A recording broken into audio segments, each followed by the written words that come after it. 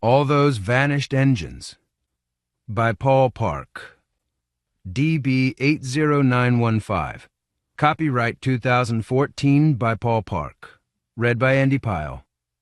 This book contains 269 pages. Approximate reading time, 8 hours 30 minutes. This book contains markers allowing direct access to the parts at level 1 and to chapters at level 2. Library of Congress annotation. Set in alternate history America. The first part falls after the Civil War as the Queen of the North negotiates a two-nation settlement. The second part explores early 21st century Massachusetts. The final section features a near-future dystopian America and a virtual reality called Second Life. Some strong language. 2014.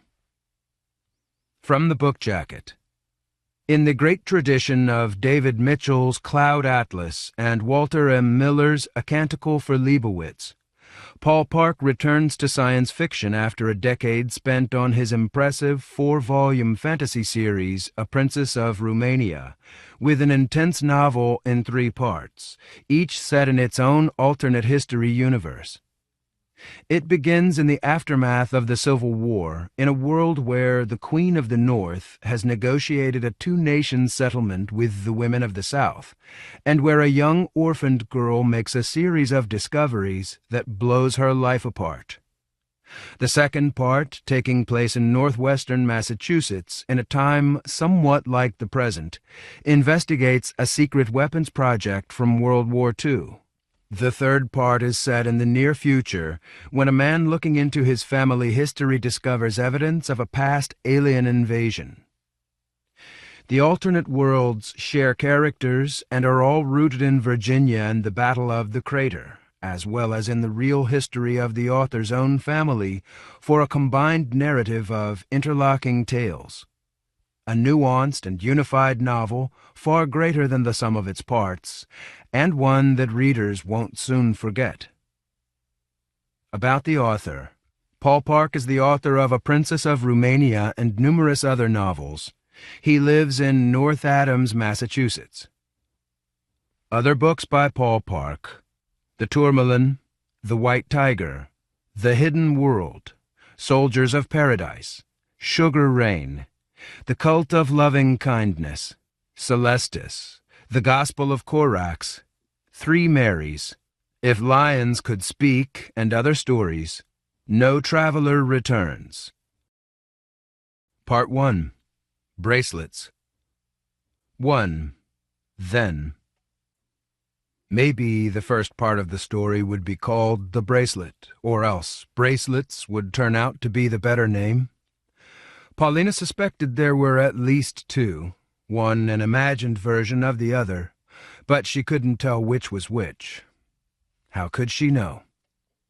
She herself imagined something made of intertwining strands, modeled on the actual bracelet her cousin had brought back from the island of Ceylon, or so he'd claimed. She'd been very young. She hadn't seen it since.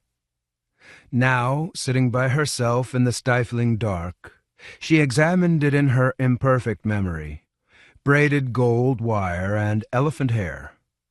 A mixture of the contrived and the biologic, he had remarked in his high, precise voice, which nevertheless carried with it an ironical inflection, as if he didn't expect to be taken seriously. Her father's cousin, actually, was what she had been told.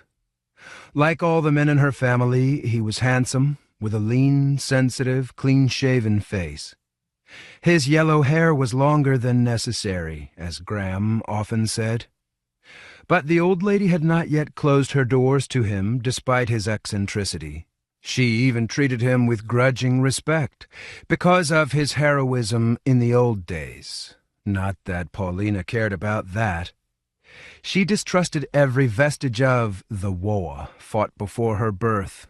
Instead, she appreciated his kindness, how he sat her on his knee and called her his little lump cat, and told her stories about strange jungle beasts. Once he had brought her the scooped-out shell of a pangolin. His visits were infrequent, parceled out between trips abroad and to a private sanatorium in Richmond. At 45, he'd never married. By the time she began to write the bracelet in her diary, she hadn't seen him in many years. She pictured his name, Colonel Adolphus Claiborne, CSA, engraved in a circle on the golden clasp. Imagine giving something like that to a child, her grandmother had said, not bothering to lower her voice. Even to play with. Then promptly she had stolen it, locked it away, forgotten where it was. When Paulina asked her about it later, she had started to cry. "I'm a lost, lorn critter," she said. "Everything goes contrary-wise for me." In times of stress, that's what she often misquoted. The old lady seemed at moments to be losing her mind, part of a process of internal rot that Paulina associated with the summer heat. Once she had watched the workmen break apart a termite-infested beam in the basement of the Marshall Street house. Where was the Queen in all that whirling debris? That year Petersburg had not seen a single flurry of snow. Paulina had once read in a book how, after a mild winter, summer would bring a succession of strange plagues, because nothing evil or despairing had grabbed its chance to die. Now in March the household had already suffered through a number of 90-degree days. Bored and sweltering in St. Paul's Church on the last Sunday before Lent, dressed in black as was required of her, she had listened to a lesson from the book of Numbers. "And the people spake against God and against Moses. Wherefore have ye brought us up out of Egypt to die in the wilderness?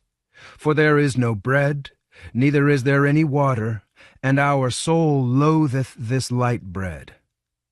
And the Lord sent fiery serpents among the people, and they bit the people, and much people of Israel died.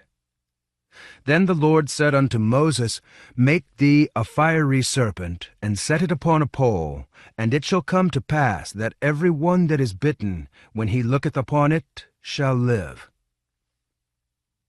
Paulina imagined the old man twisting the brass serpent and fastening its tail between its jaws, just as her cousin the colonel had wrapped the golden bracelet in a helix pattern on her skinny, bone-white arm. But that wasn't the only reason the text spoke to her. She also loathed that light bread, the disgusting buttered milk toast that Andrew concocted in the mornings, according to her grandmother's instructions. So she sympathized with the people of Israel, whose God had punished them for their unhappiness, and then made them worship the punishment, and even find comfort in it, as if the punishment itself could be the source of their salvation. She guessed this brazenness was what made God so special. An ordinary person would have been ashamed to reveal himself like that, to Moses of all people, let alone permit the story to be written down and read aloud in churches, the words themselves like drops of boring venom. Yet she was desperate for words, any words. Her grandmother had forbidden her to read anything for weeks, ever since Paulina had come back from visiting her childhood nurse in Walnut Hill, a woman who had lost all 5 of her own babies, and who, old now, past caring, blamed herself. "It was the milk. I poisoned them. I hated that man so much it turned my milk to gall." This also sounded biblical. Punishment to comfort, comfort to punishment. At home, when Paulina asked if it were possible to kill a child that way, she'd had to tell her grandmother she'd read about it in a book, which she'd found in the William R. McKinney Library, her grandfather's library, around the corner. "And is it true that Mars has water on it?" Paulina asked. "Water in the middle of that red desert. Some people think the Martians must be gigantic squid-like creatures, but I don't believe it. I believe they're more like us. Sooner hung for a sheep as a lamb. That same day, the old lady had told Andrew to lock up the glass-fronted cases in the hall. She was afraid of how the books were affecting her granddaughter, only she said infect. Often now she made mistakes of that kind. So deprived, Paulina set out to concoct a story of her own, set in the north, where freezing temperatures would kill the microbes, cool the blood. Before the Atlas was taken away, she'd found another Petersburg in New York State, in the Taconic Mountains. Across the ridge in Euphonious, Massachusetts, she pictured a village of white-clapboard houses among the birches and the pines, the smell of pine sap like a disinfectant. She pictured something far in the future, 80, 90 years, beyond malice and superstition and the clutch of memory. It would be a glorious age of new machines, of steam engines and airships. You'd be able to see for yourself what Martians looked like.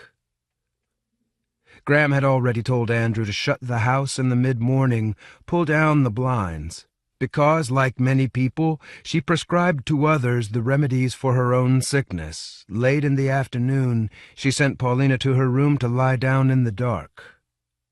Relaxation had been known to moderate some types of nervousness, others not. Andrew, in his kindness, brought her pen and ink. "Yes, miss," he said, "you sure need something. You'll grow wild in there, cooped up." Her diary was a small book with marbleized covers. This was the third episode of The Bracelet so far. She wrote the false date of the future solstice, December 21st, 1967. When Mars might possibly hang even closer in the sky. She blotted the ink, paused, and then continued in a rush, her pen squeaking on the page. It snowed again during the night, more snow than even the old man had ever seen. With what had fallen the past month, the snow was over the windows in my room, and the morning sun pushed through it, making prisms in the glass. That winter the streets were almost tunnels, cleared daily by steam-powered pangolins, because the sides tended to collapse. When there was school, I walked on duckboards over the ice. I had not gone to school that week. Sitting up in bed in the darkened room, using her dinner tray as a desk, she could scarcely see the misspelled words. My mother was making bacon. I could smell it. For a few hours, everything was going to be all right, even though the enemy was all around the town. They had brought their machines down through the woods. We spoke via the electric tube, and Mother called me down, first telling me to wake my sister in the next room. But Ellie was already awake, and I could hear her laughing to herself. I was afraid of disturbing her and breaking her mood, but she should eat something, I thought. She had probably been up since before dawn working on her books, if you could call them that, leaves of paper cut into smaller squares and then sewn together.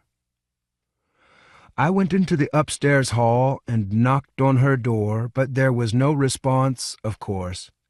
I did not want to disturb her. She was hunched over on her bed when I went in. The light made patterns on the rug.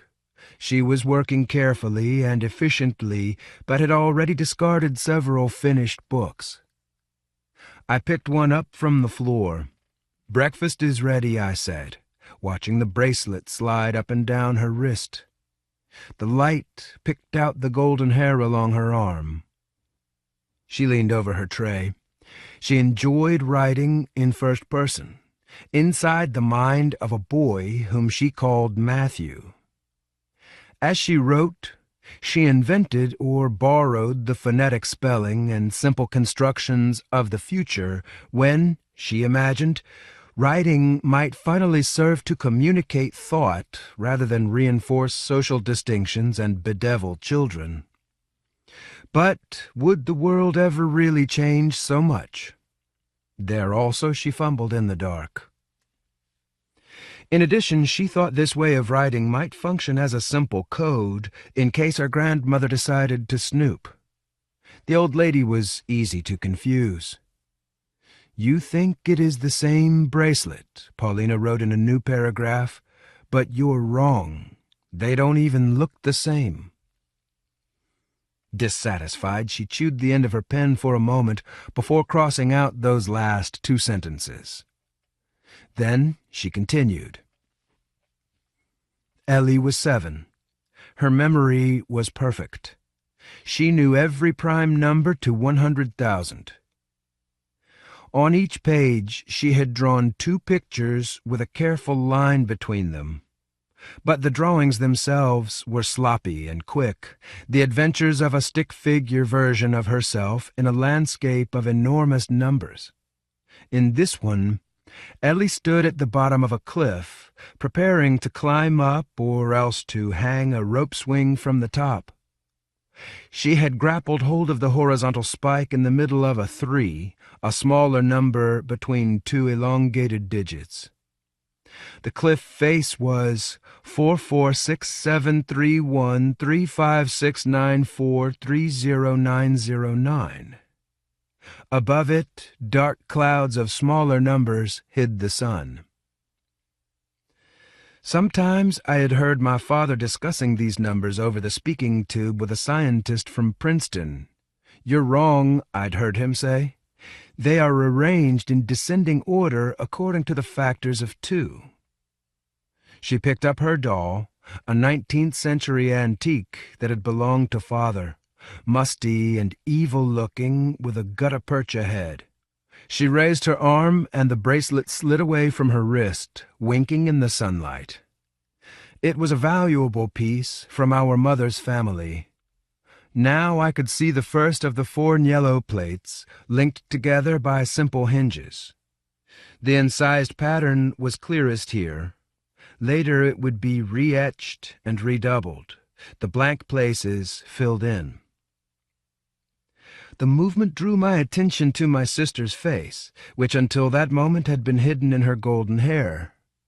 She was grimacing, crying silently as she called it, which meant it was a bad day, a day nothing, or perhaps even a day bump, according to her complicated lexicon. 4 clouds and 0 doors, meaning no filter or barrier between her and any source of happiness.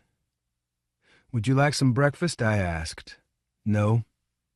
"Mother would like you to come down." "No." She was studying the bracelet on her wrist as if it meant something. Sometimes I imagined the whole world was a book to her, something to be read, every detail loaded with significance. Of course, she had no time for ordinary books, even ones she had made herself. "All right," I said. "I'll bring you something on a tray." Later, downstairs, I made my report. She wouldn't come. She was looking at her bracelet. Mother, a shy woman with a mole on her nose, sat down across from me. It's the only pretty thing that ever came out of my grandmother's house. My cousin used to bounce me on his knee and call me his little lump cat. Everyone thought he was eccentric, but he was always kind to me. He was an old man, the only Confederate veteran I remember. Long white hair. Because her parents' life was so disorganized after her father's court-martial, she had had to live with her mother's mother in Petersburg. This was during the 1920s and early 1930s. Graham had an unlucky combination of senility and stubbornness, she said. I used to help her plant flowers on Jefferson Davis's birthday. She was president of the Virginia UDC. Listening to her, you never would have guessed the South had lost the war. She talked about the cause, but never told you what it was. But it sure wasn't anything about slavery. She used to talk about the Battle of the Crater. We've got our own siege now. Her mother was a Confederate spy. Because the windows were snowed in, the kitchen was dark, lit only with electric candles. Fire crackled on the hearth. She had platinum spectacles and her hair was pulled back from her face, tight enough to smooth out the lines. She never smiled because of her false teeth. She used to balance her checkbook with one hand while she was driving the motor car. It drove me crazy. She said I was the same as her because I had her name, Clara Justine. "You're a lost, lorn critter, same as me," my mother quoted in a quavering voice. Normally she was careful to expunge all traces of the South from the way she spoke. But I used to tell myself I was like the ugly duckling, or else a changeling from another family. It terrified me to think I might be like her, part of her blood. Instead, I was always a lost princess from a foreign country, Serbia, or East Rumelia, or someplace like that in the Balkans, or else even someplace more magical, someplace underground, Goblin Land. Though Rumelia might have been Mars as far as I knew. She paused. Ellie's like a changeling now, of course. My God, it was hot and dark. In the summer she used to tell Andrew to close up the house. He'd bring me the horrible milk toast around 10. I thought everything she did was to spite me. The solipsism of youth. At 11 he'd roll the blinds down to the floor and close the curtains. Who was Andrew? She shrugged. Everyone had servants in those days. It seems stupid to say, but I thought he was my friend. We sat on stools at the round table with the lion feet, picking at the bacon and fried bread. Father had already left the house. My older sister was already gone, carrying buckets of water to the ice barricades. I was on the later shift since I was only 14. My mother had an exemption because of Eleanor, though that was likely to change.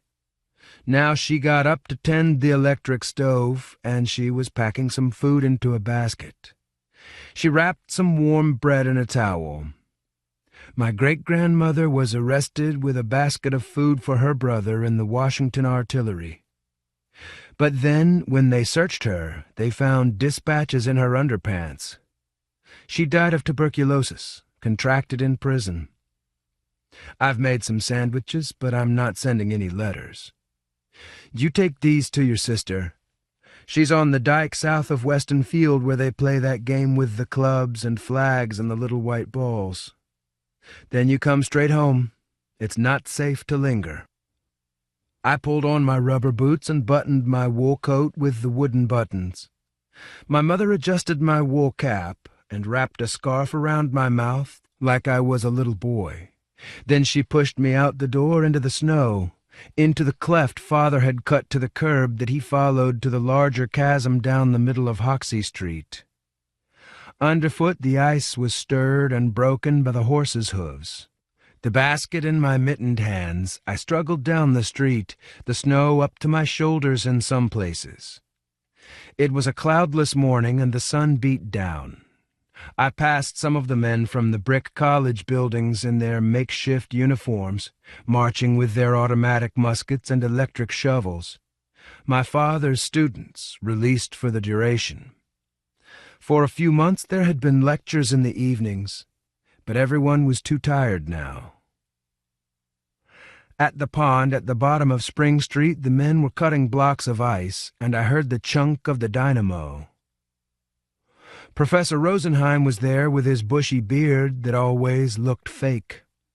Some of the boys had come to watch, and there I saw my friend. She waved and then came running. "Where are you going?" "I'm supposed to bring this to my sisters." She frowned. "It's too early for lunch. Let me show you something." Nobody paid attention to us. She led me into the woods under the pine trees where the snow was shallow. She led me over the brook to the little stone ice house where we met sometimes in summer. She was 16. "What do you want to show me?" "This," she said, and kissed me. We pressed our cold lips together, and then I followed her up the slope away from town. Finally, we stood in an open meadow on Christmas Hill. where the wind had blown the snow away. I didn't know if I should take her hand. Below us we could see the dike, the raised embankment blocking the roads and circling the houses south of town. We could see where the enemy had torn down the trees and made a new road through the woods and rolled their engines on the big logs. We listened to the guns. "Oh, look," she said. "More guns now, and then the cannons." Then we watched the great behemoth slide down out of the wood, bellowing its smoke and steam, smashing hard through the dike and then exploding in a roar of sparks and dirty cinders falling from the sky. The wind blew the smoke away, and we saw the soldiers and the college men along the dike were lying down. No one was moving on the lip of the raw crater where the engine had blown up, but on the hillside we could hear the soft popping of the guns. "God, oh God," she said. I was carrying the basket. I wanted to go back, but she caught my sleeve. We ran away, and I was crying. In the afternoon we ate the bacon sandwiches, crouching in a rocky dell along the ridge of the hill a few miles south of town. We didn't go back. Later, after sunset, shivering and hungry, she tucked her chin into her coat. "Tell me a story," she said. "You're so good at inventing things. Could you tell me an adventure story with a narrow escape, but maybe with a happy ending at the end? Something with a boy and a girl who get away?" People said that about me, that I was good at making things up. But all I ever did was steal and plagiarize and cobble things together. My mother used to say there were three things: the truth, our memory or perception of the truth, and what we make up. That night I was too anxious and tired and sad to think about those three things. I was worried about my family, and so was she. I thought I would tell her a warm weather story of the past. I would use what was happening right now. She would like that. She would recognize herself. But I would mix her in with stories from my mother's childhood in Petersburg, and I would cast them even farther backward into the safe time past, another 40, 50 years to shake them loose. What was Petersburg, Virginia like in the 1880s or 90s? It didn't matter. There was no comfort in the truth. I stood up and clapped my mittened hands and tried not to think about what might be watching our campfire, aglow between the trees of the wild wood. I blew out a mist of breath, choosing, because I could not think of a beginning, to start in the middle. She had not been called down to supper, and it was already dark. She must have dozed off. Her candle had burned out. It was too hot in her room to lie under the covers, too hot to wear anything but her small camisole. She lay, clasping her doll with the gutta-percha head. She was startled when the sound came in the window from the Marshall Street side. Who was watching her? Her bedroom was on the second floor above the mews. Light seeped in through the wooden shutters. Of course, before retiring, she had bent back the window lock with her penknife Cousin Adolphus had given her. She had pulled up the sash to catch the non-existent breeze. "You sound just like a book," said my friend. "So old-fashioned. Before retiring. And what's a camisole? No, don't tell me. I can guess. Sorry I interrupted." The sound came again, a rattle on the slats. In the dark room, she put the tray aside. She slid out of bed and retrieved her dressing gown from the hook inside the door. Then she pushed open the casement shutters and peered into the street.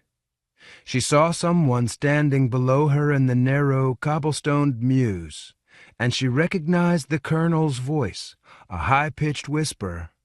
"I've got the horses." "Where are you going?" "Girl," he said, "don't argue with me." Unsure, she crossed her arms over her chest. He made a hissing sound. "Andrew didn't give you my letter? Be quick." They were interrupted by a soft knocking at the door on the other side of the room, and Graham's voice, "Paulina, dear, may I talk to you?" She didn't sound angry. And what did she mean by dear? In the darkness, the girl climbed to the other side of the bed and to the door. She heard the old lady fumbling with the outside lock, but she had her own key on the inside. Turning it, she waited for a snarl as the knob shook. "Child, open this." "Just a minute." She found another candle stub, lit it, and pressed it into the candlestick on the tray where she'd been writing. She heard a noise behind her. The colonel had managed to climb up the wisteria vine below her window. Now he slid over the sill. Though he was dressed for riding, his shirt was made of institutional gray serge, and his cap bore an embroidered patch. Holyrood Hospital. Too late he caught a glimpse of himself in the mirror in the wardrobe door. He pulled the cap from his head and slid it into the pocket of his coat. Paulina was not reassured by his staring eyes and tangled hair. "Shush," he said. "Don't say a word." "Child, open this door. Is there someone there with you?" The colonel made an exaggerated grimace. He pantomimed the need for silence with a high-stepping tiptoe and a long finger in front of his lips. This display of his antic self made her forget about the cap, and when with stealthy tread he came to her and whispered in her ear, she did not pull away. "That woman, she intends to murder you." This was shocking news, of course. "Child, open the door." The knob twisting back and forth, and Paulina heard something scratching at the lock plate. "Furthermore," the colonel said into her ear, "she is not even your grandmother." Before she had a chance to respond, there came a crash, and then another. Something was smashing through the panel of the door next to the lock, a blade of some kind. She'd moved over to the window, but now she turned. With the candle flame between them, she saw Andrew mostly in silhouette, lit from behind by the brighter gas light in the hall. Dressed in shirt sleeves and suspenders, he carried an axe in his hand. He reached through the splintered panel and unlocked the door. The wallpaper behind him was garish and red. His face shone with sweat, but then his expression changed. He ducked his head and disappeared, retreating back into the corridor. Paulina turned to her cousin. He had opened his shirt and pulled a long-barreled revolver from a holster underneath his armpit. He stretched out his left arm, pointing the gun, and for a moment they were alone. He peered out the window. Then he sat down on the edge of the bed and wiped his high forehead, running the fingers of his right hand over the crown of his head and back through his long hair. "I'll get dressed," Paulina said, uncertain. "Oh, but it's too late. They will have taken the horses." "But didn't you say we had to go?" "In a minute. When they arrest you, be sure to bring that book. What's that, your diary? Perhaps they will let you make a record. And your doll. You know, it was the one thing they let you keep after the Battle of the Crater. A gift from your real mother." Eyes on the door, the gun silent in his left hand. He held out the other one, and she took it, hesitantly, for the sake of the lump cat and his kindness through the years. "The diary is so I can talk into the future," she said. "Maybe I can talk to the people there." He smiled. "Of course. That's what writing is. What else could it be?" He put up the gun and called out toward the broken door. "I surrender. There's no need." Then came a pause and some whispering in the corridor. The door slammed open and some men were trooping in, 4 members of the Metropolitan Police with their high hats and brass badges and mustachios. Paulina crossed her hands over the lapels of her dressing gown. Adolphus Claiborne put his gun down on the floor. Graham was there. "I was afraid he'd hurt the child." The colonel stood with his neck bent, his face hidden in his hair, while one of the policemen held his arm. But at the last instant he wrestled free and was gone out the window while the police shouted and cursed. Paulina sat down on the edge of the bed where he had been. She closed her eyes. In her imagination she could see him slithering down the wisteria and then jumping the last distance. She could see him running up the mews, his boots striking sparks from the cobblestones in the steaming night. When she opened them again, her grandmother was standing beside her, a small, thin-lipped woman whose face was scarcely higher than her own. She hugged her doll and wondered if what the colonel said was true, or even partly true. How had she found herself here in this terrible place? Mrs. McKinney at that moment looked like what she was, one of the first citizens of the town, relict of a judge and congressman who had given his house for a public library. She took off her platinum spectacles with the carved floral pattern. She polished them with a monogrammed handkerchief she took out of her sleeve. The temple bows ended in sharp points. She thanked the officers for their prompt response. She showed no sign of explaining or needing to explain the shattered door panel or even what had happened in the room. But after a moment she took some money from her reticule, and then the men marched out again, and the corridor was empty. Paulina glanced down at the floor beside the bed. Her cousin's revolver had disappeared. Perhaps he was a madman after all. "Child," Graham said, "that was unfortunate. Did he hurt you in any way, or give you anything? You have Andrew to thank. Because of him we were forewarned." "You might have been forewarned. I wasn't." "Child, don't argue. You used me as bait." "Child, he is a dangerous criminal, wanted by the police. We gave him too much credit, because he was with Mahone at the crater's mouth. Let us not think about it any more. Tonight is a special night. There is a celebration in your honor at the library. These clothes are not suitable. It is time to put away your doll." Paulina stared at her. As always, under her gaze, the old lady seemed to wilt and soften and resume her doddering old self. Blinking, she bowed her head and then scuttled sideways out the door, holding her skirts as if there were some puddle of something on the floor. Andrew came in, his face so full of blandness that Paulina doubted her own memory even of something not 30 minutes old.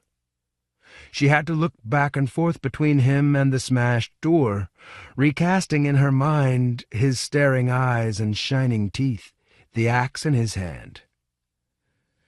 She rose to her feet, stood beside the bed. "Miss," he said, bowing slightly, "your grandmother has asked you to come downstairs. She has chosen some clothes for you." He laid something wrapped in paper on the end of the bed. Paulina studied his familiar face, trying to figure out how she should feel. Relieved? Betrayed? "Andrew," she said, "my cousin gave you a letter." His smile, intended to be reassuring, already showed some strain, some underlying grimness. He moved to the window and shut it, at the same time examining the broken lock at the top of the sash. His hair, straightened and brilliantined, shone like a solid surface in the candlelight. Paulina watched him give a quick signal through the glass, a flick of his gloved fingers. "Miss," he said, I'll be outside in the hall. Please wait for me downstairs. I'll be outside in case that fellow returns. Mrs. McKinney is awful concerned. Please wait downstairs. That fellow is Colonel Adolphus Claiborne, my father's cousin, whom I've known my entire life. You had a letter from him. What did it say?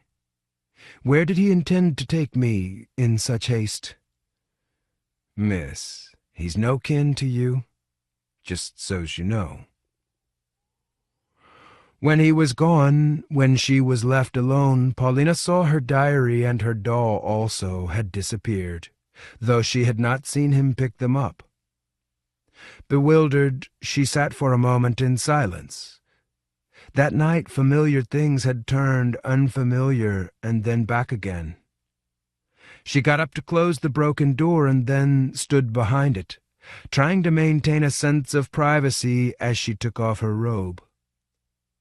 On the bed, inside the tissue paper, carefully folded, lay a white lace and chiffon princess gown, embroidered with rhinestones and seed pearls. There was a tiara and even a scepter, and as she unwrapped it, Paulina realized what she was holding. This was a Mardi Gras dress.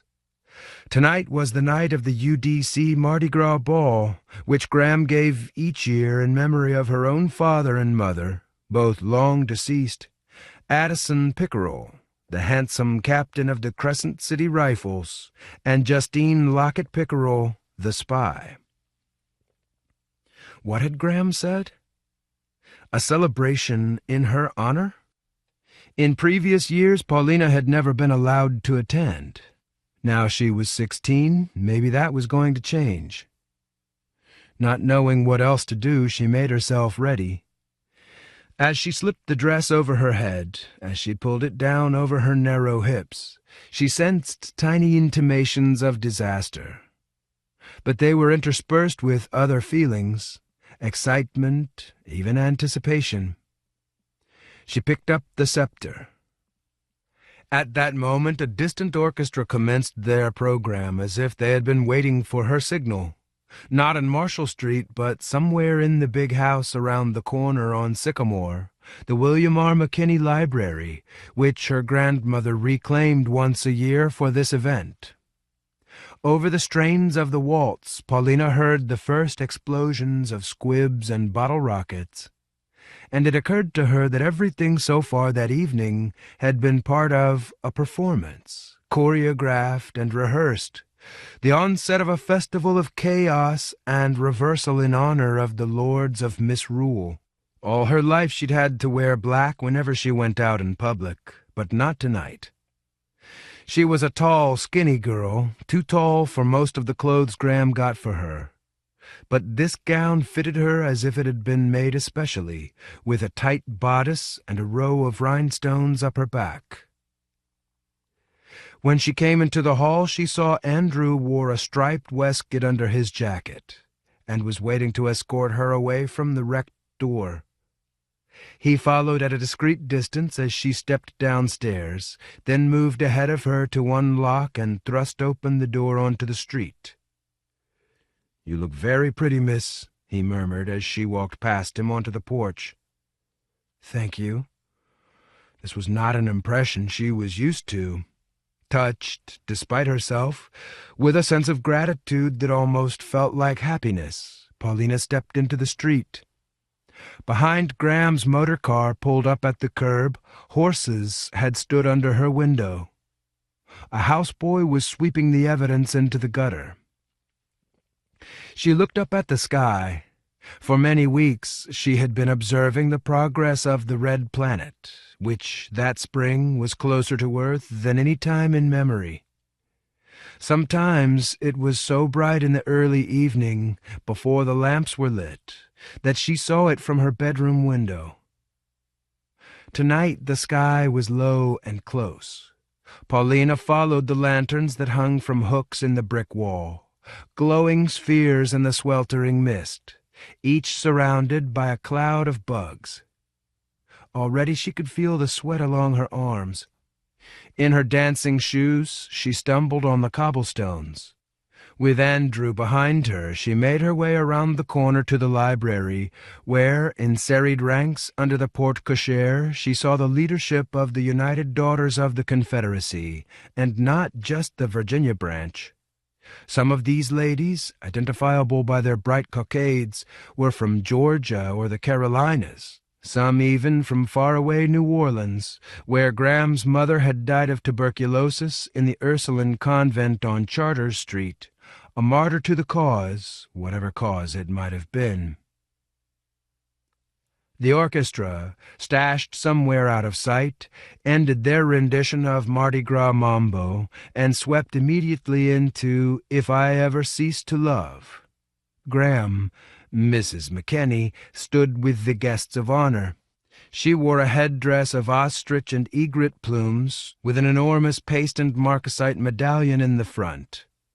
She looked ridiculous, an impression furthered by her fumbling hands and doddering gait, her expression of soft senescence so at odds with the platinum-pointed sharpness she had shown earlier in Paulina's bedroom.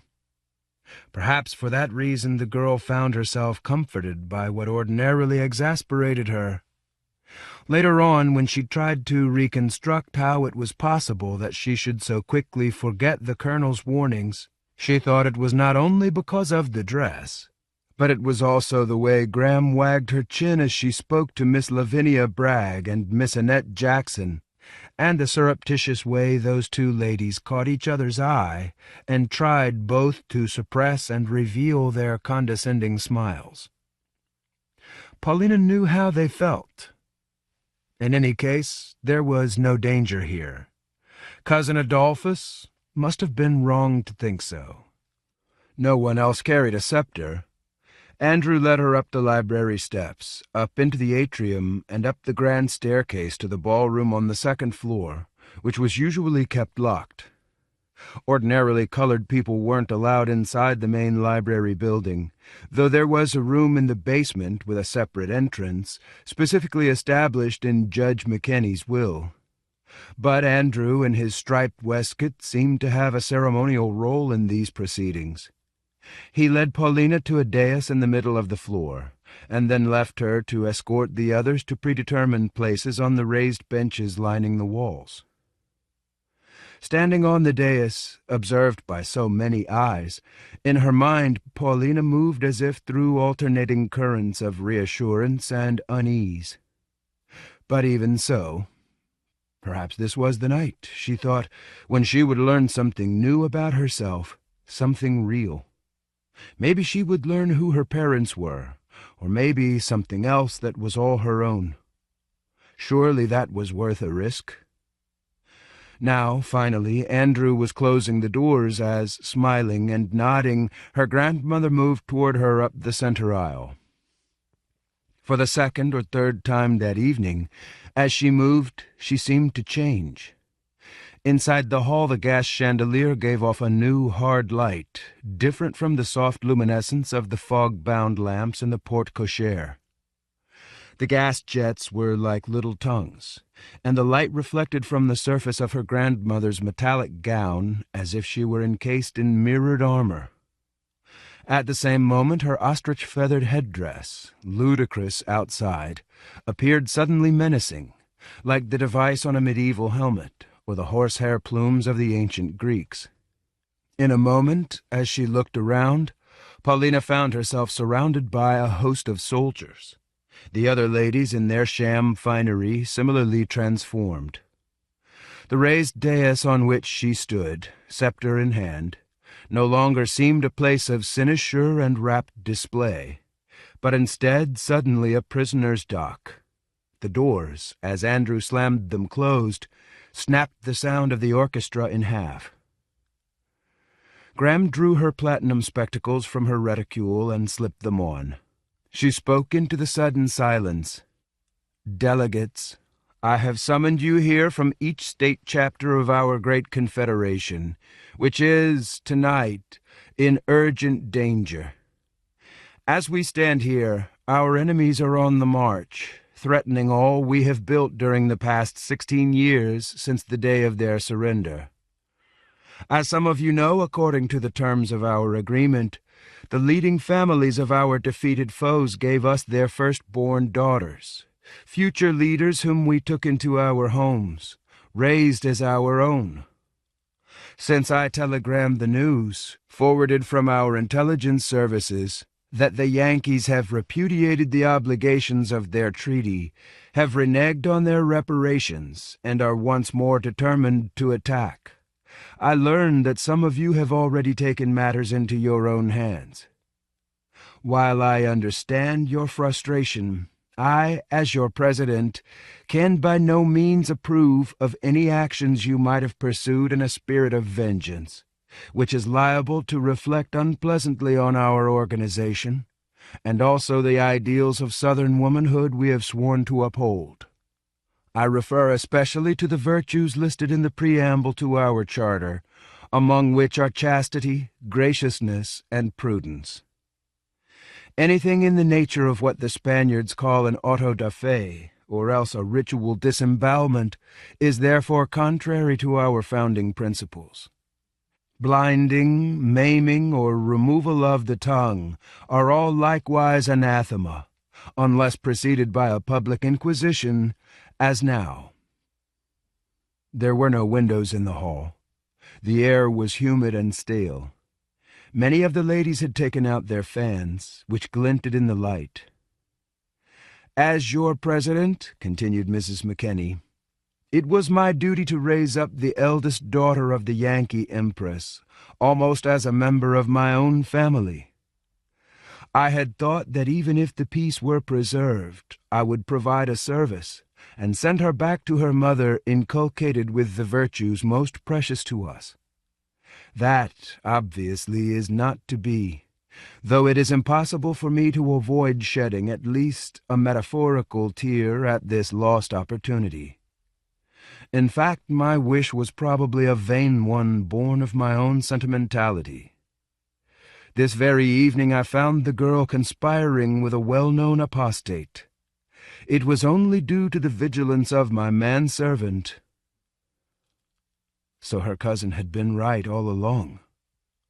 Paulina let her scepter droop. Now others claimed the right to speak.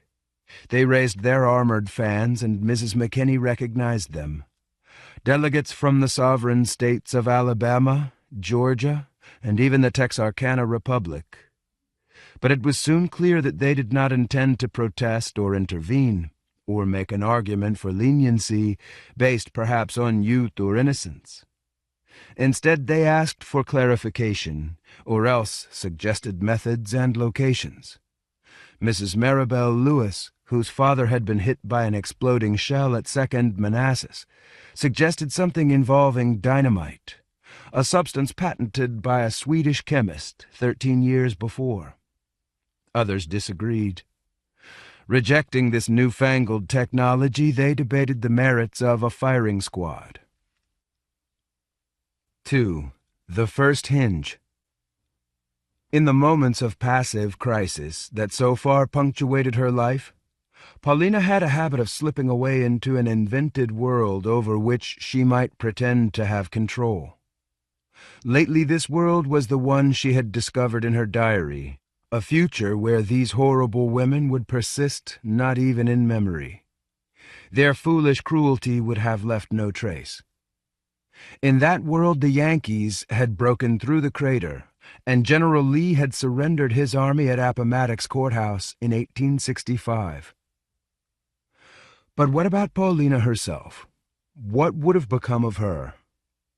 In these instances, she had found a way to reproduce herself.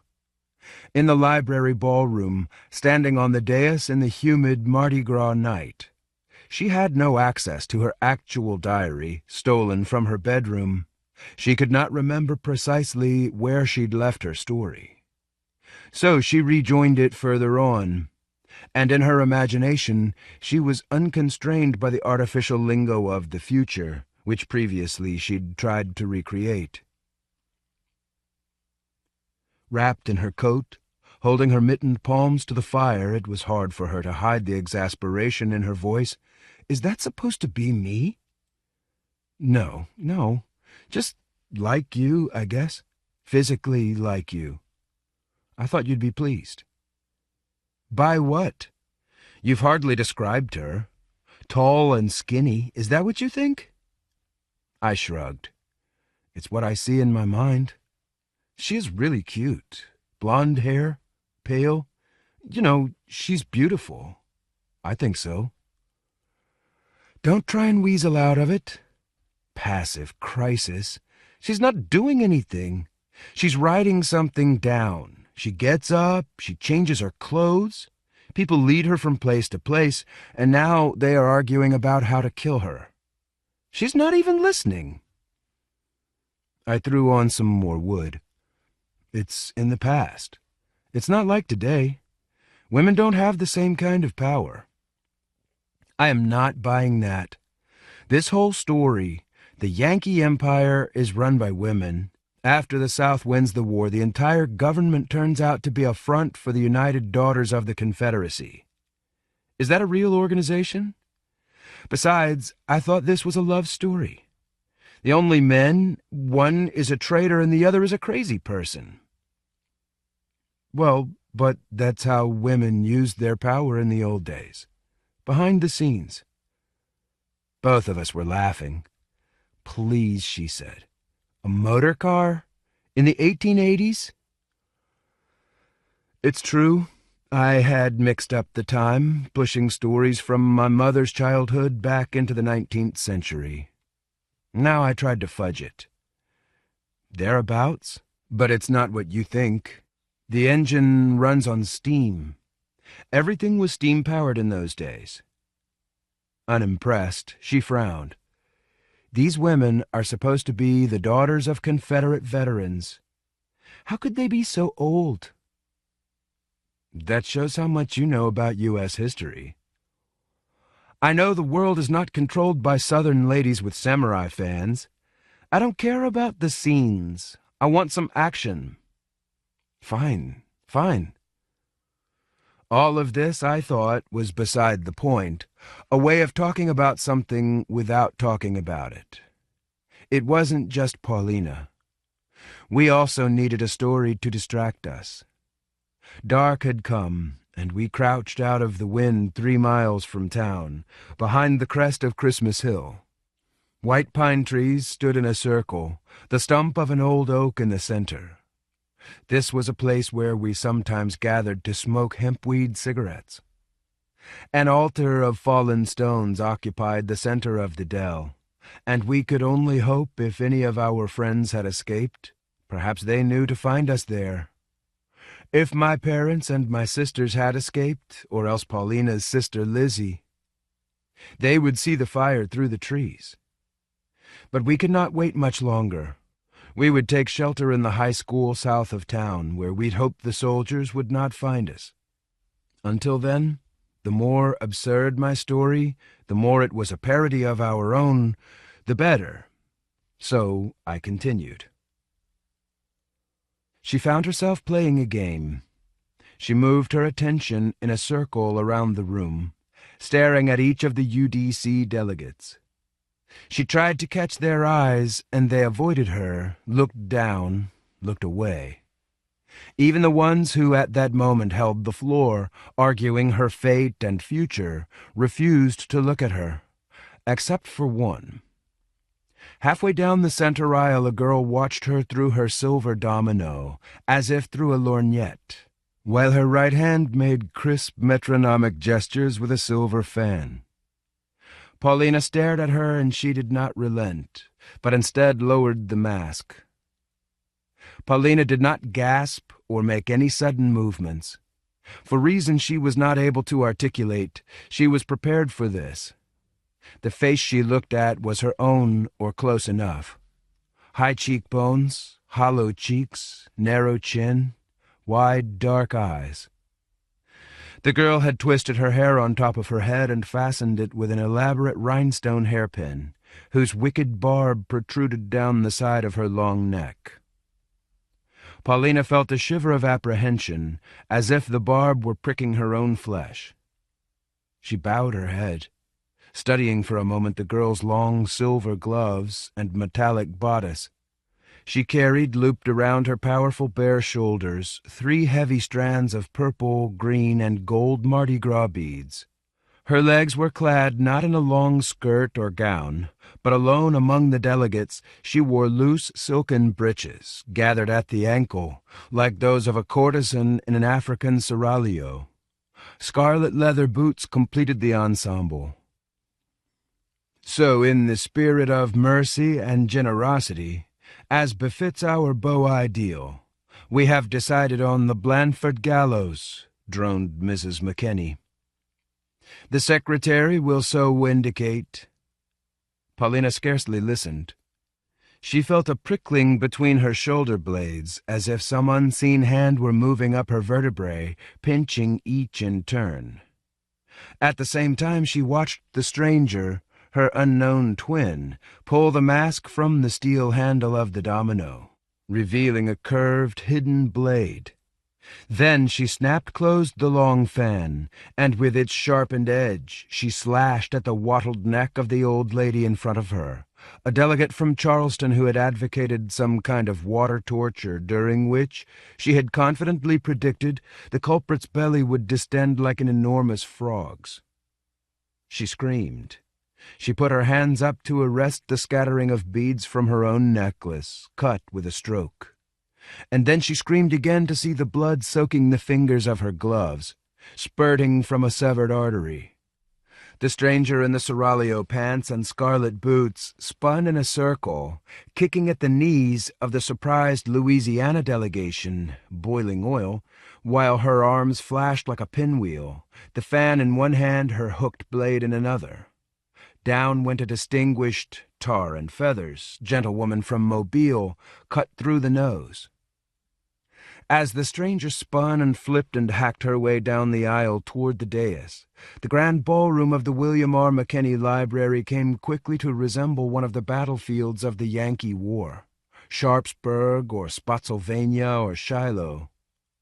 The polished parquet ran with blood, and as their gallant forebears, daughters was somewhat of an umbrella term in the context of the UDC, had reformed their ranks on those sanguinary fields, so also the ladies of the South recommitted themselves to their continued cause.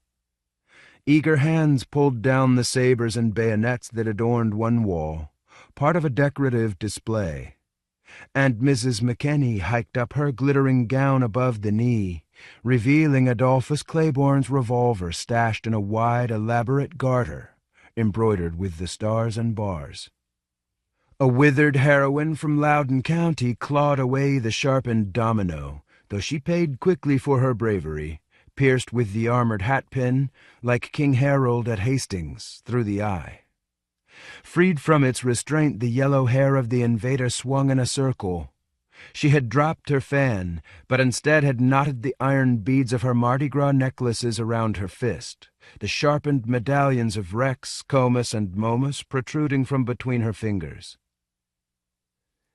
Mrs. McKinney rearranged her gown. One eye closed, she stuck her tongue out of the side of her mouth and pulled back the hammer of her gun.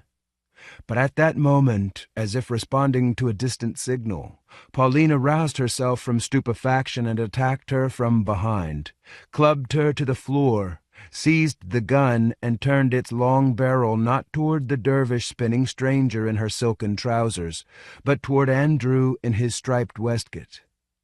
He'd flung open the double doors at the top of the aisle and now was rushing toward her, bearing in his hands the tattered battle flag of A.P. Hill's Light Division, wrested from the wall.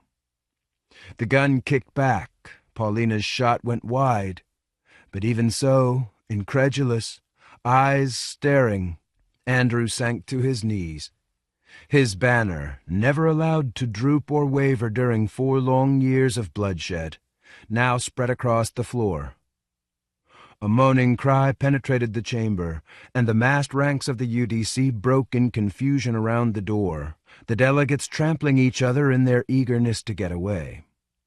On the other side of the ballroom, the stranger pounded through the window with her mailed fist. Shattered glass flew in all directions as she flung up the sash and vaulted through. Behind Paulina, Mrs. McKinney rose to her knees. She extended her withered finger.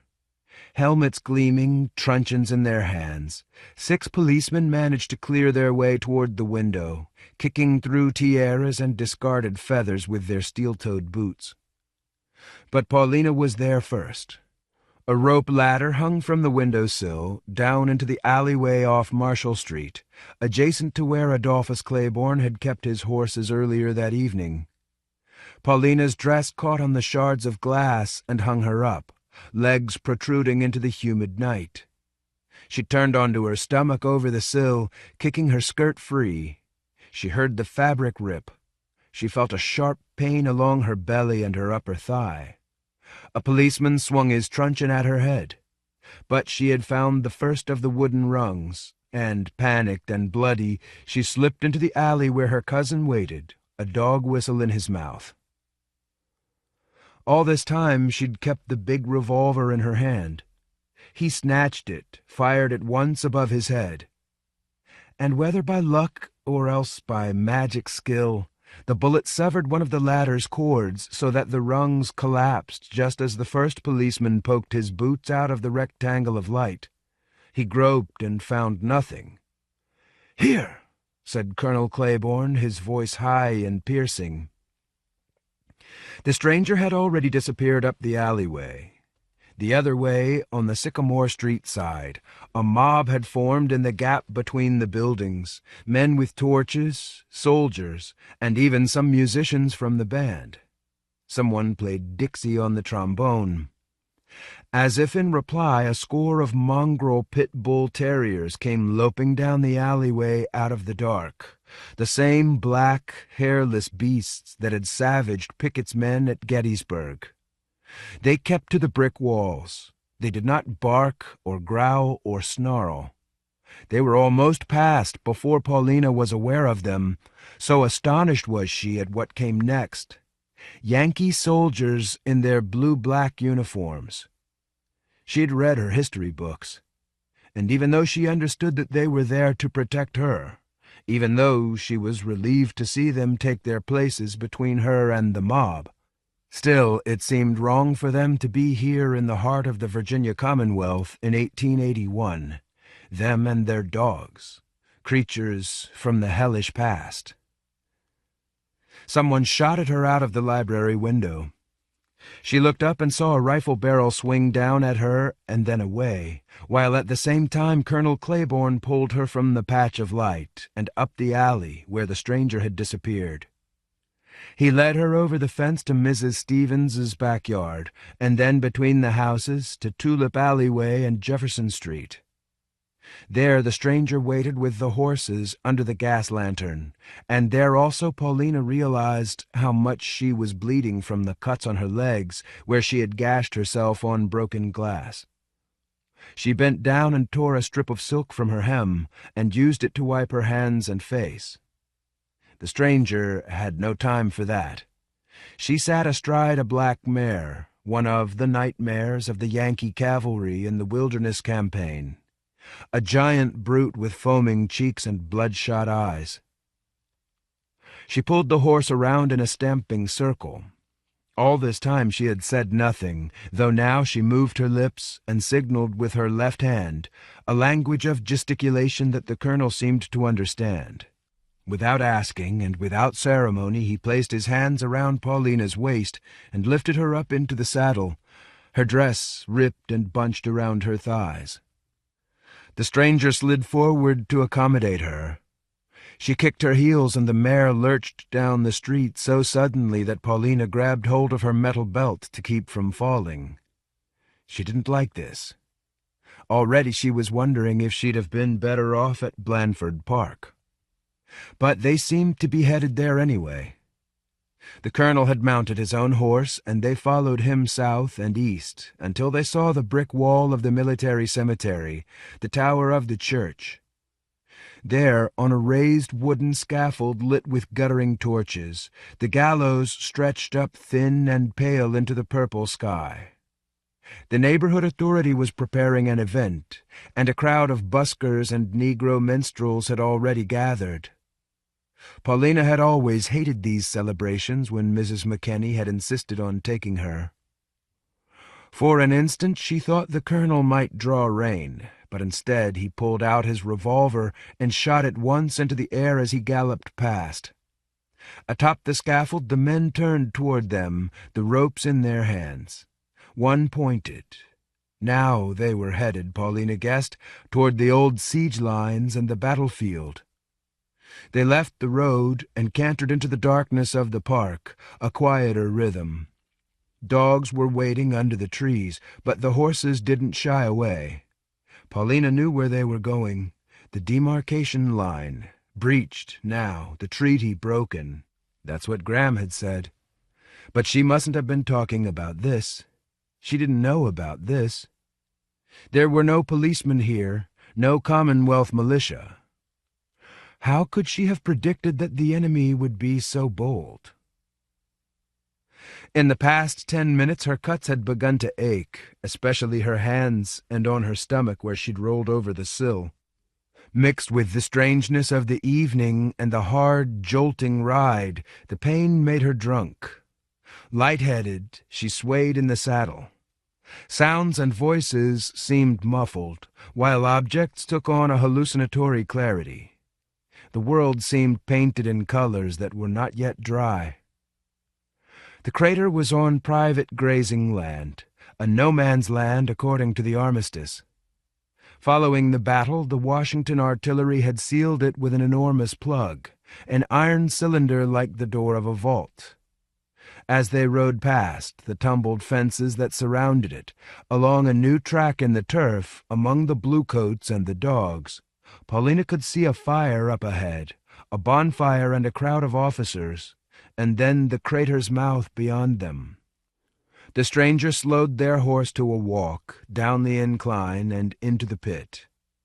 Head drooping, hands twisted into the metal belt, Paulina saw the plug was broken, thrown back as if on hinges. And in the throat of the tunnel stood the machines that had done the work, steam-powered shovels and hammers, still seething and thundering, surrounded by a gritty mist.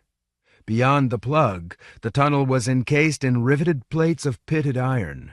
They rode on a track of crushed stone, following a line of carbide lanterns. In the summer of 1864, an entire regiment had burst out of the ground underneath the fortifications. The war had almost ended in one day. But General Mahone and Colonel Claiborne and the rest, school children still recited their names every July on the anniversary of the battle, had thrown the Yankees back and laid down such a layer of suffocating fire that the crater filled up to its brim with dead and dying men. The Yankees had come up to the surface on a train, pulled by an enormous steam engine. The tracks were still there, or else had been relaid, and Colonel Claiborne walked his horse through the gusting clouds of condensation until he reached the wagons leading down into the dark. He reached out his gloved hand to touch the trembling metal, while sometimes he bent his head to talk to one of the Yankee officers who led them. There were flat cars for the dogs, who leapt up onto them, and then a couple of coaches for the soldiers. By the time they'd reached the private compartments, Paulina was desperate to dismount.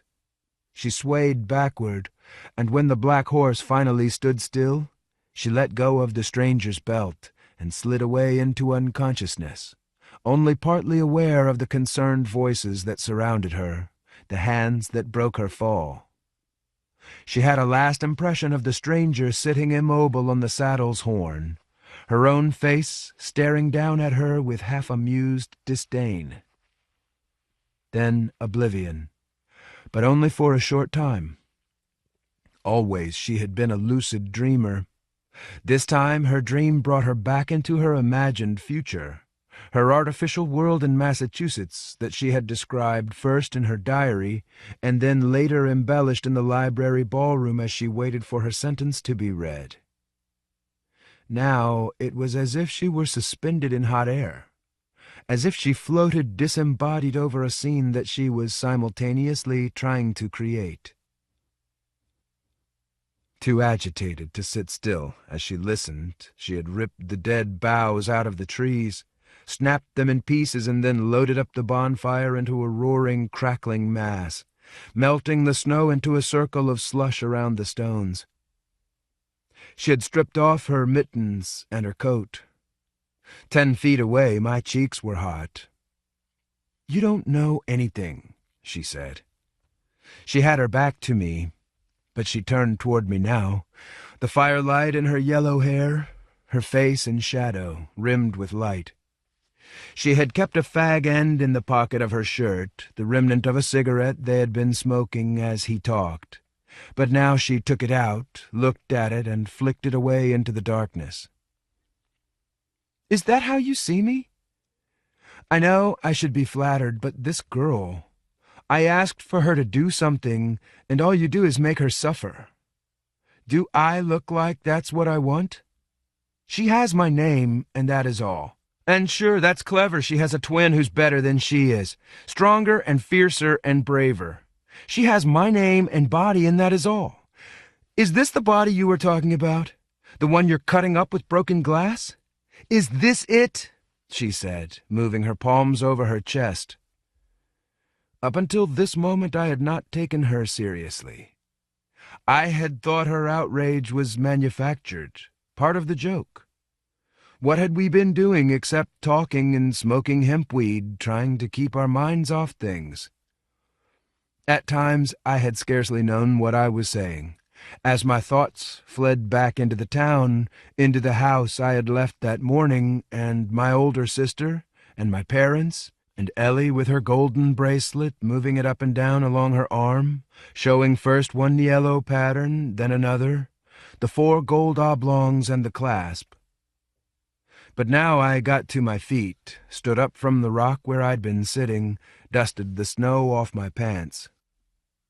"Is this it?" she repeated, and with her back to the fire, she fumbled with the buttons of her shirt. She pulled it open to reveal her white underclothes, her pale flank in the night air that was simultaneously freezing and baking. Where the light hit, I could see the freckles on her skin, her shoulders and her upper arms. But when she unbuckled her belt and slid her jeans over her narrow hips to show me her white cotton underpants, that was too much. "I am a real person," she said, "not some story. Why do you want to hurt me?" And then, after a moment, "I said I wanted a love story. Where's the boy? When does he show up?" When does he? How could I inject him in? Deliberately, I watched her face, stared at her face, watched the tears drip. I was so panicked, I didn't even ask myself what they might mean. They were just water on her face. I stared at her bright hair, her nose and chin. Then I came toward her, arms outstretched, not knowing what I would do if she hadn't raised her palm to keep me away.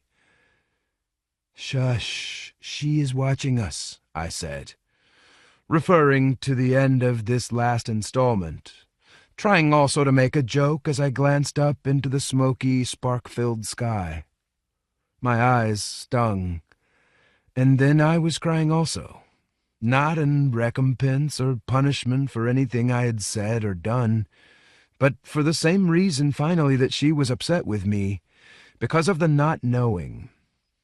This story was too close to the original, and it could not but remind us of what we'd seen. The great steam engine burrowing into the icy dike and the explosion. It was true. I could not invent anything. Then we had run away, or she had run away and I had followed her. Perhaps she blamed me for that, for her own cowardice. But there was nothing we could have done. The dike had held, or else it had not. Either the college boys and the militia had managed to seal up the hole like General Mahone at the Battle of the Crater, or they had not. "I think about you too much," I said. "You're like a crowd of people." Crying, she smiled.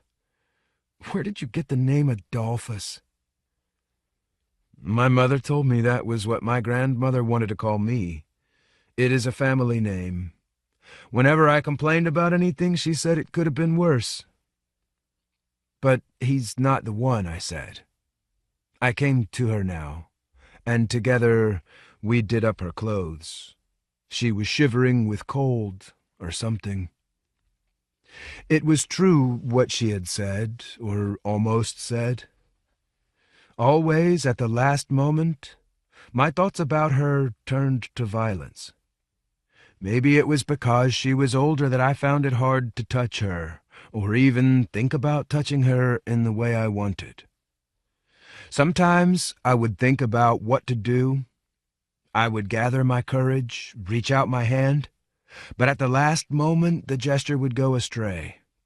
A caress would turn into something more aggressive, a tap or a punch on the arm.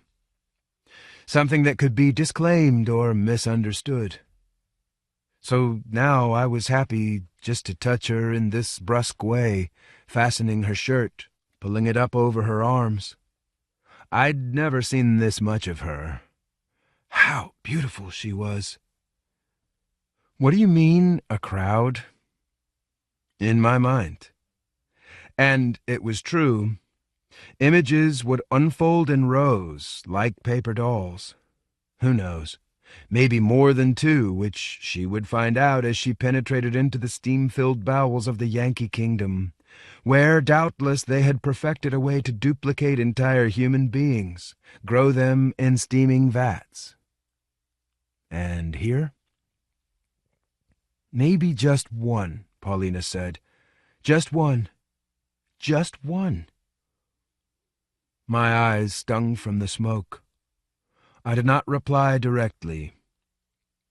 When I was 2 or 3 years old, I said, my parents took us to the island of Ceylon. My father had a job teaching physical science in the capital city at the university. We had a driver named Reuben, and he used to give us plates of milk, my sister and me, to feed the cobra at the bottom of the garden. This was before Ellie was born. And I remembered looking down into a circular blue pool and watching the elephants swimming at the bottom, holding on to each other's tails. For a long time this was my earliest memory, and if it sounded strange or unlikely, I would answer myself by saying, well, that is just what things are like on the island of Ceylon. What I meant to say was, I am so frightened. As if responding to this inner thought just as Paulina was buckling her belt, her twin sister clambered over the lip of the dell, wearing her eider-down coat. My God, that's a big fire. I guess you're not trying to hide. I saw you all the way from the rock. The hill was dotted with private landmarks. Elephant Rock was 1/2 mile down the slope. Where we stood was Karnak. But how foolish I was not to understand why Paulina was so upset. It wasn't the hempweed. It was because the paper dolls were interchangeable, each one with a blank face. To tell the truth, I had not even been thinking about Elizabeth when the stranger slipped the cruel hooked knife out of her domino in the ballroom of the William R. McKinney Library. I don't want to interrupt, said Lizzie. She came in from the cold, out of breath. And she really was a stranger, even more so because she had Paulina's face. They glared at each other, firelight in their hair and on their skin. I knew I would find you here, she said. We can't stay. There will be more coming. I got out just in time, hair's breadth. The soldiers blew up the engine and then attacked through the gap. We had no chance. I followed your tracks to the ice house and then here. Ah, Paulina said. The breath pushed out of her. Once, when I was little, we were driving in the motor car, and my older sister told me to throw a bottle out the window. I always did what she said. Father pulled the car to the side, stopped it, and slapped me. Once, when Ellie was 4, I had left some red ink markers on the table. She had found them and used them to scribble in an expensive book of engravings, illustrations to Dante's Divine Comedy. My father slapped me. Once, traveling in Germany, we had gone to a town where the cathedral bells rang every hour. Disliking bells, Ellie had screamed all night in the hotel. In the next room, I had wet the bed. My father slapped me. "They have set up a stockade in the old gymnasium," Lizzie said. "They will be looking for any stragglers. But I have got something." From the pocket of her feather-stuffed coat protruded 7 sticks of dynamite. They were confiscating the weapons. They didn't suspect the girl. She was like a stranger. "What do they look like?" I asked. Once, in England, when I was 8 years old, Ellie had screamed and screamed. I had cut my finger with the bread knife so that the steel turned on the bone. Father bound it up and made me sit all night with my hand above my head. I wore a coat because the window was broken and the room was very cold.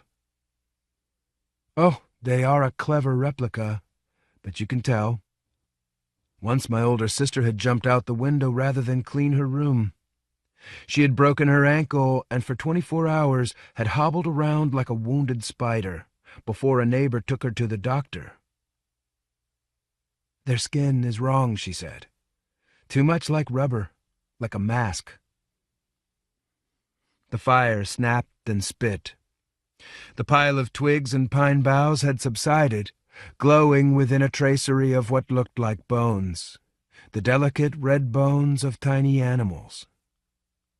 There was still a lot of light among the Karnak stones, too much. There was no moon. "Oh, God," Paulina said.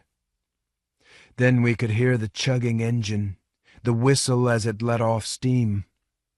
One of the enemy's huge, misshapen airships bulged over the trees, shining its carbide lantern. Awestruck, we listened to the hiss of the silver valves, watching the fluctuations of the silver bag as it rose above them in the winter air. Then a voice came down out of the heavens, amplified, distorted, and incomprehensible. The Martians had no gift for languages, or perhaps no desire to make themselves understood. Secure in their ingenious and superhuman contrivances, it was not necessary for them to. But even in this violent moment, Matthew's mind turned uncontrollably to Petersburg, Virginia, where, in a first-class compartment below the pit, the Yankees had bundled their prisoner onto a wheeled table and ministered to her there, stanching and bandaging the cuts on her stomach and her legs. Now they'd left her to rest and recuperate. In the half-light she listened to the engine hiss and throb. She smelled the grease and the sour, throttled vapor as she settled into her hurt body, as she drifted down from the sky above the snowy dell, chasing the vestige of her dream. Nor could she fail to understand the limits of her own imagination. It was all very well to call something ingenious and superhuman, but that was a judgment rather than a description. Ah, how hard it was, even half delirious or asleep, to conceive of something new. In Anno Domini 1967, in a future without limits, all she could come up with was a combination of a hot air balloon and a railway train, the same engine which at that moment jerked suddenly and began to move. She lay on her back on the enamel surface, her wrists strapped loosely to a steel frame above her head, from which also hung an assortment of colored liquids in bottles made of a light, transparent substance that was not glass. When she twisted her left hand, the cotton sling gave way. She turned onto her left side so that she could free herself. The sling around her right wrist had gotten twisted in a figure 8. She stared at it, and in her groggy mind she remembered as best she could the bracelet Cousin Adolphus had given her when she was small, and which her grandmother had stolen. She pictured the strand of braided gold and the strand of braided hair, fastened together at intervals with tiny golden clasps. But whether one of the clasps had broken or whether by design, at a certain moment the strands reversed themselves, and the elephant hair, which had lain on the right side, now lay on the left. Maybe by accident there was a twist in the double strand that was unrelated to the larger twist, where the figure 8 doubled back on itself. The entire bracelet was locked in place by the round cartouche with the circle of incised lettering, Colonel Adolphus Claiborne, C.S.A. But it was loose enough on her thin arm for her to remove it just by turning her wrist and slipping free, as, lying on her steel and enamel bed, she freed herself now from the second cotton strap. But why would he have given her his golden bracelet engraved with his own name? She no longer wore even the tattered ruins of her Mardi Gras dress, but instead a shirt and trousers over her bandages. Someone had changed her clothes while she was asleep, a thought which filled her with woozy embarrassment. Was it possible she had been drugged as well? This entire struggle between her cousin and her grandmother, as she persisted in thinking of them, or else between the UDC and the Yankee soldiers, had been over the possession of her body, the physical object, and no other part of her. Who was she? Where was she going? No one had bothered to explain any of this, and much of what she'd always thought about herself was obviously untrue. Screeching and scraping, the train inched around a corner and then gathered speed. She lay in the middle of a sumptuous compartment, with leather banquettes and velvet curtains tied with braided gold festoons. Now they had left behind the lanterns on the tracks outside, and the train plunged into darkness. But then an electric lamp snapped on, an illuminated bulb behind an ornate shield, revealing the stranger seated in an armchair. She had a syringe in her hand, and she was staring at the needle. Then she put it back into its case, which she laid aside onto the surface of a table that was bolted to the floor. An empty wine glass trembled there. She smiled. "You're awake." Paulina turned her head. At first she lay with her cheek on the cold enamel, and then she raised herself on one elbow, wincing as she did so. "You cut yourself up there pretty good. I guess I should have opened that window, not just smashed it. I guess I ruined my own plan." Paulina was seized with a suspicion that these people who had rescued her didn't necessarily wish her well. She found this thought particularly disconcerting as she looked at the stranger's face, identical to her own, the narrow nose and lips, the freckle-dusted skin, the yellow hair around her shoulders, the high forehead and wide, heavy brows. "We've been going all night. Just stopped there to take on water. It must be dawn in the big world." "What's your name?" "Elizabeth. Lizzie, they call me." Paulina considered this. Was it possible that she could use the bracelet, a story she had invented in her diary to pass the time, to predict the future? A fantasy version of 1967, decorated with a few details from 1864. Was it possible it held some sort of clue? No, doubtless not. Doubtless the girl's name was a coincidence, or else a meaningless tremor in some submerged portion of her mind. "Don't worry," Lizzie said. "I was the one who stripped you down. It turns out I didn't have to bother, but I'll confess I was curious. It's like your own fingers." "Who are you?" She got to her feet, stood with her hands on her hips in the swaying car. Her clothes were like the ones Paulina wore, denim trousers and a coarse working man's shirt. More like the same thing. A glass vat, a little cut of skin, fed me through a tube so far as I know. Wasn't that just what Matthew had described on Christmas Hill among the snow-covered stones? "Why?" she said. Lizzie took a step toward her. To brace herself in the swaying train, she grabbed hold of the steel rods above Paulina's head and leaned down over her. When she opened her mouth, her breath smelled like marijuana and red wine. Her teeth were stained with it. "When your mother gave you up, she grew me in a vat to keep her company, like a doll." Paulina wondered where her doll was now, the fat-bellied, gutta-percha-headed figurine that had disappeared from her room. Was it here too? "A little cut of your skin," Lizzie continued. Maybe she couldn't predict how much better the copy is than the original, but it's no surprise to me. "Can you see why I didn't care if you hurt yourself? Stupid me. It ruined my great idea." "But you saved my life." Lizzie smiled. "Colonel's orders. I'm a good girl. Do what I'm told." Paulina turned her head away. Tucked into pillows of the armchair where the stranger had been sitting, partially wrapped in the torn Mardi Gras dress, lay the diary with the marbleized cover, which contained the first few interrupted pages of the bracelet.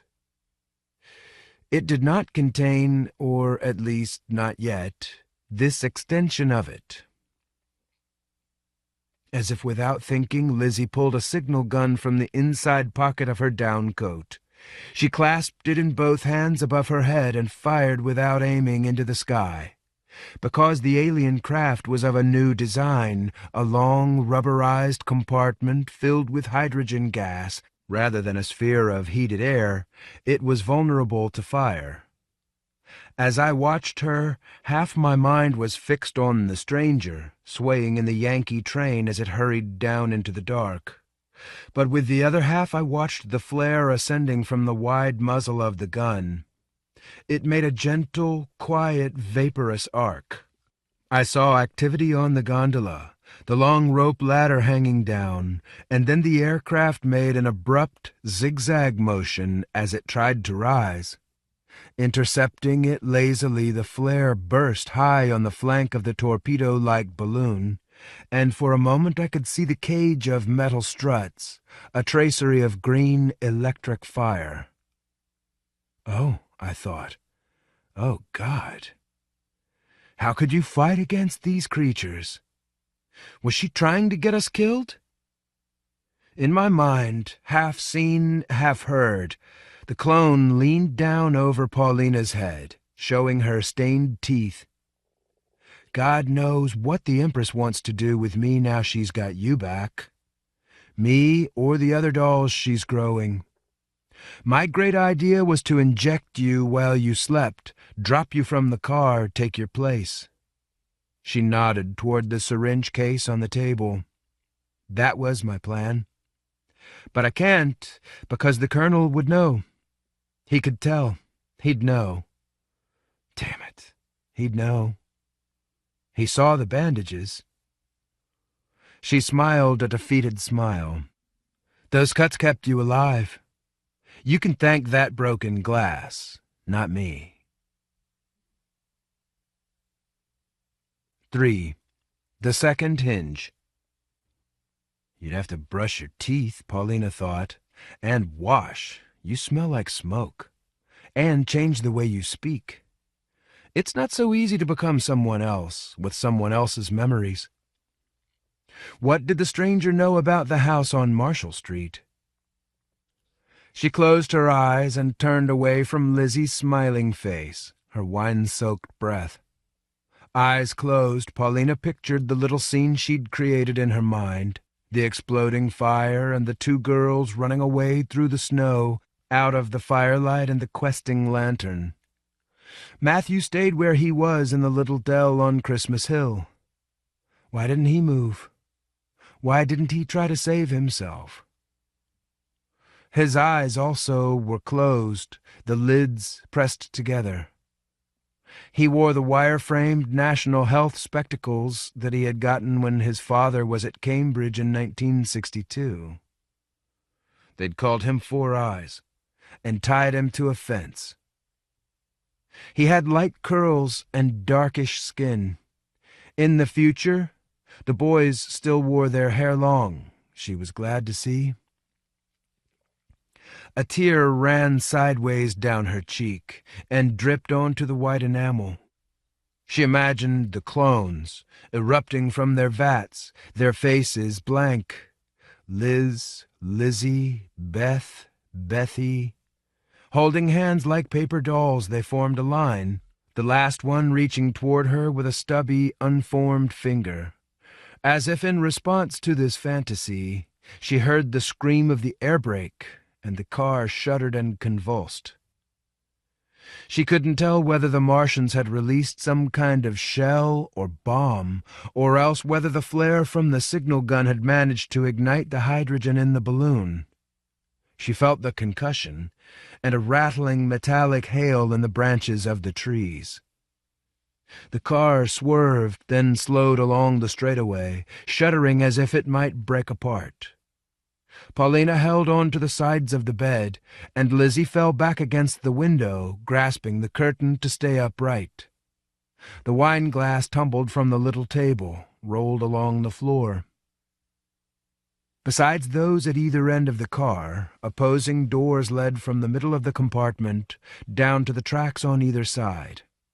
As the train squealed to a stop, Lizzie staggered backward to the left-hand steps and unlocked the door.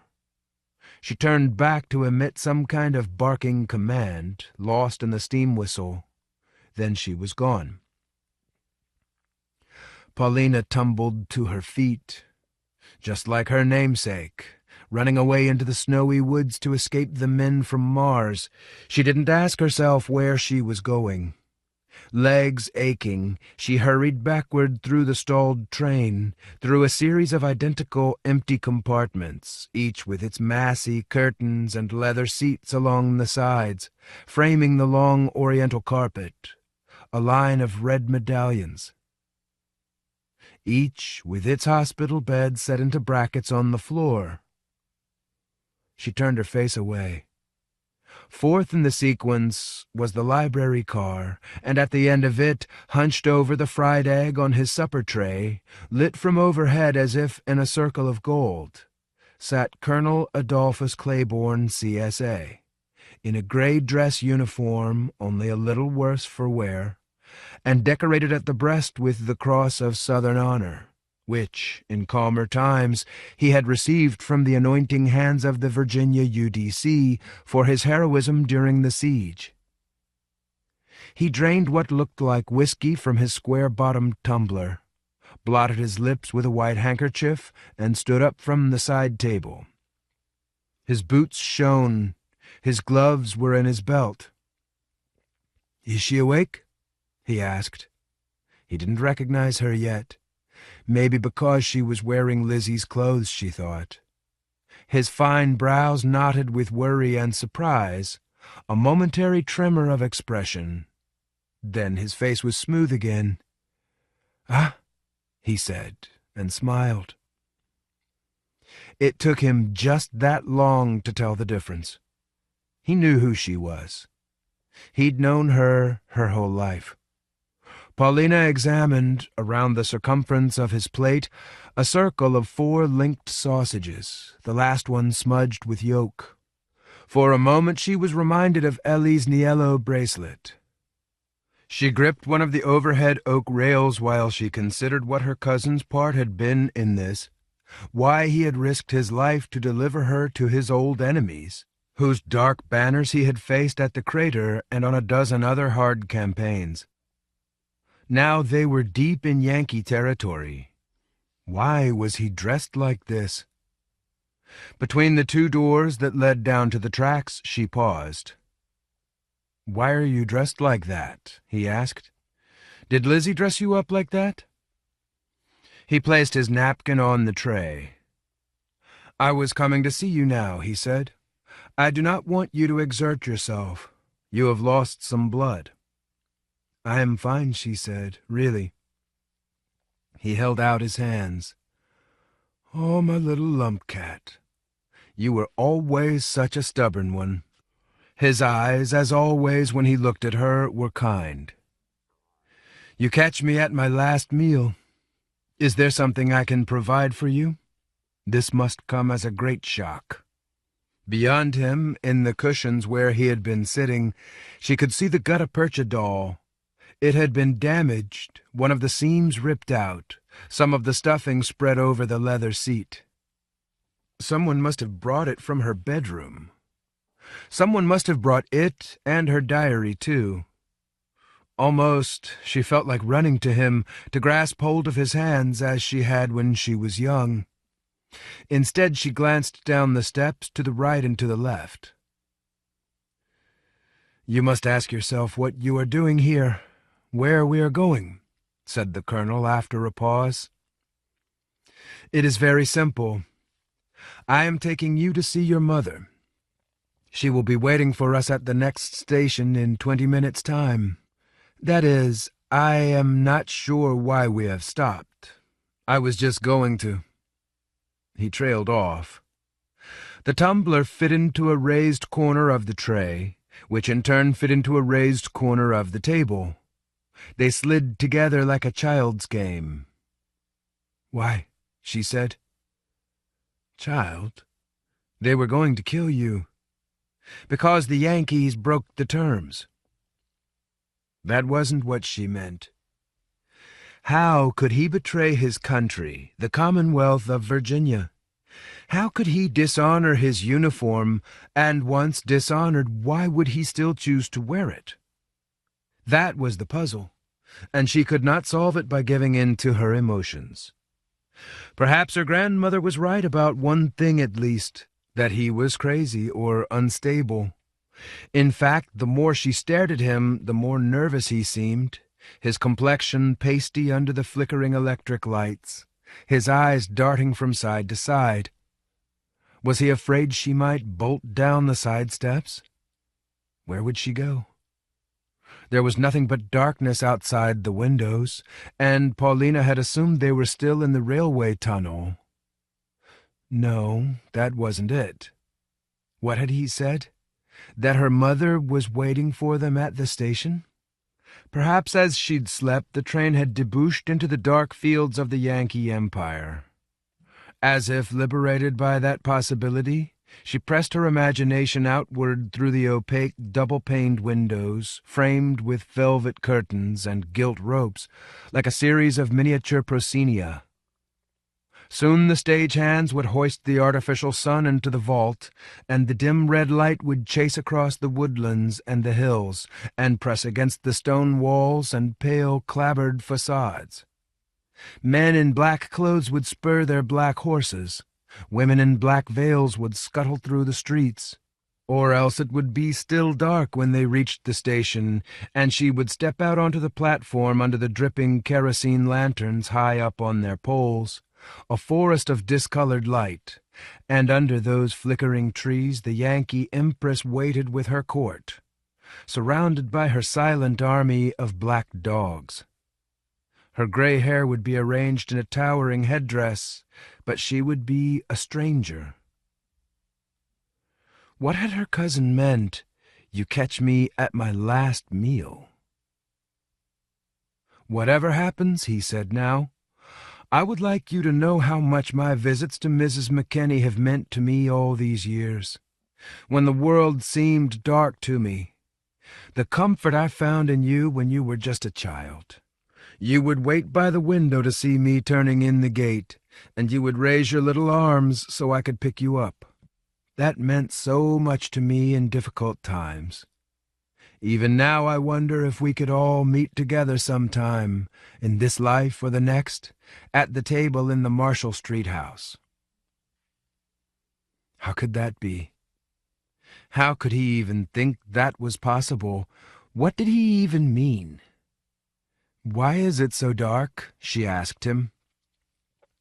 As if in response to her question, the whistle blew. The left-hand door slid open, and there was Lizzie mounting the steps, dragging behind her a man. No, a boy dressed in a woolen coat and gloves. Paulina recognized his clothes. He had lost his scarf somewhere. Perhaps in the heat of the bonfire he had stripped it off. "Obstruction on the track," Lizzie announced. The train started to move, a gentle shriek. "What do you make of this?" she continued. "Almost ran him down, but he was alone." She wasn't wearing her goose-down coat, but she still had her flare gun, which she now tossed onto one of the banquettes. "What do you make of him?" Paulina would have preferred not to say. A bomb, maybe, had stopped the train, an incendiary device dropped from a balloon. Wouldn't she have seen the flames? She darted down the opposite steps, but the door was locked. "Here," said Colonel Claiborne, suddenly above her, hat in his hand. With no gentleness at all, he reached into the well where she was cowering against the door. He pulled her up the 3 deep steps. "What do you know about this?"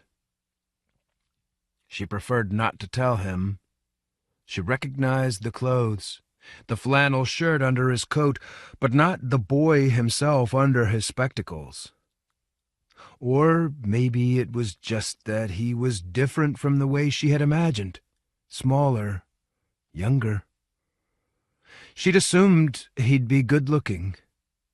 Panicked, she twisted out of the colonel's hand, sure now there was a problem. She felt giddy and lightheaded because the world and the invented world were twisting inside out. Someone else was in control. Someone else was making the decisions.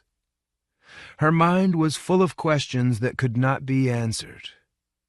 Who had been in those beds in the 3 cars she had run through to reach this one? Colonel Adolphus Claiborne, CSA, sitting at the end of the 4th car with the golden light around him. Had the train itself taken the shape of Ellie's bracelet? What were the limits to what she could create, what she could perceive? There was something unformed about the boy's face, a blank quality that frightened her. By contrast, elsewhere she could see every detail. The colonel had dented between the long and subtle fingers of his left hand the crown of his felt hat, decorated with white feathers. In the old days, the Knights of the White Cockade had been his regiment's sobriquet. How to get away from him now?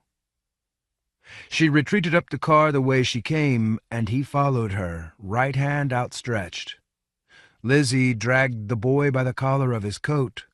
He looked stunned. It was only later that she understood why. Now, whether lightning had struck the train or else the conductor had thrown the switch, all of the electric tubes and chimneys failed simultaneously.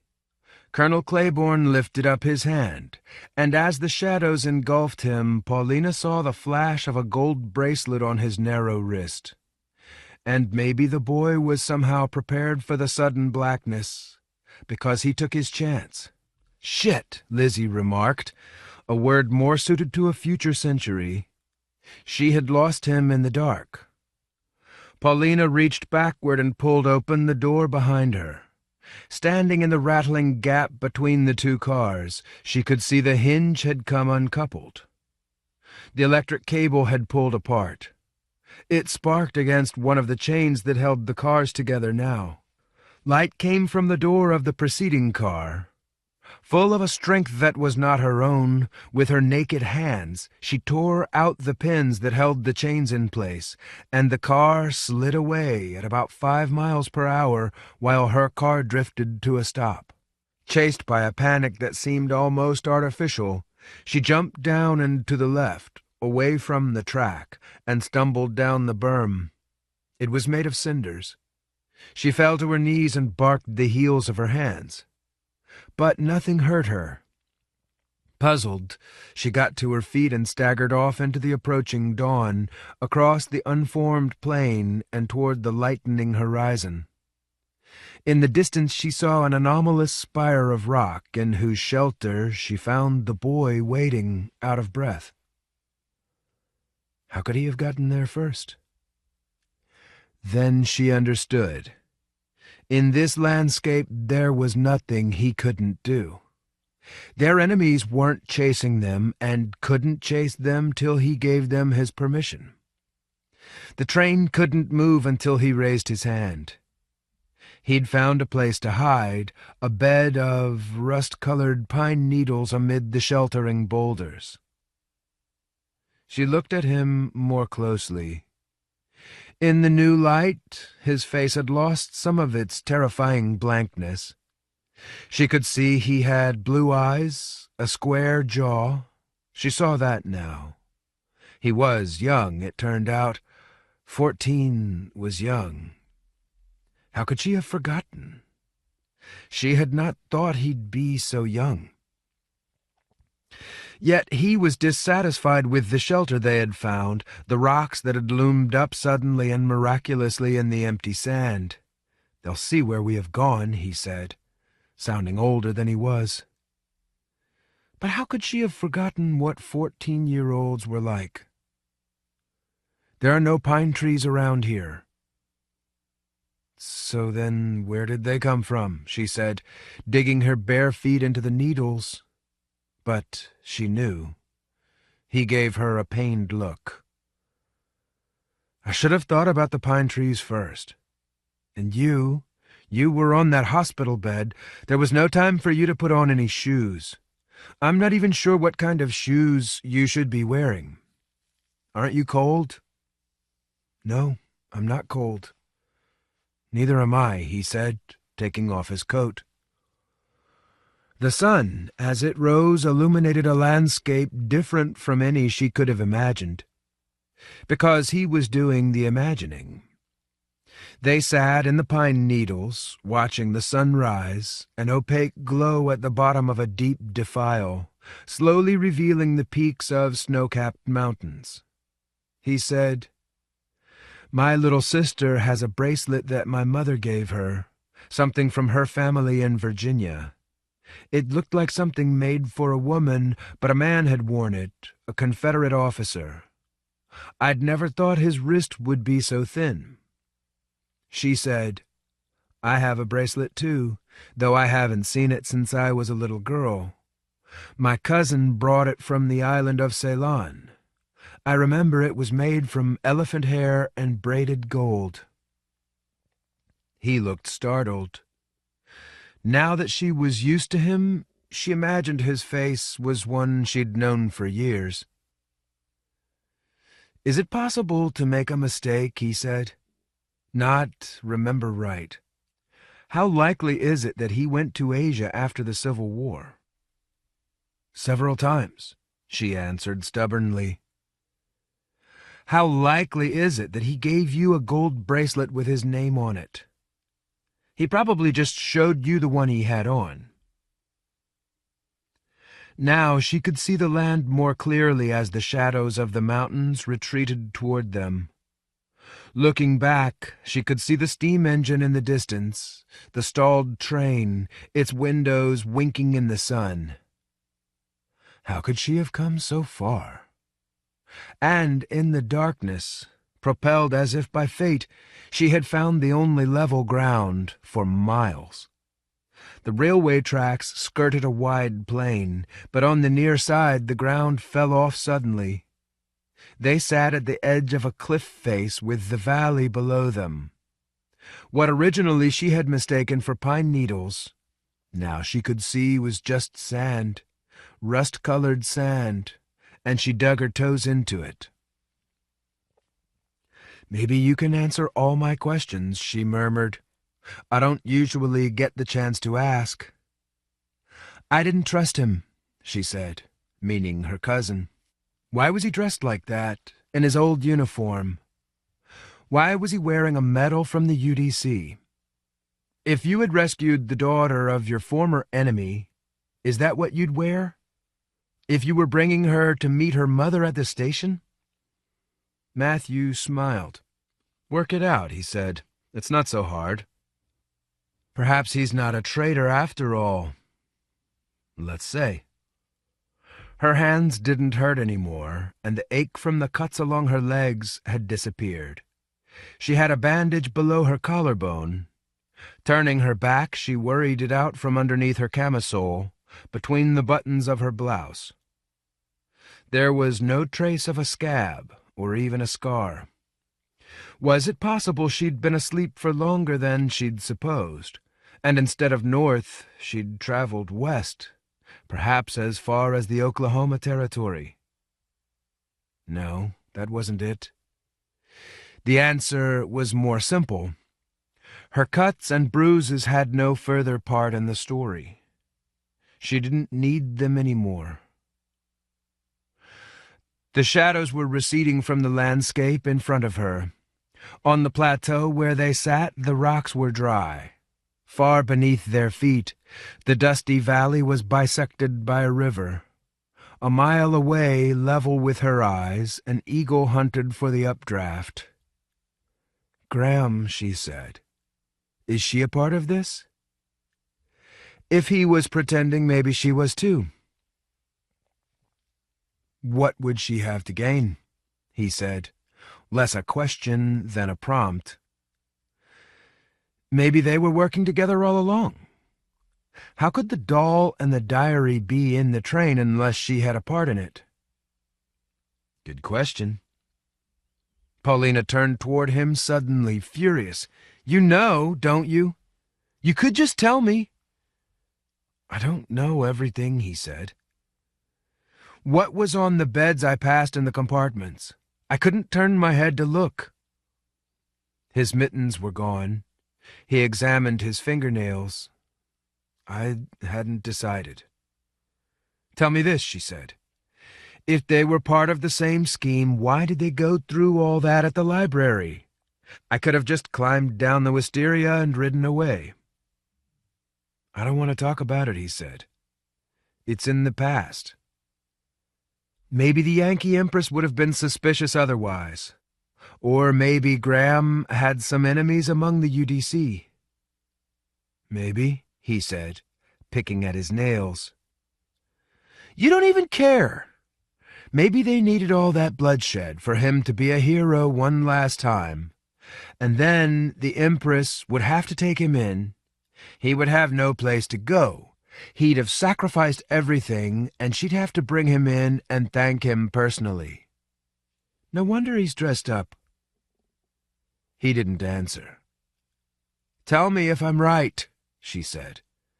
"It's an assassination, isn't it? The Colonel's last heroic mission. They'll dress Lizzie in my clothes and fill her pockets full of sticks of dynamite." Then, after a moment, she continued, "No, there are no pockets. It's the doll. He was packing a bomb inside the doll. That's what he was doing when I interrupted him. I wonder if she knows." There was no sound or movement from the train. "She doesn't know," she guessed.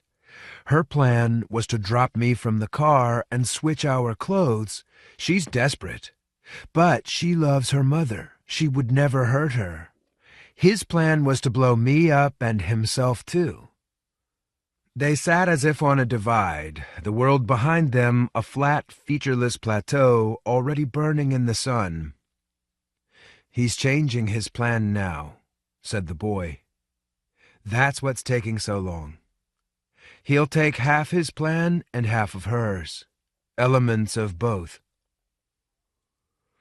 In front of them the land descended, red rock with black striations, dusted with what looked like snow. "He's happier now," he continued. "That was always the part he hated, using you, lying to you, hurting you. He never would have done it willingly. I think even at the end he was wondering if he was able to go through with it. He was drinking whiskey, wasn't he? This must seem like a perfect solution." The boy smiled. And to me, too. That was always the part of the story I disliked. Then he changed the subject. You're disappointed in the Yankee Empire. It's not what you expected. She crossed her arms over her chest. No, it's just... At first glance, the valley seemed as desolate and strange as Mars. The snow, perhaps not frozen water, but some other substance. But as the light changed, it revealed at the bottom, by the riverbank, canals and walls, straight as if drawn by a ruler, a multicolored grid. And you're disappointed in the story. I know you wanted a love story, he said. Exasperated, she stared at him, his curly hair, his wire spectacles. You're just the same, he said. You are, except for one big change.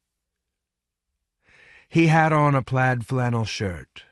He was too fragile, too delicate, too young. It's just that you don't know me, he said. All the rest, the way you look, even the way you talk. She got to her feet and walked over to the cliff's edge, where the plateau subsided into a series of ravines. Small, bristly plants grew out of the sand. The train sat in the morning sun a half-mile away, immobile, silent, without steam. They'll wait. Of course they'll wait, she murmured. The eagle had disappeared. In the distance, still in the shadow of the peaks, in a cirque below the glacial moraine, she saw a sequence of 3 lakes, one above the other. Their dark metallic surfaces, orange, olive, pink, suggested liquids different from water. If there was life on Mars, for example, perhaps it spawned or reproduced in pools like these. He yawned. I live in a little town in Massachusetts. Yes, she said. I know that. Tell me more. Tell me something new. My sister likes to draw. She has a golden bracelet which she rubs and moves up and down her arm, sometimes until the skin is chafed away. Yes, she said, but something new, something I don't know. You said you weren't interested in the past. Why should I be different? Well, he said, what's coming next is up to you. Impatient, she glanced behind them. There's no time. They'll wait. Damn it, they'll wait.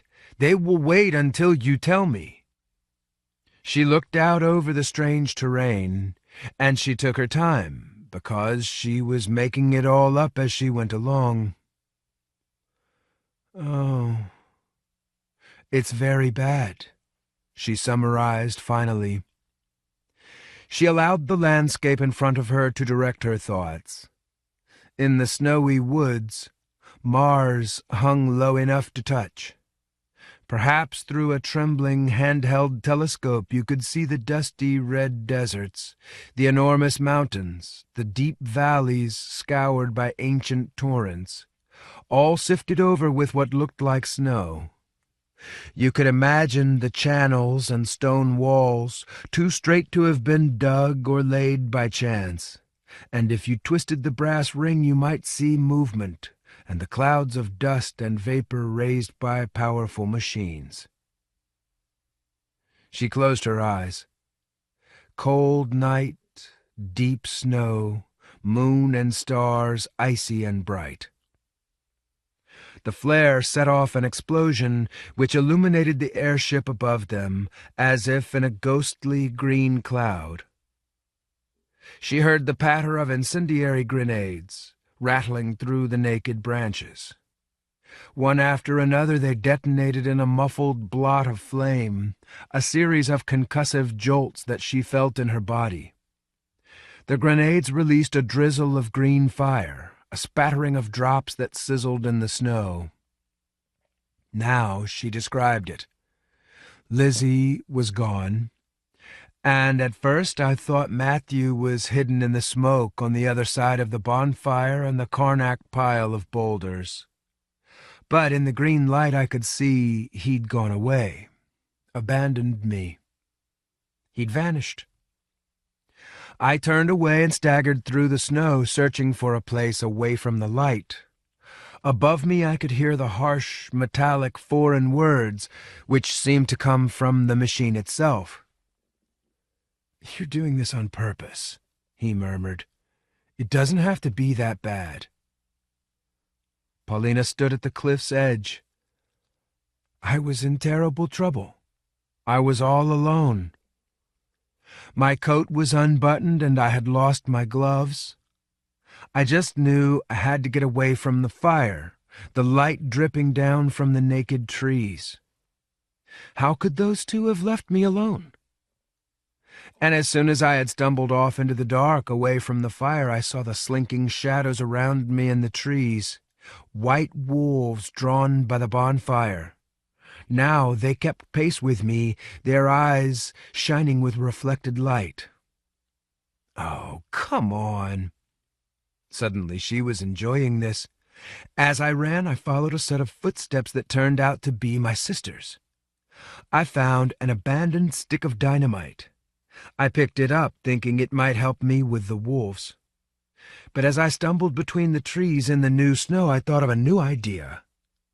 I thought I would find the Martians, where our reconnaissance had shown their base, the station that had come to Earth a few miles south of town, the source of the airships and the steam-powered chariots, the engine that had broken through the dike as if erupting through the snow. And in that metal nest I'd find the Martian queen.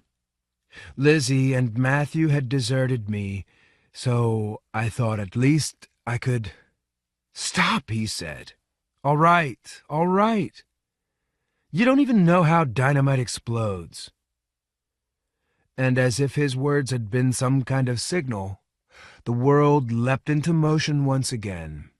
The steam whistle blew. Paulina opened her eyes to see the train jolt forward. The last of the flat cars, which had seemed empty before, disgorged 2 of its black dogs. "Thanks for the idea," Matthew said. "It doesn't matter if it's you or not. They've got the clothes, they've got the diary, they've got the doll. The girl doesn't even have to know she's going to die. She just has to pretend she's you for a few minutes so he can get up close." It was hard for her to listen, because she had turned to watch the dogs still far away. A cloud of dust followed them. "Come," she said. She didn't care if he came. She put her toes over the edge and clambered down into the ravine. Now all the aching in her body came back, the raw, scorched feeling in her arms and thighs and on the heels of her hands. The sun had broken above the peaks, and she felt the pressure of the light as she began her controlled, sliding descent. Stones and sand cascaded through her fingers and rolled past her down the slope. She grasped at roots and patches of grass, and when, scratched and sweating, she found a place to stop 200 feet down, she was able to look up and see the boy following her, kicking down stones that did not hit her. He had chosen another route. From down here, perched on a boulder, she could see the valley at a different angle. And the light was better, too, now with the sun above the rim. She could see the railway track cut into the slope, spiraling down the long grade. She could see the train itself, small now, puffing steam. And she could see where it was headed, not only the town at the valley floor, but the station, perhaps 1,000 feet below her, a clutch of steep-roofed houses built into the slope. Peering down over the abyss, she saw the preparations, the banners and flags, the night-black imperial standard, the crowd of people there to greet her. At moments she could hear the battle hymn of the Republic, the anthem of the Yankee Army, somber and slow, drifting in the morning air. Above her the dogs had reached the cliff's edge and leapt down the slope. hairless and huge, bred for battle, injected with vitamins in the Yankee laboratories. They did not hesitate or whine or bark. The Empress's veterinarians had removed their vocal cords, Paulina knew. Terrified, she jumped down from her boulder. There was nothing selfless about her motive now. Nothing left of the desire to warn or save the mother she had never seen, the innocent people who might be caught in the explosion. There was nothing left of any baser motive to thwart the schemes of the United Daughters of the Confederacy or to revenge herself on Mrs. McKinney and the Colonel who had manipulated and betrayed her. What remained now was an animal substratum of fear as the monsters slid down after her in a deluge of rock and sand. Nor did she initially spare the boy any thought as he stumbled down the opposite slope of the ravine. Perhaps resentful of the ways he failed to resemble the hero of the bracelet. For a moment she had succeeded in forgetting him, but now she saw he had altered his angle of descent to intercept not her, but the dogs that followed her. Already he had lost his balance a few times, fallen to his hands and knees, ripped his flannel shirt sleeves. One of the dogs turned to face him, and Paulina could see he had a weapon of some kind. Some flashing piece of metal that she hadn't noticed on the cliff top or on the train. Perhaps he had drawn it out of the earth, found it somewhere among the stones. But now the dog was upon him, and he hacked into it, pressing the blade into its open mouth and then wagging it back and forth like a red tongue, an action almost superhuman in its power and adroitness. The beast curled around itself, fighting to get the blade out of its mouth. Of course, she thought bitterly, why couldn't he discover or accomplish anything he wanted in this world, remake it in any way he pleased, conjure swords out of the air if he desired? There was no reason to admire anything he did, short of self-annihilation. Above her, in the middle of a shower of sand, she heard a wheezing, rasping sound more horrible than any snarl. She couldn't look back. She lurched out of the stream of sliding stones. The second dog rolled past her, the boy on its hairless back, his forearm locked between its jaws. She had found a seam of loose debris at the angle of repose, but below them the chute steepened as it gave out onto the bare red rock. Struggling together, they fell into the chasm's stony throat and disappeared. 4. The Third Hinge. Gasping, I woke. I turned my face onto the ceramic surface, cold under my cheek. I found myself in a species of laboratory, cold white surfaces and cabinets of varnished wood.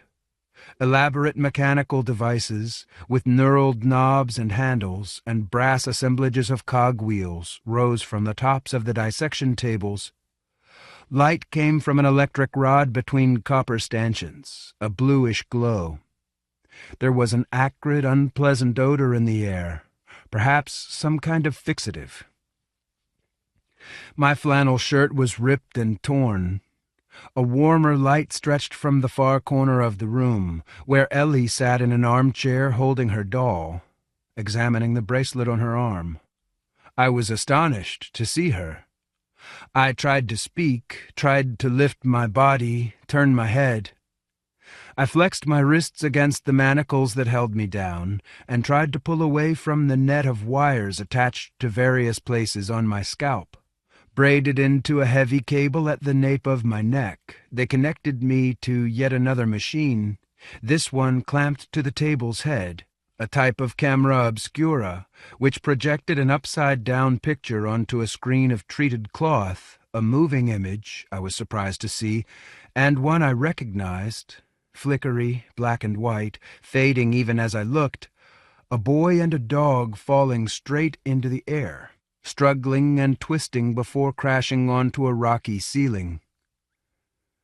An airless, nasal voice, "You are awake." With difficulty I moved my head. I saw a skinny figure in the doorway, dressed in a white rubber coat, wearing rubber gloves, its bleached white features suggesting a mask or else a layer of grease paint. "Do not twitch. We were obliged to shave your scalp and also remove a section of your skull." This did not reassure me. Why? "Do not move. It is imperative to give us information. The princess cannot speak to tell us." In the corner, Ellie moved her bracelet up and down her skinny arm. I had watched her so many times. Even at that distance I could see the 4 linked oblong plates, gold inlaid with burnished lines of darker metal, clasped together with a round cartouche.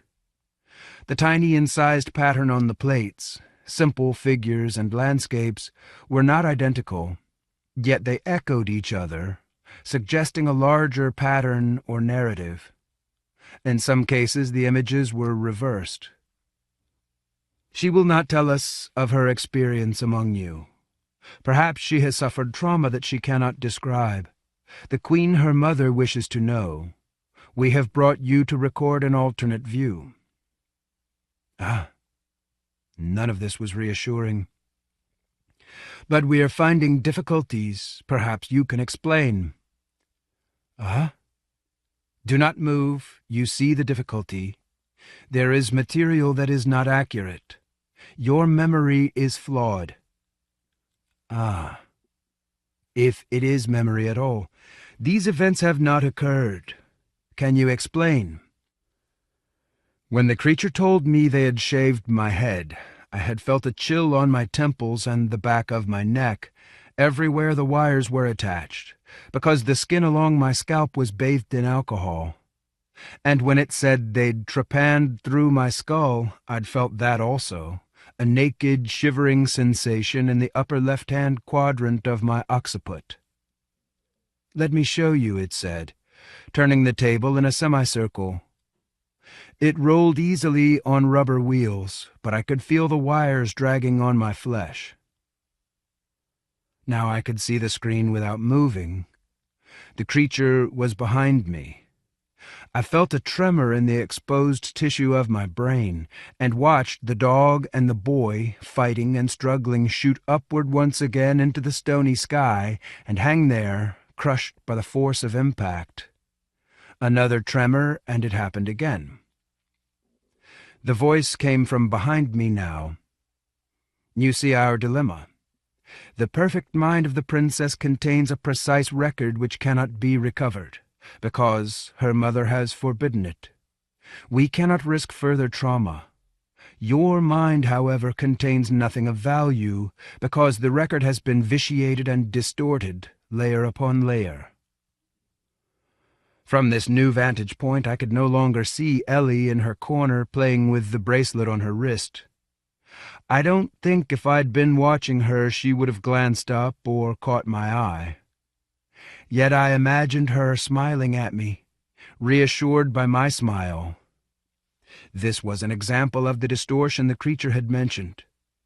I was happy she'd be spared this particular ordeal, which would have terrified her. And I imagined that she pitied me. Surely this was a bad day for her, a day bump or a day nothing. 4 clouds, surely, and no doors. "I see your problem," I managed to say. "Do you? This is not memory. What are we to make of it?" I felt another tug at the wire, this one harder and more sustained, as if the creature were trying to punish me for non-cooperation, and as if in response the image on the screen began to change. Upside down, black and white, a girl climbed up the slope. Exhausted by the effort of reversing the projection, I closed my eyes and felt, under her bare, bruised, dirty feet, the surface of the rock, unresponsive so far to the heat of the rising sun. She was happy to be out of the gravel and scree, happy to be on the red slip rock, happy that the dogs were gone. Far below the canyon's lip, She felt she had left behind all her past life on the plateau, the lies and the illusions. Instead, she had penetrated down among the rock bones of the earth, a country that was unforgiving and uncomforting, perhaps, but where nothing shifted under her weight. Above all, she was no longer running away. Instead, she was moving forward, clambering down, placing judiciously one foot and then another, one hand, then the next. And below her, halfway down the immense wall, she saw what she was climbing toward, the sloping line of the railway, the smoke and steam of the locomotive as it circled down, and the little village where her mother, presumably, was waiting in a knot of Yankee dignitaries in bonnets and top hats, the military officers resplendent, and the band now playing the Star-Spangled Banner in the dawn's early light. As if with her eyes closed, she could picture what was happening on the train. The colonel brushing his hair for the last time, examining his handsome face in the washroom mirror, swallowing, to calm his nerves, some whiskey from his pocket flask. He smiled, blew himself a kiss goodbye, then re-entered the compartment where the false Paulina waited, dressed in her ripped Mardi Gras finery, clutching the diabolical device, the doll with the gutta-percha head, its white face inscrutable, its soft body concealing, unbeknownst to her, a bomb, fixed with some sort of timing device, its ticking deadened between layers of cotton wool. Watching the screen in the Martian station in the snow, the creature gave out an exasperated hiss. "What is this? You see? What is this?" But Paulina herself could not bear to look at this imagined scene outright. She was too afraid of failure. Instead, as she climbed down the warming rocks as quickly as she could, as she tried to forget her labored breathing, the stitch in her side, as she quelled the fear that she might be too late, she found herself imagining another scene entirely, something familiar and yet far away. There, clutching the stick of dynamite, she stumbled through the crusts of snow, through the dark woods. Her hands were stiff and cold. A white wolf pursued her, waiting for her to tire. She could not look that way. She was afraid she might be pulled down from behind. Instead, she staggered forward toward the Martian station, hoping to rid her town once and for all of these horrifying creatures who had smashed their engine through the dike, blown through their defenses. "Wait," murmured the creature. "What is this? Wait just 1 minute, please."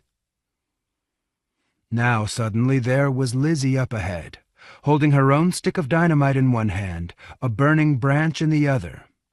"Go," she said. "I'll follow you." Then both fuses were alight, sparking and twisting as if alive. The trees gave out. There below her she could see the metal skyship, bloated like a plumped-up sausage in the frozen meadow under the bright moon. Secure in their contemptuous superiority, the Martians had posted no watch. There, at anchor, nosing upward in its net, hovered the alien balloon whose crew had captured Matthew in the dell. Swarming down its ladder while, impotent, she had crouched in the darkness. No more. Tonight she would strike back. As if in affirmation, she heard the crash behind her, the shudder of the explosion, and the high-pitched whining of the wolf. Lizzie had done her work. "Wait, please," hissed the creature as a concussion shook the laboratory. "Wait, please, 1 minute." I heard footsteps, and when I opened my eyes, it had disappeared out of view. Wincing, I moved my head from side to side. No, it was gone. "Ellie," I said. She looked at me. "Come here," I said, and she did come. She put down her doll. Under my direction, she loosed the manacles which fastened with a simple brass screw. Her hands were careful and adroit as always. By contrast, mine were stiff, Yet I was able to pluck the wires from my scalp, and even tenderly from the hole in the back of my head. It wasn't as large as I'd feared. I'd be able to hide it when I grew my hair. "Are you coming home?" she said. "Yes. Let's go." I followed her out of the room. Left by itself, the screen shone blank. There was no image on its shiny surface, nor was there any way for it to show the end of the story, how Paulina managed to climb onto the station platform just as the train was puffing in, managed to push her way through the crowd, some of whom recognized her from photographs. "Mother," she said, just as the train doors opened. Large and imposing, the Empress turned to her. At the same time, the Colonel stepped onto the platform, the girl beside him clutching her doll. When he saw Paulina, a spasm of indecision passed over his features. He pushed the girl forward and then yanked her back as Paulina ran toward them, arms outstretched. At the last moment, Colonel Claiborne grabbed the doll out of Lizzie's hands. Perhaps he meant to deliver it himself, but he could see that he had given himself away. In an instant, the Empress was surrounded by her night-black guard. He turned down the platform and took to his heels, diving back into another compartment of the train as the muskets rattled and misfired. 5. The Gold Cartouche. Ever afterward, this is what she remembered. Whey-faced and trembling, the creature stood in the center of the metal doorway, a stark figure in the moonlight with the dark gap behind. The curling fuse was at its end. She reared back and threw her dynamite through the open door, just as the boy and his sister burst through. And through some kind of luck, or because there was some incendiary material built into the skin of the alien craft, the metal compartment erupted into flame, burst its seams, and the explosion threw them backward into the snow, while above them, untethered and unmanned, the balloon drifted up into the crystalline night sky. "Wake up! Wake up now!" It was a dream. She saw an electric lamp, the light muted, the bulb hidden behind a decorative fringe. The ormolu lampstand with miniature lion feet stood on a small table beside her bed. Beside it lay her diary, and on the marbleized cover above where she had signed her name, perched the golden bracelet, which she had remembered so differently. 3 of the inlaid oblong plates were intact, and the circular cartouche, the small circle of tiny letters. But the 4th plate was broken off, half the length of the others. Her mother followed the direction of her eyes. "He wanted you to have it. He was still alive when we found him, and he said you used to like it when you were a little girl. He had a name for you. Lumpcat." Paulina's eyes filled up. "But it's so different. We had to cut it from his wrist, and part of it was damaged. Oh, I can almost forgive him." How can we live, Paulina thought, when memory tells us one thing, reality another, and imagination a third? How can we travel through the world? "I see you are affected. He was a brave man, though he was my enemy. We honor those who give their lives for what they think is right, however misguided. And I know at the end he was unable to hurt you, even at the cost of his enterprise. How can we make sense of it?" As she spoke them, the words felt thick and out of shape. "I thought it was a figure 8, and you just slipped your hand through. I don't remember these hinges, these little landscapes. I thought it was made of elephant hair and braided wire. All I remember is the gold cartouche. My darling, don't cry. The mind plays tricks." She looked up. Her mother sat beside her in a tasseled armchair. She had a mole on the bridge of her nose. For an empress, she wore simple clothes. She reached out for Paulina's hand and then pulled back, leaving her own hand poised in the air. There was a letter we found on his body, a letter addressed to you. Now she noticed the envelope, addressed in her cousin's well-remembered script. Often in the forgotten past, he had written her messages of commiseration on Christmas and the Confederate holidays. Pushing herself up on her pillows, she reached for it and opened it, searching for the final signature, Colonel Adolphus Claiborne, CSA. Part 2. 3 Visits to a Nursing Home. 1. Right now.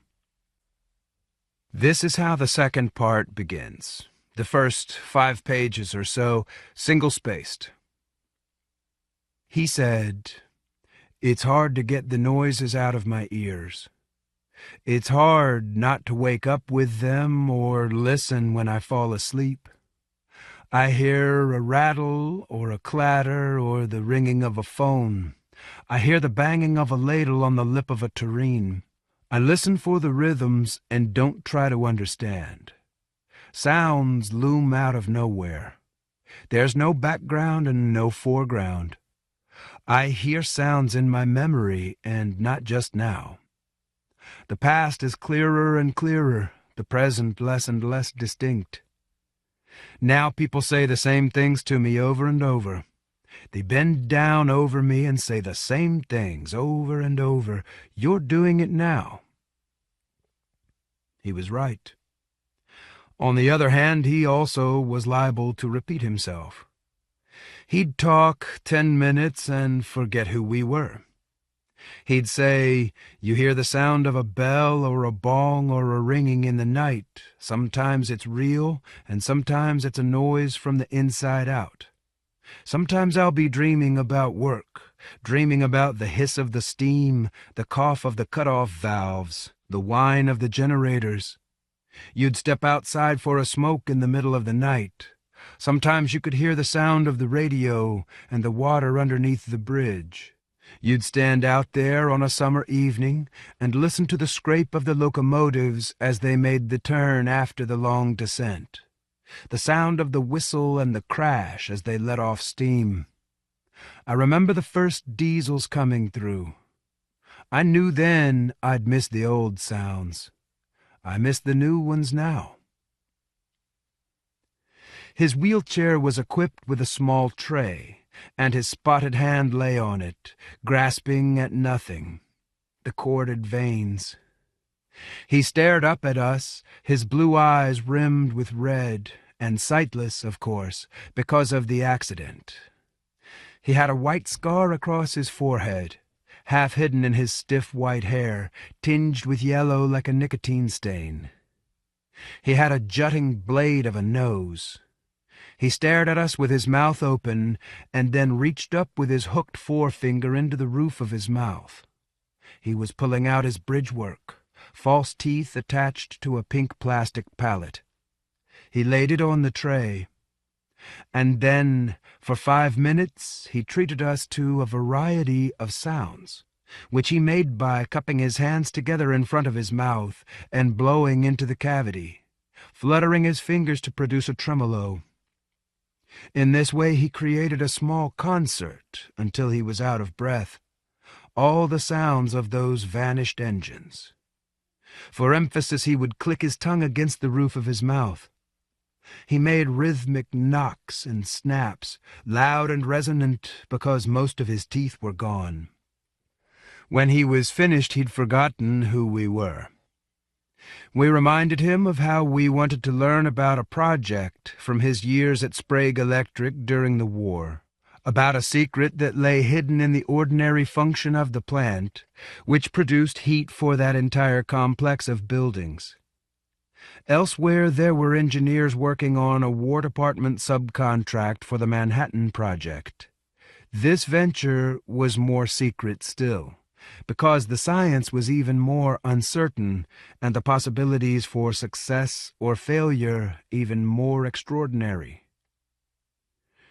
We said, why is it that the actual furnaces have been removed? Those 3 sets of condensing tubes, who has ever seen a system like that? And that enormous coal bin, as big as the hull of a ship, suspended overhead, fed by that long conveyor belt from the railroad siding. Surely it's impossible to imagine how such a structure could be supported in that way by a network of such flimsy beams if it were full of coal?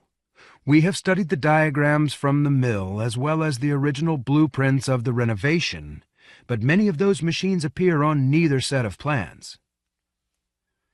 As we spoke, we could not fail to notice the ugliness of our words, not just in their aggressive and accusatory nature, but in their sounds and cadences, especially in contrast to the soft, whispered cooing that still flowed from between the old man's hands. We had taken him to a gazebo in the courtyard of the nursing home, toward sunset of a summer day. Flies knocked against the screens, somewhere the sound of a whippoorwill, snatches of music from the parking lot, abruptly a car horn. "Did you see the garden?" he said. We had seen photographs.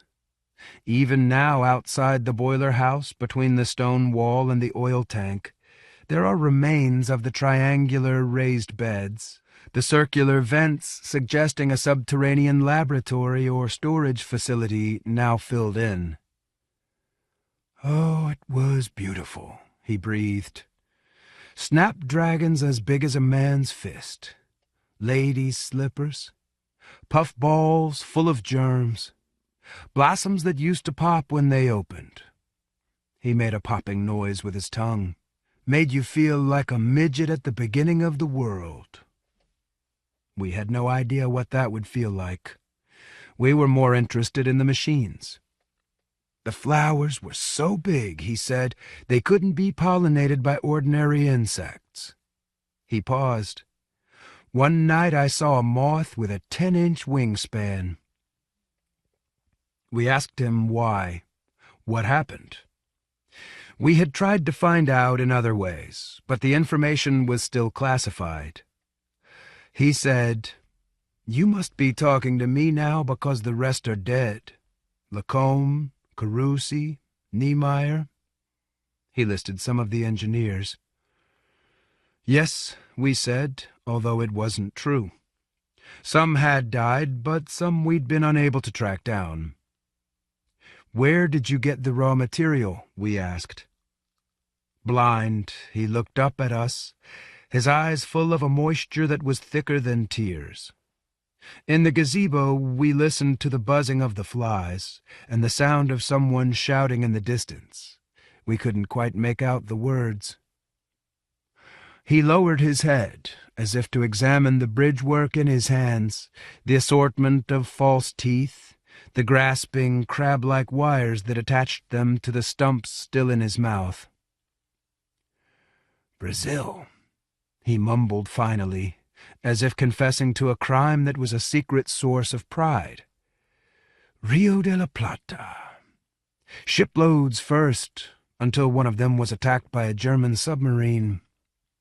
The cargo didn't allow the ship to sink, even though the hull was shattered by the torpedoes, at least until the material, as you call it, dissolved in the salt water. You could hear the noise from miles away, like bubbles breaking. After that they brought it up on boxcars from Montevideo, all the way, all through the war. That's how big this was. We had priority all down the line." We asked where they'd stored this secret cargo, and he chuckled, a sound like someone crumpling a newspaper. But then it turned wet and ugly, a liquid hacking cough. "You'll forgive me," he said when he could speak. "Fibrosis," he explained. "It's done for most of us." He wiped his mouth with a handkerchief and then laboriously replaced his bridge, pressing it up into the roof of his mouth. "You'll forgive me," he repeated when he was finished, his words immediately easier to understand. He leaned back in his chair, and we wondered if he had the strength to continue, but now suddenly he seemed eager to speak. Maybe he was still amused by the trick they'd managed to pull. "We acted like it was coal," he explained, "even though the generators had already switched to oil. You've seen the tank. But the new deliveries, we pretended it was coal since it was mined like coal. We offloaded it at the same siding in the middle of the night, and sent it up the same conveyor belt and into the same bin at the top of the building, which we refitted like you saw. None of it needed to be so heavy now. Mostly we had to keep the stuff tethered down. At least until we mixed it into slurry, it wanted to float away. But we'd pump in the additives, which we'd manufactured on site. You've seen the machines. The industrial noise was the easiest, of course, byproducts of the whole procedure, which we regathered and combined. All those clanks and scrapes, all those rattles, clunks, and hissing. The animal sounds were the hardest, but I worked on the big systems. You've seen those ducts that led down to the furnaces? You think that was for coal? That whole divided sequence of gigantic cubes, why do you think they had to be so big? That was me. The echoes and reverberations. We could increase the potency many times, even before it went into the fire. Then we had to rebuild the distillation cylinders, and did you see the tubes? Gosh, that was a beautiful system. It was like the pipes of an organ once the pressure came up. He was interrupted by another fit of coughing. Exhausted, he leaned back and wiped his lips. The fibrosis forced him to take quick, shallow breaths through his open mouth, and we could see his spotted tongue. We also, on our first visit to the boiler house at the museum complex, had been amazed by the crowded ranks of condensation tubes. At moments in the morning light they had brought to mind various organic forms, undersea creatures, perhaps, or else networks of blood vessels and intestines. Or in the afternoon when the shadows spread the other way, they had recalled hanging vines and rows of columns, saplings in the forest glades. But as he spoke, we imagined something different. Sequences of pillars reaching toward the roof, and the organ pipes of some enormous modern cathedral where the consecrated images had been replaced with rusted, broken-down machines. A space that was sacred, not just to the technological dreams of a vanished past, but also to the memory of a fatal yet carefully suppressed industrial accident, and was at the same time appropriate to the complex's new function as a museum of contemporary art. Was it possible, we asked ourselves, to bear witness to this secret history, not through images or explanations, but through sound? After all, sound was what had animated the entire structure, in memory and in the actual past, and was still animating it now. We thought these three locations, in fact, in memory, and in the imagined present, might find their representation in the three defunct and vanished furnaces, all in a row, and in the three empty cubes of space, each one defined and encased with layers of rusted tubes. "How did you find out about the flowers?" we asked. He winced as if we'd prodded him. "A byproduct," he muttered. "An accident. You see, on the left side of the building near the bridge there was a chute for the waste. Some of the effluent must have escaped around the bins. That was the first time we saw flowers, that first spring, just there. damsels' rockets as tall as stalks of corn. An invasive species. After that, we didn't bother trucking any of it away. We just spread it over that whole section of the site, 2 feet deep, up to the stone wall and the highway. We didn't think there was any harm. It made it simpler for everyone. We didn't have the permits anyway. For some of us, the flowers were unimportant, but others couldn't keep themselves from imagining in that post-industrial triangle of space between the river and the Route 2 overpass a temperate jungle of enormous blooms, grown in an accumulation of humid slag from the distilling cylinders, and then nourished, especially at night time during the long hot summer of 1944, with the breath of sonic fertilizer wafting out of pipes from underneath the ground, spraying back and forth like a system of acoustical sprinklers, creating mixtures of unintentional music, especially where the zones overlapped.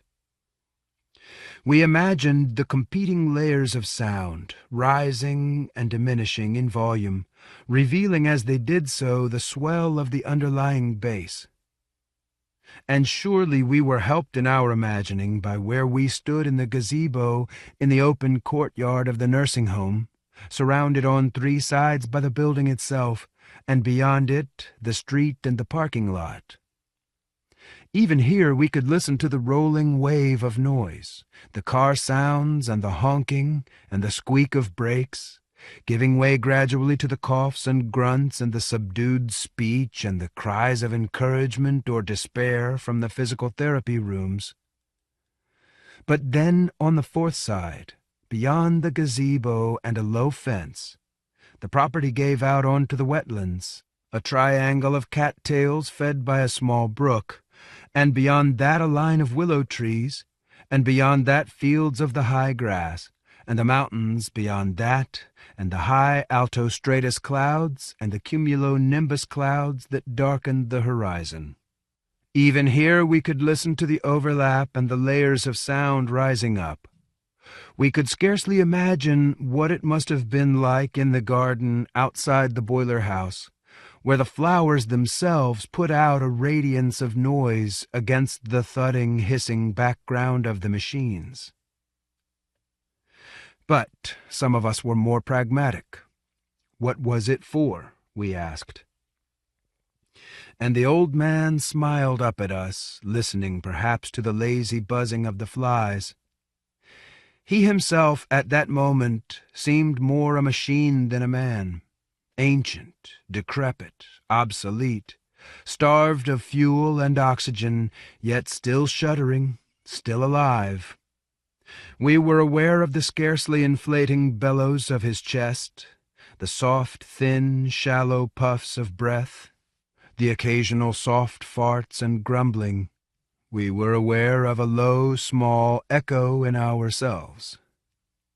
He smiled and opened wide his cold, blue, sightless eyes, rimmed in unhealthy pink, wet with rheum. We admired the scar on his forehead. Well, there were 3 separate grades, he explained, as if to children. The first was an industrial grade, coarse and rich, which we shipped to manufacturers all over the East Coast. And the second was highly distilled, a luxury product, mostly for export even then, or at least that was the idea. No one had the money for it, of course, not during the war or for a decade afterward. We stored it in canisters under pressure. One of our technicians had synthesized a glass harmonica, which he mixed with the fluttering of nightingale wings and the rustle of a lilac-colored silk petticoat in the early morning. You could see this was a specialty item, very costly and rare. But the third type, well, that was the secret, wasn't it? Costly didn't seem like a word he would use. We imagined it from an advertising brochure. He paused, cleared his throat, ejected some sputum into his handkerchief. We watched the pulsing skein of blood vessels under his translucent skin, the webs of veins on the backs of his hands. He said, "You know, up at the top of the hill there was a foundry that made steel plates for the Monitor during the Civil War. This was like that. Weapons grade. We had sounds that could break glass even at low volume. With the refinements and additives, it would turn concrete to sand. You could put your thumb through a 2-inch steel plate after it had been permeated and submerged in one of the acoustic vats." That was the theory, anyway. Plans looked good on paper, and we were working double shifts around the clock. This was in the spring of '45. You'd think now we could have predicted that the war was almost over. You could have thought we could relax, work on civilian applications. You could use the stuff to power anything in the right quantities. Generators, rocket fuel. Carusi was in charge of that. Years later, he was still working. But none of the rest of us was thinking about those sorts of things. Even after Hitler gave up, we were working harder than ever. The entire plant was like a single machine. But then we got the idea of a new additive, a new sonic overlay. Just one new set of valves, just a few decibels. I won't tell you what it was, or how much, or what proportions. It blew the roof off when the sound ignited. A plume of fire in the night sky. It was 4 a.m., the morning of April 29th. It had been a big week, and I was outside smoking a Victory cigarette. A lucky strike. I used to read a lot of American history. I remember I was thinking about something I was reading. An explosion under the rebel trenches in Petersburg, Virginia. I opened my eyes and I looked up and saw a jet of flame licking the underside of those low clouds. I don't even remember hearing any noise. Something hit me. That was that. And that was that. We knew what happened next. After the war, people patched together the old generators and went back to making steam. Later still, the whole site was abandoned, the tanks and valves left to rust under the ruined roof. And the blind engineer, we guessed, had also found himself abandoned, his own motors extinguished or removed, his own internal conduits left to atrophy and decay. Later, when we left him and returned to the museum, when we stood among the ganglia and synapses of tubes and valves, we could not but recall his vacant face as he looked up at us, transfigured and yet deflated by the pressurized escape of his own memories, which drifted like dust or flakes of rust around us as we watched. And here's the larger context or construction.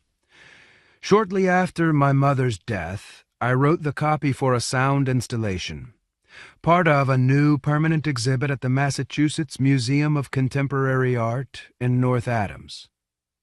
The actual artist was a man named Stephen Vitiello. When I met him in a bar near the museum, I gave him a list of rhetorical devices, from which he chose onomatopoeia and, to a lesser extent, strategic repetition. Subsequently, he made a recording of the text I sent him, adding layers of manipulation and always emphasizing certain combinations of words. Then he added many other kinds of sound, some industrial and some not.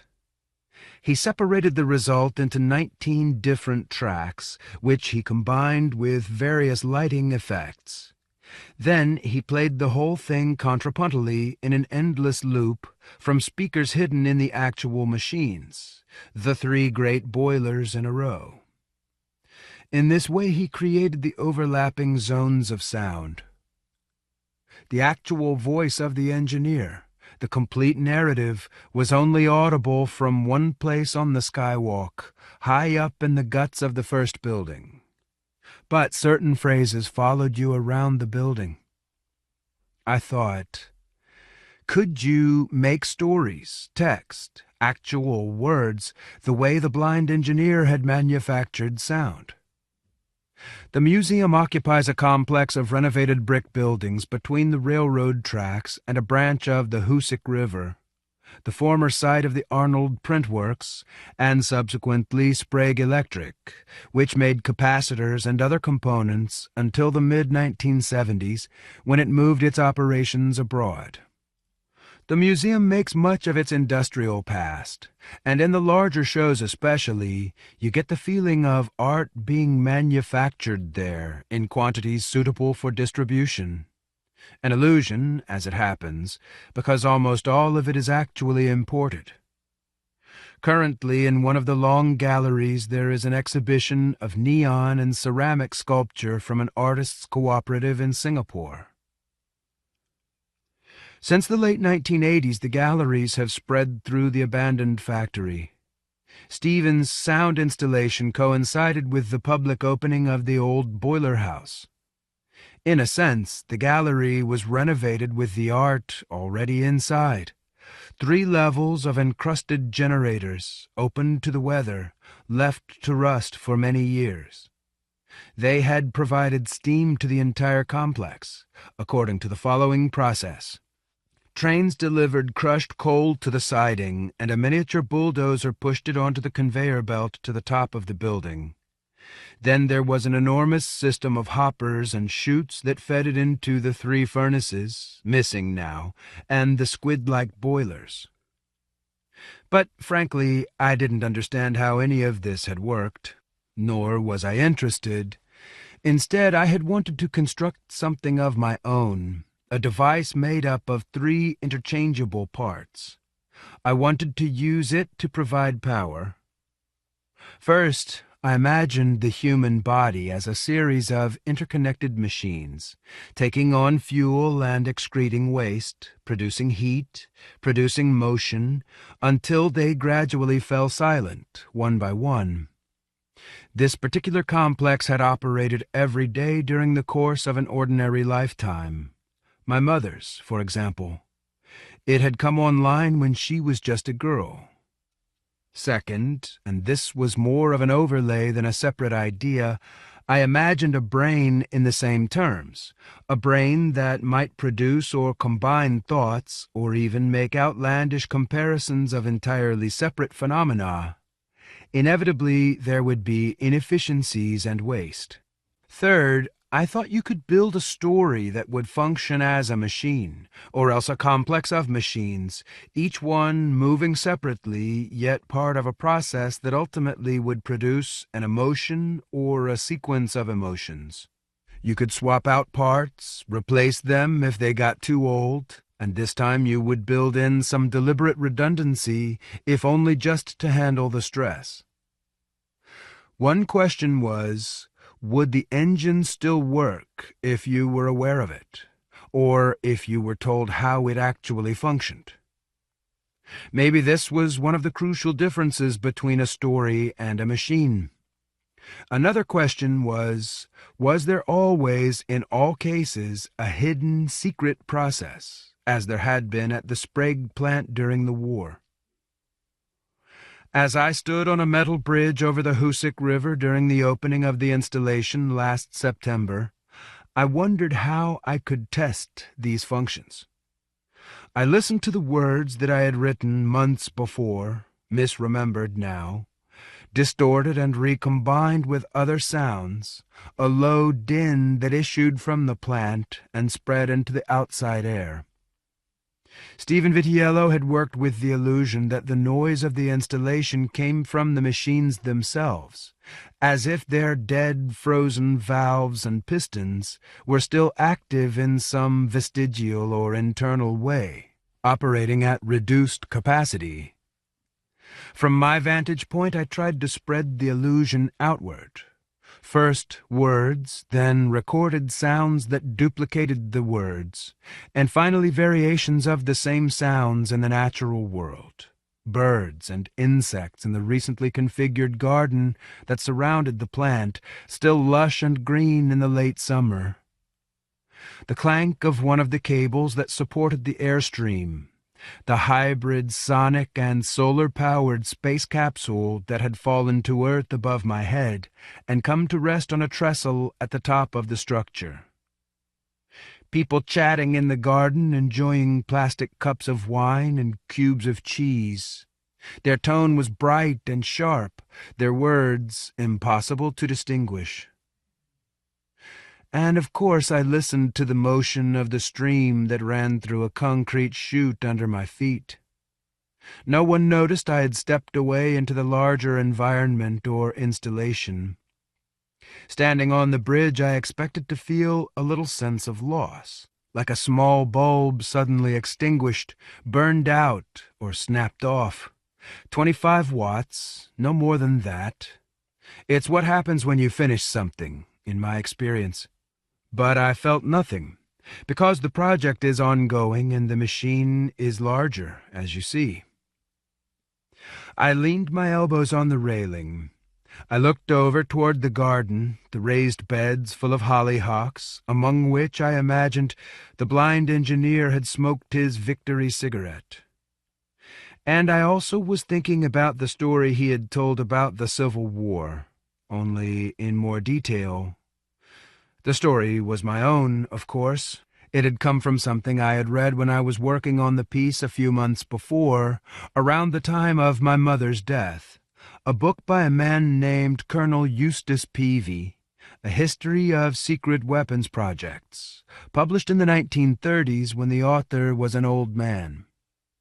Colonel Peavy was the type of writer more convinced by lack of evidence than by discovered facts, which are always subject to manipulation. The book itself was as much fantasy as history, especially his description of the Battle of the Crater at Petersburg, Virginia in 1864. In his version, the Union engineers had dug the equivalent of a railway tunnel under the Confederate defenses. Their plan was to drive a column of 3 colossal steam-powered engines into the heart of the city itself, and then attack during the ensuing panic. This strategy anticipated the battle tanks of the First World War by 50 years.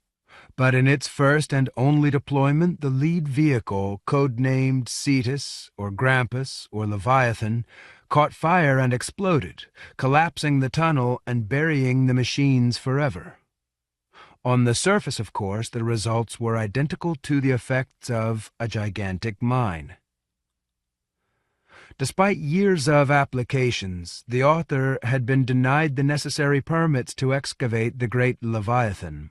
To him this proved the truth of his account. For my part, I admired the way a monomaniacal and paranoid idea could decay with age until it was itself an artifact, encrusted and frozen with nostalgia. And I had another more personal source of interest in the story, because my mother's grandfather had been present at the actual battle and had given lectures about it afterward. In the 1880s, he had been awarded the Cross of Southern Honor by the United Daughters of the Confederacy. I liked to imagine that everything he told those ladies in their parlors was factually incorrect. Of course, as much as anything, this same idea had grown into the entire museum project, a seed that germinated like a mutant damsel's rocket in the humid dirt outside the boiler house. I looked over toward the line of new saplings that had been dug into the riverbank there. Someone was hovering at the end of the bridge, and I smiled. She came up to me. "You know," she said immediately, "he's still alive." "Who is?" "The guy in your story. His name is Roy Whitney. He's not blind, though." She mentioned the Commons, which was the nursing home where my mother had died, the basis for the one in my text. Following a sequence that had begun with her grandfather, I had been thinking about her maybe 30 seconds before, as I examined the water flowing underneath my feet. I had imagined her here. She took pleasure in what she thought of as her children's accomplishments. Aphasia would not have hindered her ability to compliment me. Of course, my father had been too frail to attend. "He's had a stroke," she said, "but he can still talk. Sort of, anyway. A little." I stood up straight, then turned to look at her. She was a gray-haired woman in her early 50s, with gold-rimmed glasses and a pleasant, open, pretty face. Her eyebrows had been darkened artificially. I'm no judge of these things, but I thought she was wearing fashionable clothes, a burgundy suede vest with a fawn-colored lining, a gold and citrine necklace and earrings, black jeans, and boots.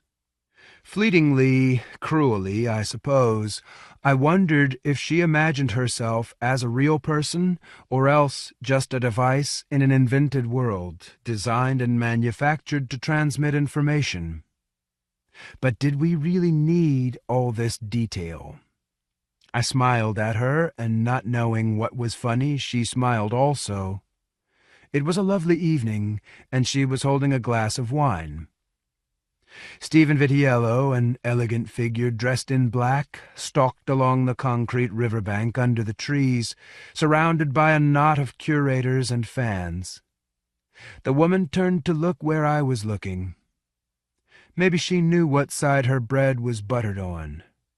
Maybe she recognized an opportunity to expand her existence into the larger context. Or else maybe she was happy to be standing on the bridge with me, listening to the noises from the boiler house. "How do you know?" She lowered her chin. "He's my boyfriend's uncle," she told me.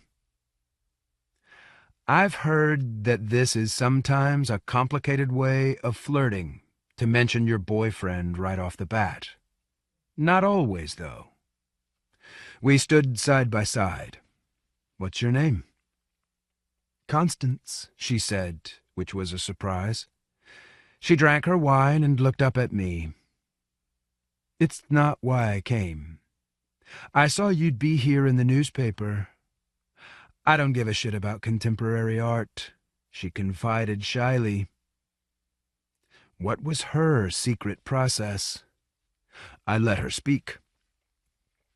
"I just wanted to mention that I saw you at your mother's funeral. I was sitting at the back. And I just wanted to say that your mother was my inspiration." No.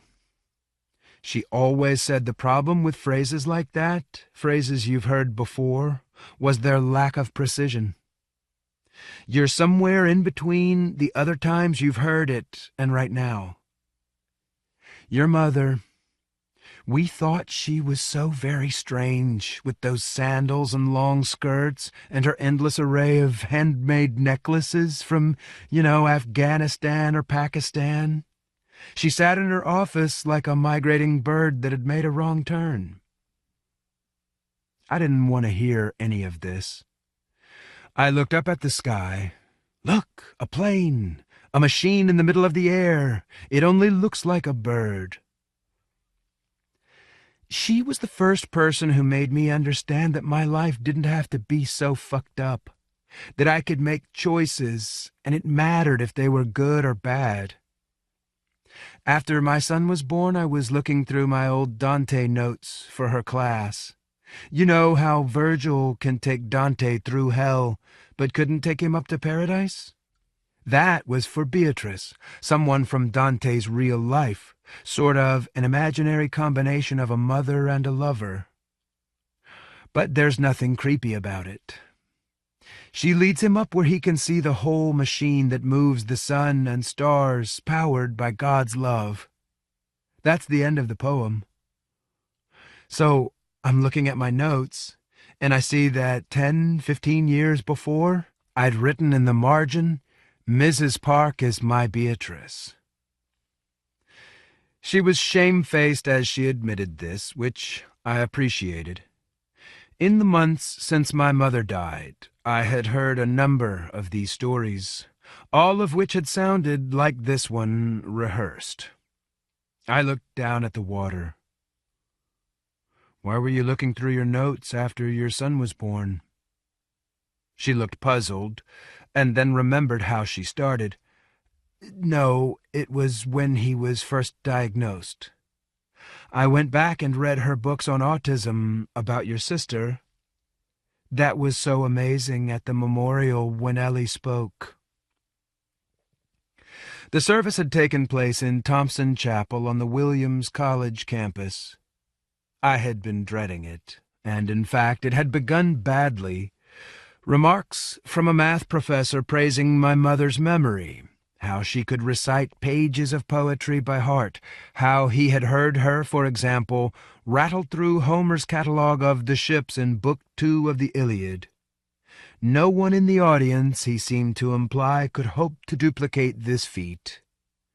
But an hour later, speaking last, Ellie concluded with an impromptu roster of my mother's cats, including the precise dates of ownership, short physical descriptions, lists of character traits, and causes of eventual demise.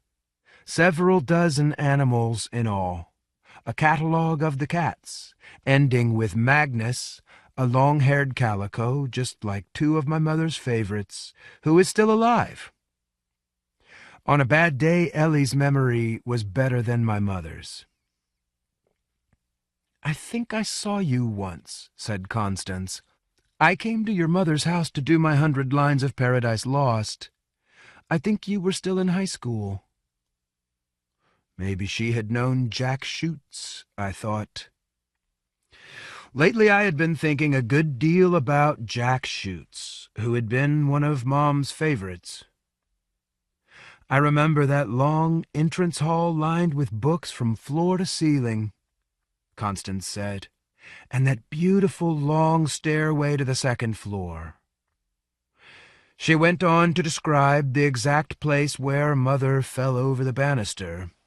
Ellie, painting upstairs in her room, had heard the noise and, apparently, stepped over Mother's body on her way to the kitchen, where she vacuumed and did chores for 10 minutes at least. Afterward, on her return, seeing Mother struggle, she'd run out into the street and screamed. I thought about this as Constance described walking upstairs to try and find a bathroom, peeking in at my sister's drafting table. Such an amazing sense of color, etc. As she spoke, I manufactured a history for her. She was not, I reckoned, one of the working-class strivers that my mother tended to champion. Instead, I imagined another kind of history. Things had evidently worked out for her long-term. She looked like she was happier than I was, had learned more from my mother than I had. With purposeful cruelty, I imagined her son's autism as just a little bump in the road. We chatted a while longer. She pressed her business card on me, and then I managed to break away. I said goodbye to Steve and made my escape. Afterward, I went back to Williamstown and took a walk in the woods behind my parents' house on Hoxie Street. I climbed the hill to a place that had been important to me when I was a child, and then later in my teens when I would go there to smoke dope. Karnak, I had called it then. An area of gradually collapsing maple trees and rocky outcroppings, one of which contained a shallow cave. I climbed inside and sat back against the slope of the rear wall. I wondered if I would ever come here again, if the house were to be sold. I could see from where I sat a small shelf of rock at about eye level, painted in various shades of umber and sienna, and the purple rays of a setting sun. In the old days, I had kept pyramids of incense there, and a pumice stone statue of Ganesh, which my father had once brought from Indonesia. This cave had made regular appearances in my fiction, most recently as a portal to another world in a franchise novel I was writing for Wizards of the Coast. I brushed my fingers against a bulging vein of rock, vaguely dragon-shaped, more so in memory than in fact. My cell phone rang. "Nicola in Baltimore. "Where are you?" "In the house," I said. "I'm going through my mother's files. It's interesting. I found a bit of an autobiography." I paused, as if I had the text at that moment in my hand. "Just a few pages." She must have gotten sick of it. "Guess how it begins. I was born in the 19th century." I quoted from memory. "That's nice," interrupted Nicola. "It's always good to start with a complete lie." "It's a lot more transparent down here," she said. "It's pretty much all vomit all the time." What my mother meant was this. In Petersburg, Virginia, in her grandmother's house, the 1920s and 30s had felt cut loose from time. That was too hard to explain. I could hear Adrian crying. 3 months old, he was colicky and feverish. "Listen," Nicola said, and put him on the phone. Then she came back. "Sometimes you've just got to let them scream, right? Your mother said it, and my mother said it, so it must be true." Nicola's mother had been born in Bucharest. What she'd actually said had made a lot of sense. You think if there's a problem, you have to solve it right away. But if you stop for 10 minutes, the problem's going to be different. So why not wait till then? My mother's advice had been more succinct. You've got to break their will. "I'll be home soon," I said. In fact, there was a lot to do. In the morning I was going back to the Commons to talk to them about the possibility of admitting my father. For reasons that had to do with insurance, I needed to secure a place for him not less than 90 days before he actually moved in. Then I would notify the holders of his extended care policy. "Don't mind me," said Nicola. "I just hate my life." "What else does your mother say?" 90 days was a painful and arbitrary calculation. But Ellie couldn't take care of him anymore, not by herself. She was as much of a problem as a help. She didn't mean it literally, I said, meaning my mother. She meant living with her 60-year-old grandmother in Petersburg when her family broke up. She meant living with attitudes from the 1880s. When she was 8, she had to spend a year in bed with the shades drawn. That sounds like heaven. She didn't ask about the reception at Mass Mocha. Adrian had stopped crying, or else Nicola had gone into another room or maybe out into the street. With cell phones, you can never tell where anybody is. "Wasn't your mother's father gay?" she asked. "That's a strategy. Ben Burgess called." "Except he went ahead and had kids anyway," I said, meaning my grandfather. "What did he want?" I said, meaning Ben Burgess. "Was that before or after his court-martial, or his disbarment? You see where I'm going with this?" She paused. "Nothing. He felt bad. I say serves him right for being such a fuck-up." "Is that what you told him?" "Not in so many words." "I can't believe he still wants to apologize. You're the one who stole his job. When are you coming back?" Then Adrian was crying again, and she had to go. Every character in a story, I thought when I had folded up the phone, has both a purpose and a secret purpose. Which is another way of saying a person isn't whole unless they're hiding something. Outside the entrance to my little cave, I watched a garter snake among the dry leaves. In my Wizards of the Coast novel, tentatively titled The Rose of Serafall, the cave stretched underground and terminated at a round chamber hewn out of the rock, whose crystals glimmer in the lantern light. The fire also, when ancient words are spoken, sets aglow a circle of carved runes that are half a written language, half a rendition of dancing figures.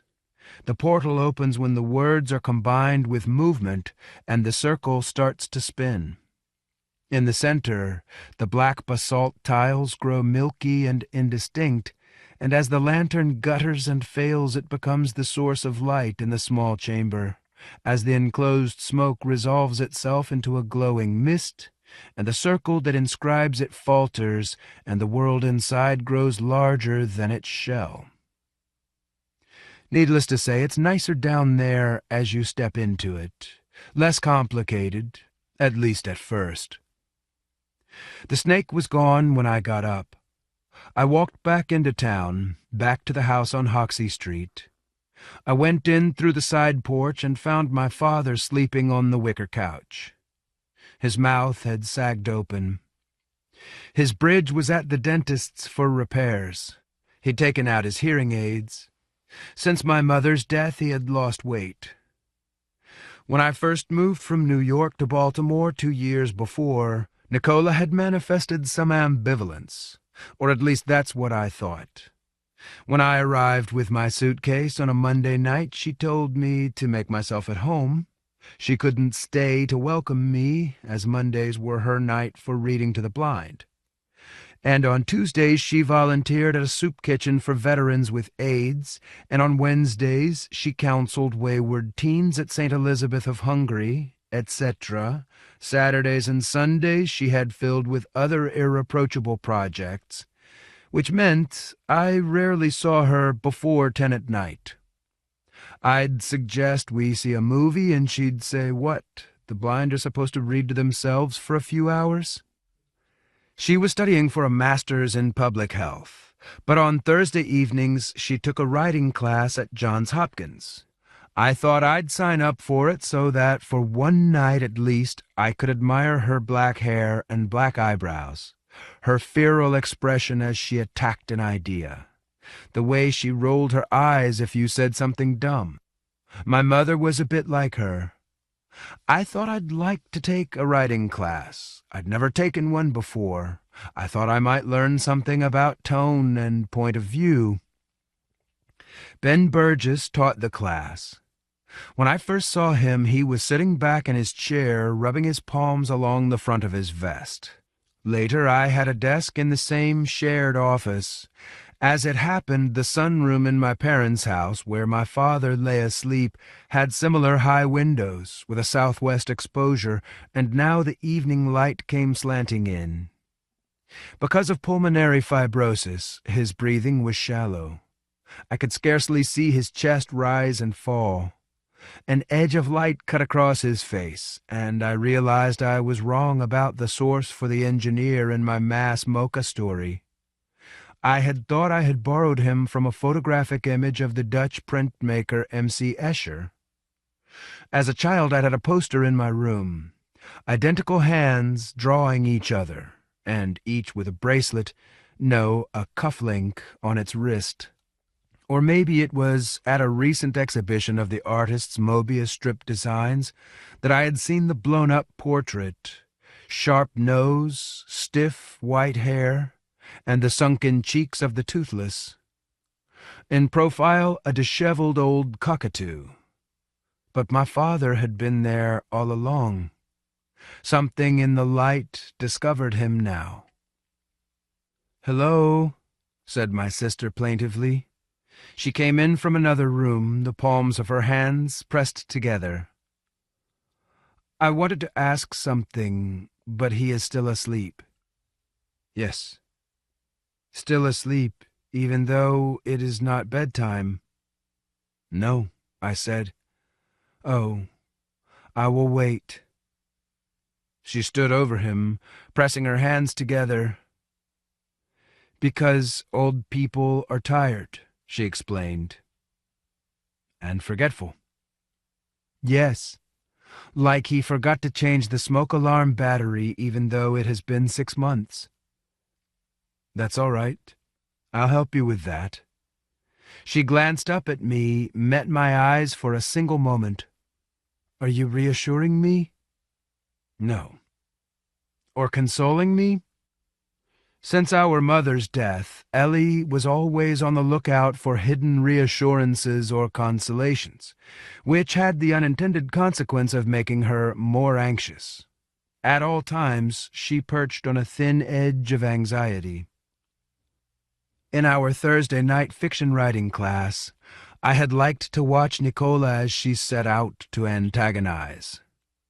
"I don't believe this for a minute," she would say. "This whole scene." It's the way it happened. Even so, and who is this woman? Why does she have to be a writer of all things? Is she, supposed to be you? That's so boring. I enjoyed these conflicts. A year later, Nicola was pregnant, and I had taken over Ben Burgess's courses at Johns Hopkins. In a peculiar reversal, he had signed up for my class on the structure of the novel. I believe he had some independent money, and in any case he claimed he had a story to tell based on his own experience. He brought his friend Tracy to the class, an older, gray-haired woman. She was interesting to me. I had her write a synopsis, then break it down into a series of scenes, each one summarized in a paragraph. This preliminary sketch had gotten more and more complicated, and now included sample chapters.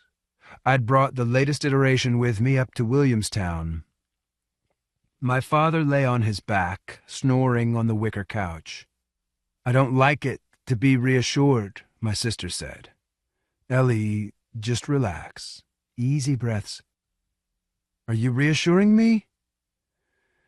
Sometimes I thought maybe my sister and my father could stay in the house if I brought someone else in, a professional caregiver, perhaps. Or else if my father went into the nursing home, Ellie could move into an apartment or a group home. She was rocking back and forth, shifting her weight from one foot to the other as she hovered over the couch. "No reason to wake him," I said. "Don't worry. I'll come down in a minute and fix supper." I didn't want to move my father to the Commons less than a year after my mother had died there. Because the decision was so hard, it had come as a relief to think about the museum opening. Now that was over, and I needed something else to distract myself, a third reason I had come from Baltimore, something that had to do with my mother's memory, something I hadn't mentioned to Nicola. So, the future, the present, and the past. Or else truth, memory, and imagination. As I climbed the stairs, I thought about the power plant, the 3 silent structures in a line, and the forest of condensation tubes leading to the boilers and then up to the big tank.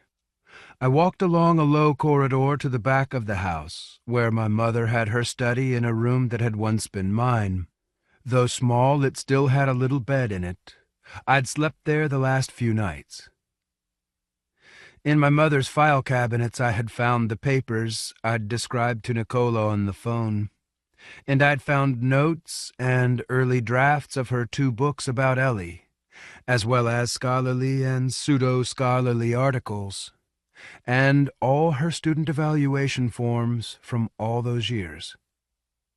I discovered that she hadn't always been a successful teacher.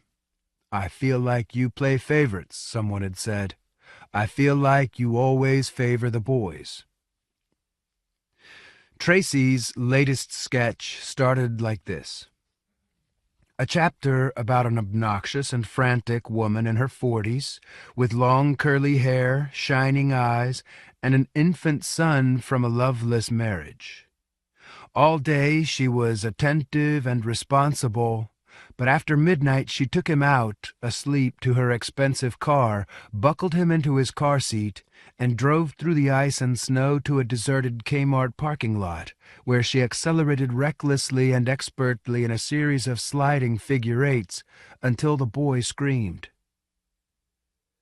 Sitting on the floor of my mother's study, I thought about the subsequent chapters as the story moved back in time to when the woman was 19, and she got to know a student at a college in Massachusetts. In Tracy's words, "He had the brutal look I'd wanted all my life. I first saw him on TV, a game show where they matched up college teams, and he knew everything, and didn't look like he cared about any of it. Plantagenet, he sneered in answer to some question.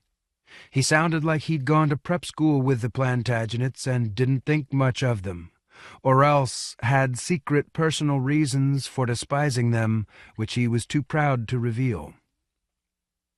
The thing is, I recognized this student, or thought I did. One night I had sat in my parents' kitchen watching Jack Shoots on our 8-inch black and white. Boyish and smiling, he had answered question after question. My mother sat beside me with an odd, dismissive look on her face. Everybody else was frantic as a hummingbird, but he hit the buzzer every time. Afterward, Diane dared me to write him a fan letter. She dared me to send him a pair of underpants, which I did, a really lacy pair. They weren't mine, though. I stole them from her drawer. This was the beginning of the end for Tracy's stupid heroine. By the 6th chapter she was begging for mercy. She was no match for Jack Shoots. The day he got her letter, he borrowed a car and drove down to Hollins University in Virginia, where she was a sophomore. Soon he was sleeping with her and with Diane, too. But what made him irresistible was more than just his appetite. Later, Tracy found she had no love for anyone ever for the rest of her life, not even her husband or son when they came along. All this was many years ago, but it was clear in her memory how he'd lie in bed and talk about other women, not out of cruelty. "There's nothing cruel about a vampire or a parasite," she said. He wasn't gloating or boasting, he was telling the truth. In the margin of her sketch, I had contested her assertion about vampires and enclosed a JPEG of Nosferatu devouring a child. And of course there were vampires in the Forgotten Realms, where the Rose of Seraphol was set, and no one had a good word to say about them. But in addition, I had emailed more substantive comments. I didn't believe that the relationship she described, no matter how destructive, had so completely altered the trajectory of her character's life. She had only known this man about 6 months, and now here she was, still pathetic after 30 years. I said I didn't mind if these scenes with Jason Hall, as she called him in the text, served as the condensed or crystallized form of some larger dynamic, which might involve some other trauma that might interest me. In other words, I suggested, he might be a symptom rather than a cause. "You're not my shrink," she'd emailed back. But it was a matter of credibility. In my mother's files, I was looking for a poem she had written for the American Scholar. I sat cross-legged on the red Kashmiri rug, which my father had brought back from one of his trips. I pulled out the metal drawer, searching for the poem in the files of miscellaneous clippings, mostly columns and book reviews. It was called A Mind of Winter, for our students. Here is part of it.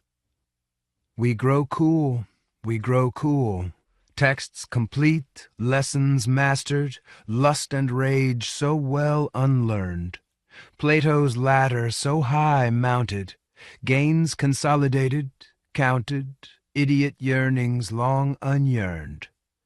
While deep beneath or far below, at the foot or under snow, gentle the attending young, beautiful, solicitous, unconsciously generous, assert the snow, but show the spring.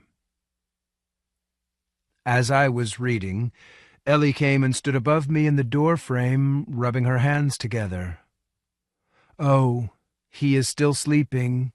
Shall I wake him?" "No, let him sleep. I'll come down and help you." This did not mollify her. Oh, it's me again," she said, softly, a phrase I'd often heard her use when she suspected, or else my mother had explained, that her problems were of her own making. She sounded close to tears, and in the fading light I got up to help her with the small tasks she'd had in mind. It wouldn't do any good, though. I was returning to Baltimore in 2 days. One of the interesting things about autistic people is the insight they provide into ourselves. We all have strategies to distract ourselves from what we cannot bear. Memory, for example, serves such a function. This is how I got my first teaching job. At the end of the short story class that Nicola and I had taken that first fall semester, Ben Burgess asked to talk to me. He was worried because he'd been assigned to teach a course in novel writing. I'd just finished a book, and I said I'd help him out. In January, he came over to the apartment on North Calvert Street to ask what he should do for the first class, which was in a couple of days. "Please," he said, "could you just start us off?" So I came in to meet his students.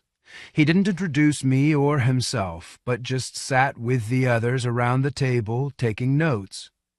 At the end, he waited until everyone had left and asked me what I was going to do for the next class. After a month, he stopped coming. I asked him, "Are you getting paid for this?" "Don't worry, I'll just sign the checks over." After spring break, Nicola told me that if I was teaching in a college, I should be able to claim credit. It might come in handy. I asked Ben Burgess about this, and he thought it was a terrible idea. But I pressed the issue, and he agreed to meet me at the dean's office, where I'd made an appointment to discuss the arrangement. I think he was a little drunk when he showed up on his motorcycle outside Gilman Hall, though it was only 10 in the morning. The dean turned out to be one of those minor characters from fiction and real life who shows his actual feelings in every gesture and expression. At first, he knitted his brows, unsure of what we were trying to tell him. Then his jaw dropped. Finally, flame burst from his ears. I've never seen anyone so angry outside of a cartoon. He leapt up from his chair with such force, a star-shaped hole appeared in the ceiling above him. He chased Ben Burgess out the door. Then he turned toward me, shoulders hunched, fingers twitching and outstretched. The air darkened around him. "You," he said, "I don't even know who you are. This is Johns Hopkins, not some clown college." A year later, I had taken over the rest of Ben Burgess's courses. I was reading Tracy's story, and if you were a certain type of person, different from Nicola, for example, it might have been possible to detect the faltering, senescent hand of Providence in what had now occurred. Once, in bed with Tracy's heroine, Jason Hall had started talking about an English teacher at his college. He had gotten in close with her family and was often at her house. She taught Dante and Milton and expository writing. She was also, Jason explained, delicate and vulnerable with a husband who taught physics and often left her alone with her autistic child while he traveled the world. And despite her intellect and accomplishments, Jason Hall thought he could detect similarities between her and that same daughter, who had become in his eyes a figure of symbolic mystery, a ghost haunting the household, hovering in doorways, uttering from time to time a poignant gnomic phrase. "What was the professor's name?" I asked in one of our conferences. "You never say it in the text." When she told me, I feigned disbelief. "Am I supposed to take this personally?" "Don't flatter yourself," she said. "This is nothing about you." We had already established that the novel was based on events in Tracy's actual life. "People will think she is Korean," I said. "Of course, the description is filtered through Jason Hall. I'm hoping that's a pseudonym, by the way. It's interesting what he chose to tell you. He was probably lying about her name. But that's what he called her, Besides, I looked her up. The actual facts hold no interest, I said. Sure, I understand you have a loyalty to the events as you remember them. It's like you have a movie in your head and you want to be true to it. But we haven't seen that movie. We don't even care about it. This was a lie. I cared only about the movie. So I combined the lie with something true. That's why it's difficult to write about your own life. Any distortion feels like a betrayal. Was she an author by any chance? I liked feeling the thin ice. I'm sure that wasn't her real name, I said. People hide the truth about these things. My own mother called me Matthew in her books. Irritated, uninterested, she shrugged, and I continued. You give the impression they were intimate, him and the teacher.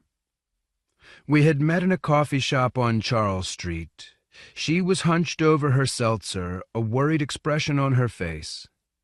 That's what he told me. Actually, he was much more graphic than what I'm saying in the story. Talk about distortions. But he was such a liar. He thought every intimacy was a sexual one. I sat back in my chair, touched the rim of my coffee cup. Anyone watching us, I thought, would imagine she wanted something from me, and by my body language they would think I was resisting. In reality, the opposite was true. No, she continued. It's obvious that these people were really important to him. Each one of them symbolized something, even the teenage boy, who was always kind of a loser. At least he sounded that way to me. Very self-absorbed. But the way Jason tried to connect with what he loved was always about sex. Do you believe him? I mean, about the professor? I don't know, she said. Is it important? I think it is. It speaks to the credibility of the scene. The heroine might be unsure, and the reader, but I don't think the author should be. All right, I believe him, she said bitterly. That would make things more dramatic anyway. Because she was thin, she gave the first impression of a younger woman. Up close, after you were used to her, you could see her face was streaked and knotted with lines. In this way she was like my sister Ellie, who looked simultaneously middle-aged and 14. I myself didn't believe him. As Tracy said, he was a liar. Waiting for my father to wake up, I sat with my sister in the living room where she was rocking in her chair. Do you remember Jack Schutz? I asked. Stupid question. I remember, she said, and smiled. What do you remember? In the rocking chair, she made a face, then pursed her lips together to whistle. The act of remembering provided a secret joy. I also pursed my lips, and she glanced up at my face and then away.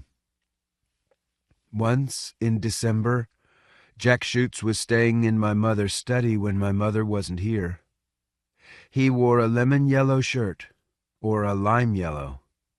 He came downstairs to say he would make chicken fingers for supper, or golden fingers. She paused. It was a night with one cloud and 3 doors. About 8:30. I was in the rocking chair listening to my record called Sister Sledge. My friend Anna gave me that. The clouds and doors referred to an obsolete system for classifying her mood. So, a happy evening. 0 clouds and 4 doors would have been better, but you can't complain about the 1 cloud.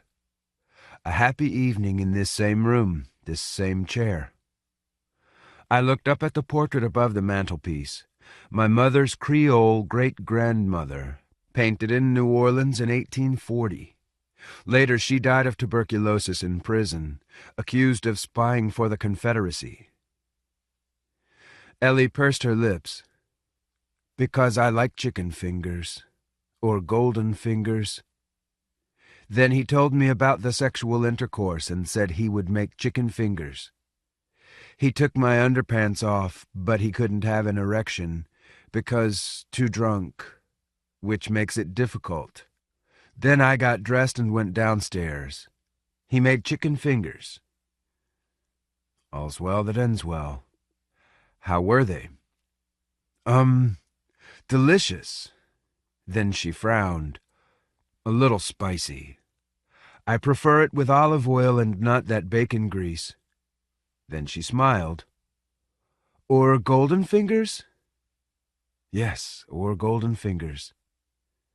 Because they are the same. She paused, started again. Because I don't want to get pregnant. No. Or feel sick. No. Or a venereal disease. Or get up early. God, no, I said. I thought of Tracy's description of lying next to Jason Hall, weeping after he had fallen asleep. And of Tracy herself, weeping in my office when we discussed the scene. But Ellie wasn't unhappy, now or then. Autism had protected her, nor could I bear the thought of saying anything that might spoil the pleasure of remembrance, or make her say, heartbroken, "Oh, oh, oh, it's me again." She smiled. I remember in 1995 he sent me a letter asking for a house portrait for his house, for his anniversary.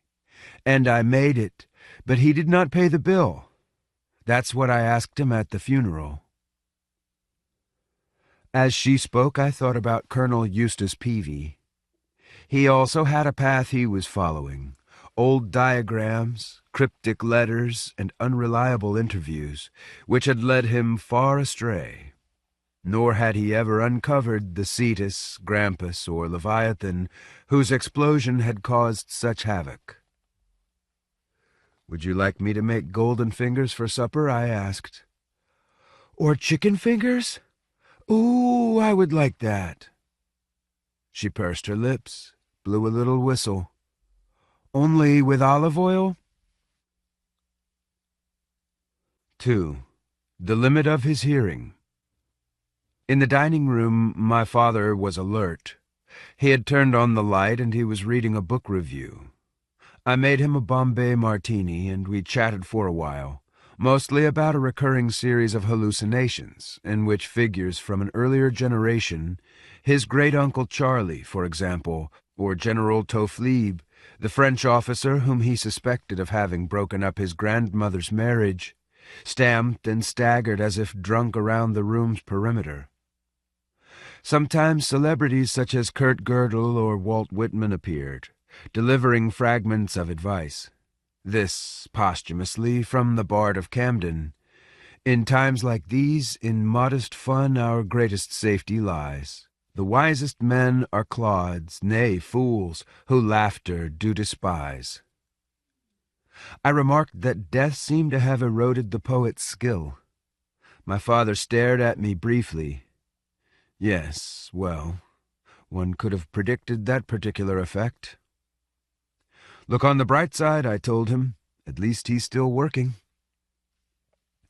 In his opinion, the hallucinations were the side effects of a drug called Mirapex, which he was taking for his restless leg.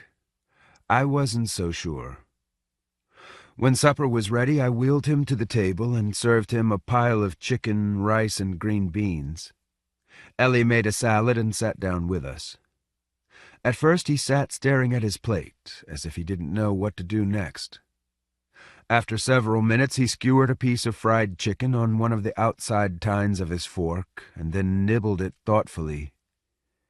The taste seemed to awaken a response, and soon he had slid down into a certain type of memory, which enabled him to eat non-stop for 40 minutes, until long after my sister and I were done. Afterward I helped him up to bed and got him settled. I plumped up his pillows and adjusted the shade. "Listen," I said. "Do you believe in an afterlife? Worlds where people live?" I didn't expect him to answer, and he didn't. When I was a boy, he said, I saw a speech in Cambridge by Percival Lowell, and a demonstration with illustrations of the canals on Mars. You could look up at night and know you were seeing the remains of a great civilizations. All destroyed now, all gone. Just a few last irrigation projects in the red, drifting sand.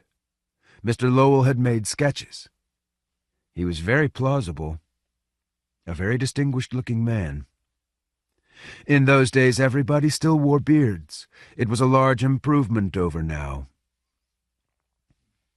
Around 8, I returned to my mother's study and sat down at her desk to do my smiting, as I referred to my daily work on the Rose of Seraphael, the book I was writing for Wizards of the Coast, under the pseudonym Paulina Claiborne, who had been someone from my mother's family in Virginia, though from a couple of generations before. Apparently she'd been a science fiction writer, so my mother said. She had written stories set in the future, none of which survived. How could anyone forget a whole realm, I thought. To waste time, I Googled Percival Lowell, and learned, as I suspected, that he had died before my father was born. Here is part of the episode I wrote that night, about 1,400 words. The sun was halfway down the horizon. The shadow of the statue protruded almost to Lucas's feet. As he watched, arrow on string, the shadow faded, though there wasn't a cloud in the blue sky. Instead, the sunlight itself had changed and weakened as the sky turned color, tending toward a deeper, colder purple, or as if dusk had suddenly come. At the same time, as if to compensate, the empty iron cressets along the balustrade came flickering to life, first tendrils of black smoke, and then a gentle radiance. In a moment the crew had their weapons out, had assumed their postures of defense. Only Lord Roseholm stayed where he was, winking vaguely at the sky. But all was still. Above them the light had lost its force, and it grew cold. In the center of the square the fountain overflowed. Lucas could hear a light, sweet laughter. As he turned, he almost expected to see the ghost who always followed him, his father's mother, dead before he was even born, her face pale and bloodless, her gray hair wild and tangled. Most recently he'd seen her on the ship from Alaron, stalking the deck in her long, shapeless cloak, or perching footless in the rigging like a bird. Whether to haunt him or watch over him, who could say? It was not she. Or if it were, she had taken a new shape. From the west side of the square someone stepped out of the shadows of the long colonnade. A single Eladrin, empty hands upraised, her long black hair braided down her back, dressed in a fawn-colored bodice and diaphanous burgundy sleeves, a gown of red and yellow that moved around her when she moved. She wore a necklace of gold strands and citrine drops, and there were gold rings in her ears. In the square the water and the fire followed her, flowing from the goddess's stone hands and rising up from the broken cressets, until the rest of the city and the world beyond the stone balustrade lost substance, faded into shadow in the middle of the afternoon. She turned in a half-circle, then took a few staggering steps. "You must forgive me. I had something to drink while I was waiting, and I've brought something for you. You must be hungry after 10 days of biscuits and dried sausages." Behind her in the Palace of the Moon, a new light shone among the columns of the portico, and from the stone window frames, a row of empty arches, save for the greenish glow. None of the crew had for a moment relaxed their vigilance, unless you could count Lord Roseholm, besotted by the beauty of the girl in front of him. He wiped his lips, wagged his big head back and forth on his long neck. "Yes," he said, making a motion to the others. "You may stand down." They didn't move until Lucas gave the signal, stepping forward as he replaced the arrow in his quiver.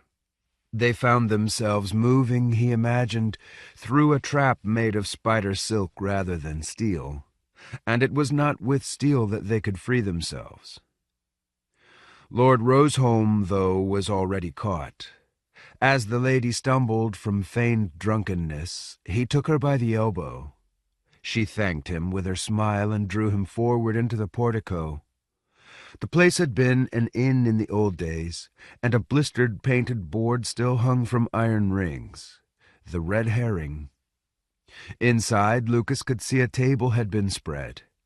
There was one silver plate, one knife and fork, one silver goblet, one chair. It occurred to him that she knew only Lord Roseholm was so stupid as to eat or drink. Lucas raised his hand. The lady favored him with a complicit smile as she drew Roseholm to the carved chair and sat him down and poured a cup of wine for him. She had her own cup of wine, but she didn't drink. Only she made a gesture with her finger, and Lucas could hear, as if at the limit of his ears, a sound that was like music. Lord Roseholm took a sip. "Oh, that was too easy," smiled the lady. She turned her head toward Lucas and the rest, where they had gathered on the portico. "Cousins, and you, sir," she said to Lucas, "let me thank you for not resisting me. Death comes so soon, but not today, because I have need of you, strong soldiers, brave warriors, and loyal too, loyal until death. No, I am teasing. This fellow, how much was he paying you?" Just at the limit of his ears, a sound that was like music, a violin perhaps, and then a pipe. Almost Lucas could hear it better when he wasn't listening. "You knew we were coming," he said. The lady laughed. "Do you think so? Captain, you have a suspicious nature. But let me ask you this. If you don't manage to defend him, despite your best effort, will you forfeit your money? Or were you prudent enough to take your payment in advance? No matter. Whatever money was promised, I will double it." Now she stood behind the Lord's chair, her long hand caressing his cheek as he goggled and drooled, his freckled face empty of understanding, his big head wagging back and forth. She ran her thumbnail down the length of his throat. A thread of blood followed it down. "There, it is done," she said. All together they watched Lord Roseholm's throat swallow and convulse, swallow and convulse, swallow and convulse. Then it was still. "A sad thing," she said, reaching for a napkin from the table. She wiped her hands, then threw down her napkin, turned and stalked out through the portico. Outside it was bright day, the last of the afternoon. The torches were dark, the fountain dry, the shadows long.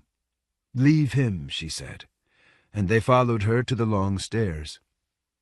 "Come," she said to Lucas, who hurried to her side. "You see, you were meant to die here with Lord Roseholm. 300 gold pieces. The High Procurator of Alaron could have promised you 600 or 1,000. He never meant to pay. But I have work for you."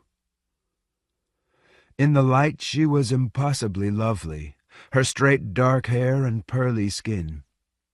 But now that Lucas knew that she was old, hundreds, perhaps thousands of years old, he could see behind her eyes a hooded shadow. She climbed rapidly downstairs, and then turned into the cobblestone streets of the old town. The doors gaped open in the empty houses, stone and brick, and dark passageways smelling of bat dung. Flights of birds rose from the courtyards, and rats scurried among piles of fallen masonry.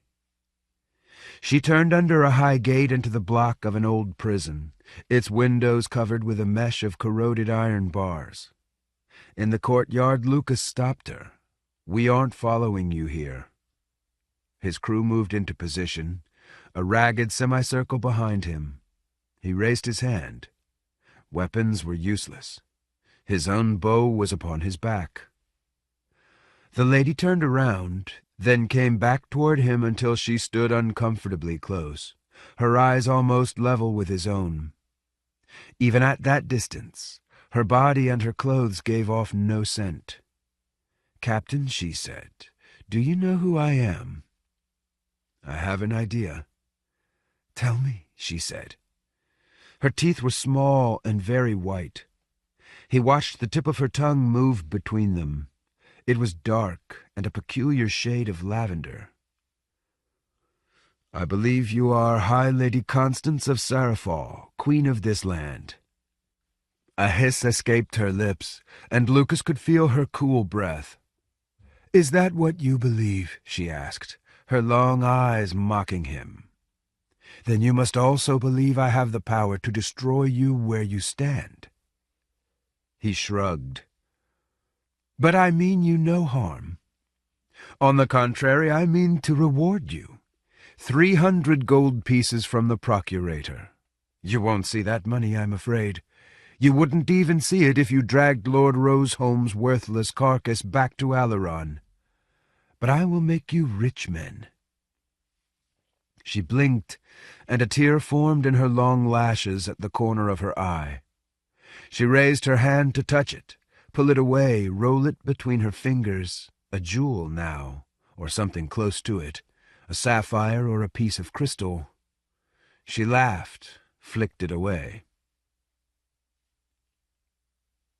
I took a break, thought for a moment about what I was doing.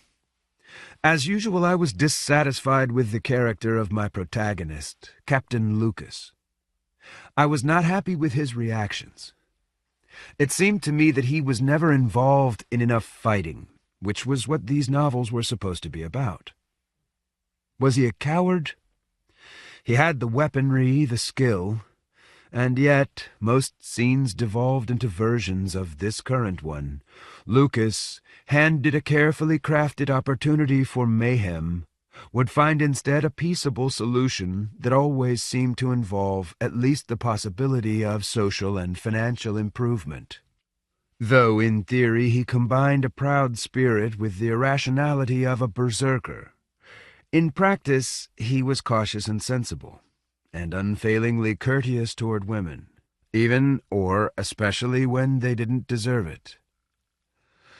I called him Lucas because I disliked the name Nicola had given our own son, Adrian Xafaraj, an inappropriately Romanian moniker which had also been her father's. Because we weren't married, she felt the choice was entirely hers. She was so set on the idea. I had not even mentioned my own counterproposal, a name borrowed from Lucien de Fontenelle, my mother's grandmother's great-uncle, who had run away from New Orleans in the early 19th century, founded a trading post on the Missouri River, married an Indian princess, and died young. I had always identified myself with him, and now with the passive aggressiveness that had always been an art form on both sides of my family, I gave a version of that name to a character in my book, whom, nevertheless, I imagined partly as myself and partly as my own son, head of a posse of like-minded adventurers. In this way I was able to imagine little Lucas as a teenager playing in the woods with his devoted friends. Safe in the pages of a book, he was able to keep his activities secret from his mother, who had nothing but contempt for Dungeons and Dragons, or would have if she'd known anything about it. For these reasons I was too tender with Captain Lucas, the ranger from the Sword Coast. I was too protective, too hesitant to put him into danger, or into any situation where he might be disliked, or insulted, or misjudged by the likes of Lady Constance.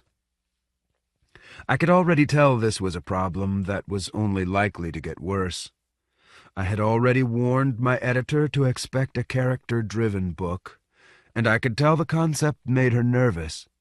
But as she told me when I signed the contract, There is room for many voices in the forgotten realms. My mother's study, metal file cabinets, and 12-paned windows that opened over the backyard. The desk was a small one, a piece of antique cherry wood stained with ink. I had opened my laptop on the old-fashioned blotter. Light came from a Moroccan lantern that had been fitted for an electric light. The copper shields pierced with holes in the shapes of stars. I touched the laptop and the screen lit up. Determined to force Lucas into action, I wrote a few lines more. The ranger captain found himself obscurely touched, despite his misgivings. He had not thought the Fae could cry. "Wait here," he said to the others, and followed Lady Constance through the archway at the top of a flight of stairs, lit from below. She ran her forefinger along the stone banister as she descended. Under the level of the port, the walls sweated and stank. In her other hand she carried a lantern made of copper, the holes pierced in the patterns of the northern constellations. He had not seen her pick it up or where it came from. He thought perhaps she had conjured it out of the fetid air. 2 levels down, the stairs debouched onto a wide, low-ceilinged gallery, stinking of offal and slime. A soft red glow came up the stairway, and the lantern in the lady's hand trembled. Again, Lucas thought he heard a noise, not a scrambling or a scrabbling or a knocking or anything like that.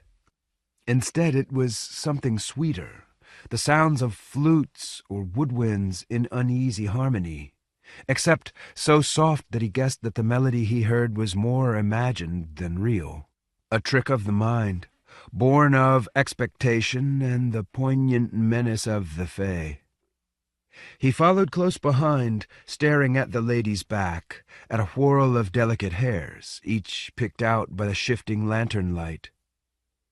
It was his intention to strike her down, to free the island from her sinuous tyranny, and he crept up behind her as close and softly as he could, loosening as he did so the stiletto in his sleeve. One quick strike in the center of that whorl of hair, which seemed so delicate and open to him. Lady Constance paused, and she lowered her head so he could see the muted vertebrae under the golden clasp of her necklace, and admire the sharp shoulder blades under her dress as she pushed her elbows back. One stroke. But only if she would turn around and face him. Never could he attack a woman, even one as evil as the High Lady of Serafall. Or perhaps it was her beauty that stayed his hand. She turned her head and he could see her mocking smile, and see also the one small flaw, the single liver-colored mole at the bridge of her nose, that brought her entire face into focus, and gave her ultimately a sense of helplessness.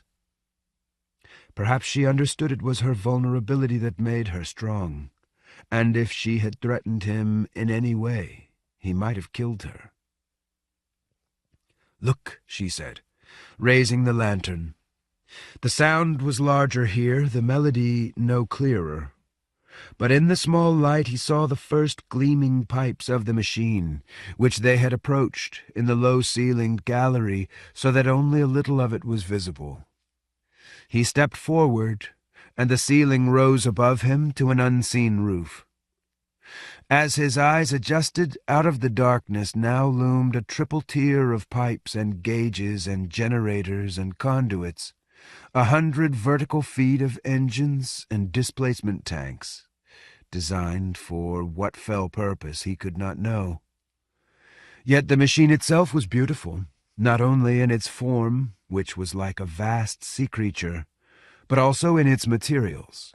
The pipes themselves were made of silver, copper, brass, and gold. High above there was some movement, whether animal or mechanical, Lucas couldn't guess. The lady knelt and opened up a valve in a pipe that snaked across the floor. Steam rose from it, And at the same time the noise that had surrounded them grew louder, sharper, purer, more intense, and other sounds now joined it in a delicate new tracery. Disgusted, I quit for the night. If Lucas had only mustered up the courage to strike the lady down, he would never have progressed far enough along the gallery to glimpse the boiler house. He would never have had to worry his foolish head. He could have gotten through the entire book without knowing it was there. Now, for 20, 30 pages, it was hard to imagine he'd be thinking about anything else. At the end of the story, in the last chapter, no doubt, he would still be puzzling out its anachronistically steampunk processes, tracing the sequences of brass gears, straining to listen and to hear. As for me, I was thinking about Jack Schutz, whom I had admired so much when I was younger, when I was in high school and he was in college. In a way, he had seduced me too, when this was my bedroom. In those days my mother had had an office in Stetson Hall, and though it was the smallest in the house, the room had suited me because it had a private staircase up the back. Jack used to sit here with me sometimes. When I was a teenager, he'd bring up a bottle of wine and we'd talk about poetry.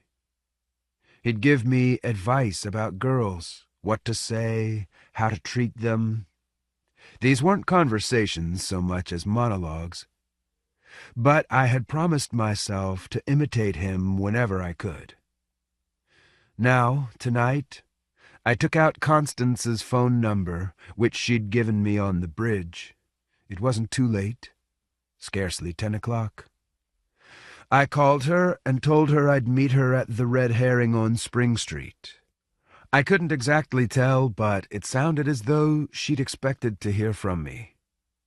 I imagined her autistic child was old enough to be left alone. From the background noise, I wondered if she was already at the bar. The staircase descended from a closet that hung from the back of the house, an architectural oddity that had grown precarious over time. The house itself dated from the 1830s, a singular example of what my father's father had called Greco-Egyptian revival, the Egyptian part manifesting itself chiefly in the shapes of the door frames and pilasters.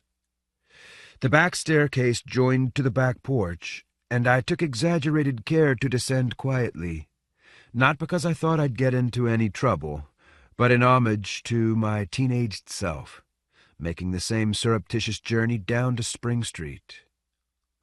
The Red Herring was packed. It wasn't like every other bar.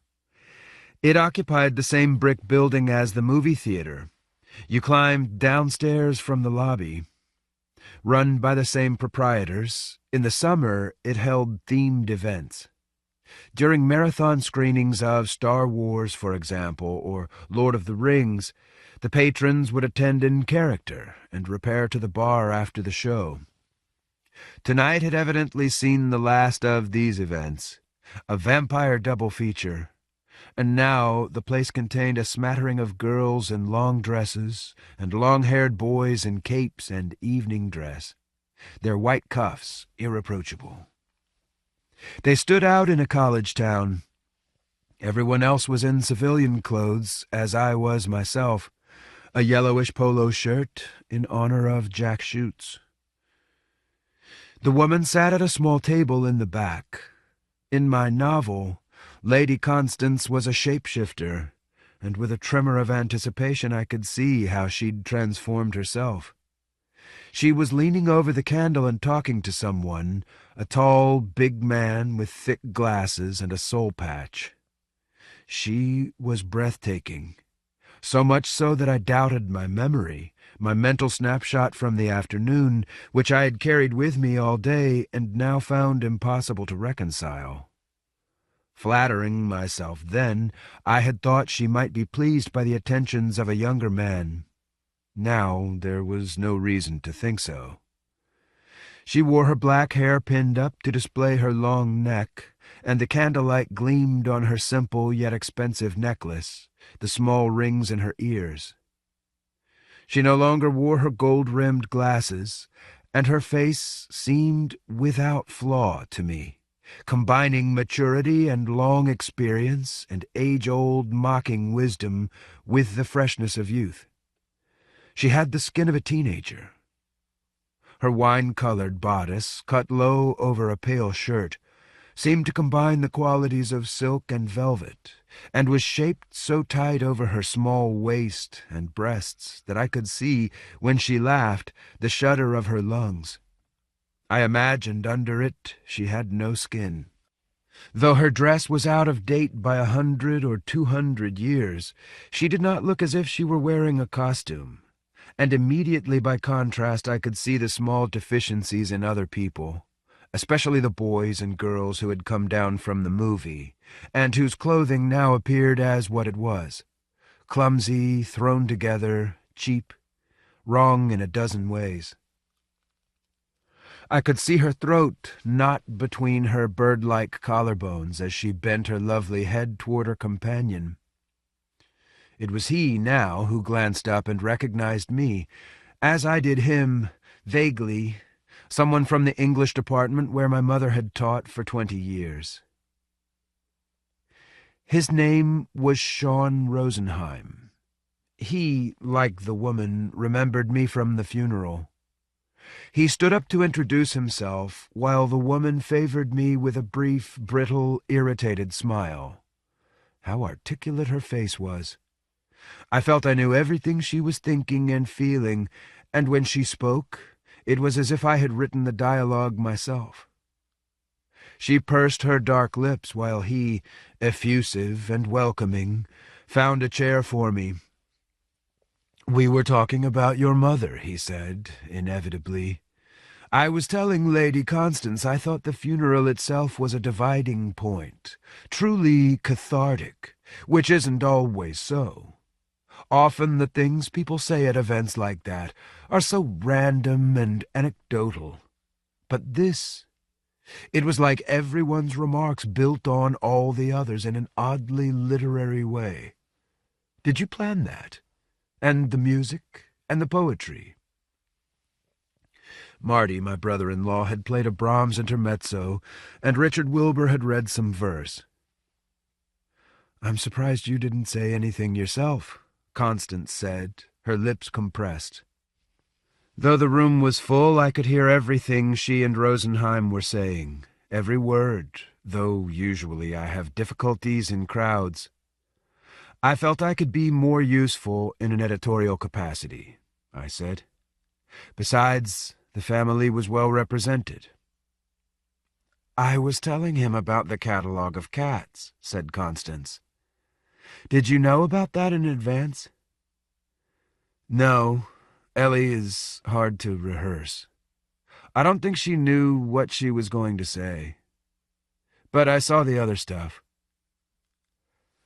"Actually, I found that even more impressive," Sean said. "What your older sister said about the drowning. I was trying to reconcile that with my memories of your mother, in department meetings. She seemed so diffident and respectful, which was ridiculous. We'd known about a certain type of heroism all along, from her books. But I'd never pictured her as an action hero.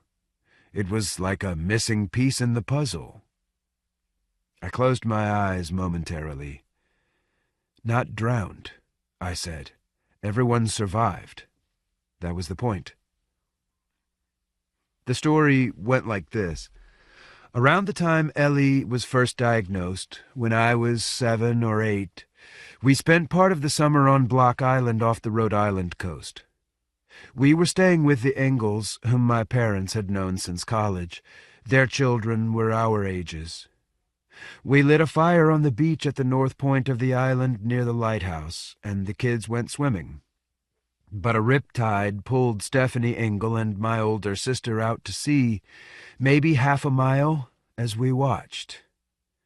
Then Monroe Engel and Brenda jumped in, but Monroe was soon in trouble because he wasn't a strong swimmer. It was just getting dark. I was on the shore. What I remember was a pair of newlyweds who were sitting in the sand nearby. "I can't believe I'm witnessing a tragedy," said the man. "These children will be orphaned before our eyes." Perhaps he also was an English professor or a writer. "But why aren't you doing anything?" asked the woman. She stripped to her bra and panties, this was the part I found most interesting, and jumped in. Soon she also was in trouble. Ellie was crying, and I sat beside her in the sand. Already I knew I couldn't comfort her directly. I didn't even know why she was so upset. I could only guess it wasn't quite what you'd expect. This was the part of it my older sister told at the funeral. We were really far out when the riptide seemed to turn, and suddenly I could swim again. I started to swim for shore. Halfway back, there was Mom swimming to get us. She saw me, and she kept on swimming. I don't think she questioned for a moment what she should do. I was swimming, and Stephanie was not. So she went on, found her and held her up for the next hour, and told her stories while the fog came in. The Coast Guard was called, and boats were found. "It was very literary," Rosenheim said now. "Everything your family does is very literary. It's as if someone is writing a script." She was talking about this random person, but of course, really she was talking about your autistic sister. That's the girl who was always drowning during your whole childhood. The rest of you, it was sink or swim. Your mother didn't even break her stroke. I decided at that moment to dislike Sean Rosenheim, and decided also I would pay him back for what he had just said. Maybe I would pay him back 3 times, 3 separate ways. Maybe I, like my autistic sister, could refuse to be consoled. "There was an old guy," I said. "He was the hero, not my mother. He was surf-casting near the point. The people on the shore were calling out, and the boat thought they were waving them off the rocks. So they started to pull offshore, and this guy realized that was going to be a problem. So he went in as well, but instead of trying to save the others, he took the current and let it carry him straight out to the boat. He brought them in, where they picked up everybody. My sister was the only one who managed to swim in by herself." "I think it's possible to hit a seam in a riptide," Constance said. She spoke like someone who understood about boats, and swimming also. She spoke like someone who knew everything. "Did you see Jack Schutz at the service?" I asked. "He was there. Did you know him?" She gave me a look that told me not to be stupid. He looked old. I also had found him diminished, gray and small. This was months before I'd first met Tracy or seen her synopsis, and I hadn't thought about him in a long time. Even so, I didn't have much interest in him at that moment. A successful lawyer, married, 2 children. I had read my mother's poem on the occasion of his daughter's birth. The skull, its perfect eggshell full, hazed, haloed with the usual hair. In my memory he was a different kind of person, and perhaps in Constance's also. "I like that," said Sean Rosenheim. "I like people whose names are complete sentences. I once had a student named Chase Lyons." Suddenly he seemed very drunk. The bar had emptied out as we were talking. I turned back to the lady. "I find that so hard to believe," I said. "Did you talk to him?" "Yes, but he was very weepy, very sad." Then Ellie interrupted. She wanted to discuss a house portrait he had commissioned. Constance smiled. "He wasn't sad when I talked to him. He said something very strange.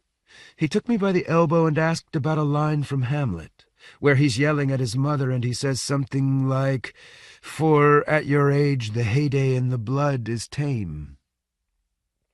I stared at her perfect, ageless face. I would have thought that was pretty straightforward.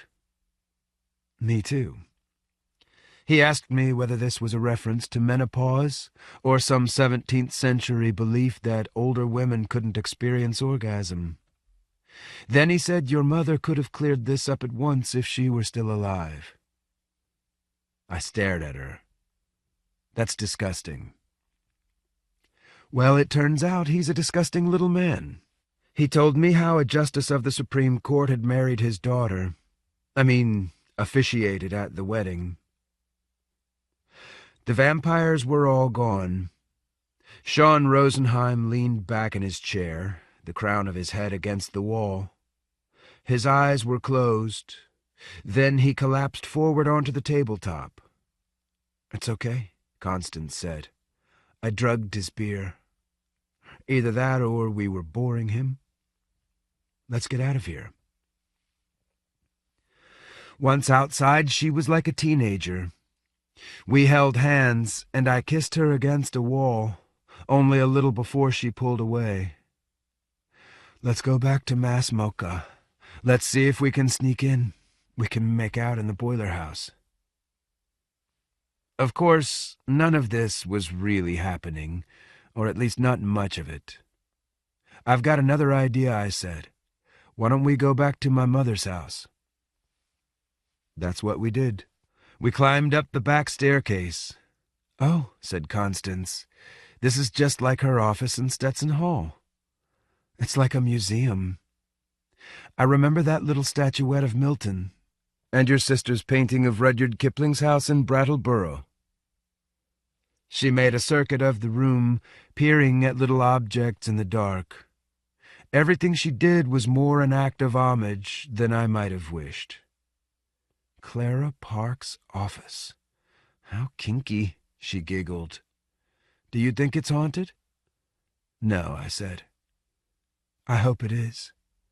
I feel like I can finally pay her back." "Keep that thought," I said.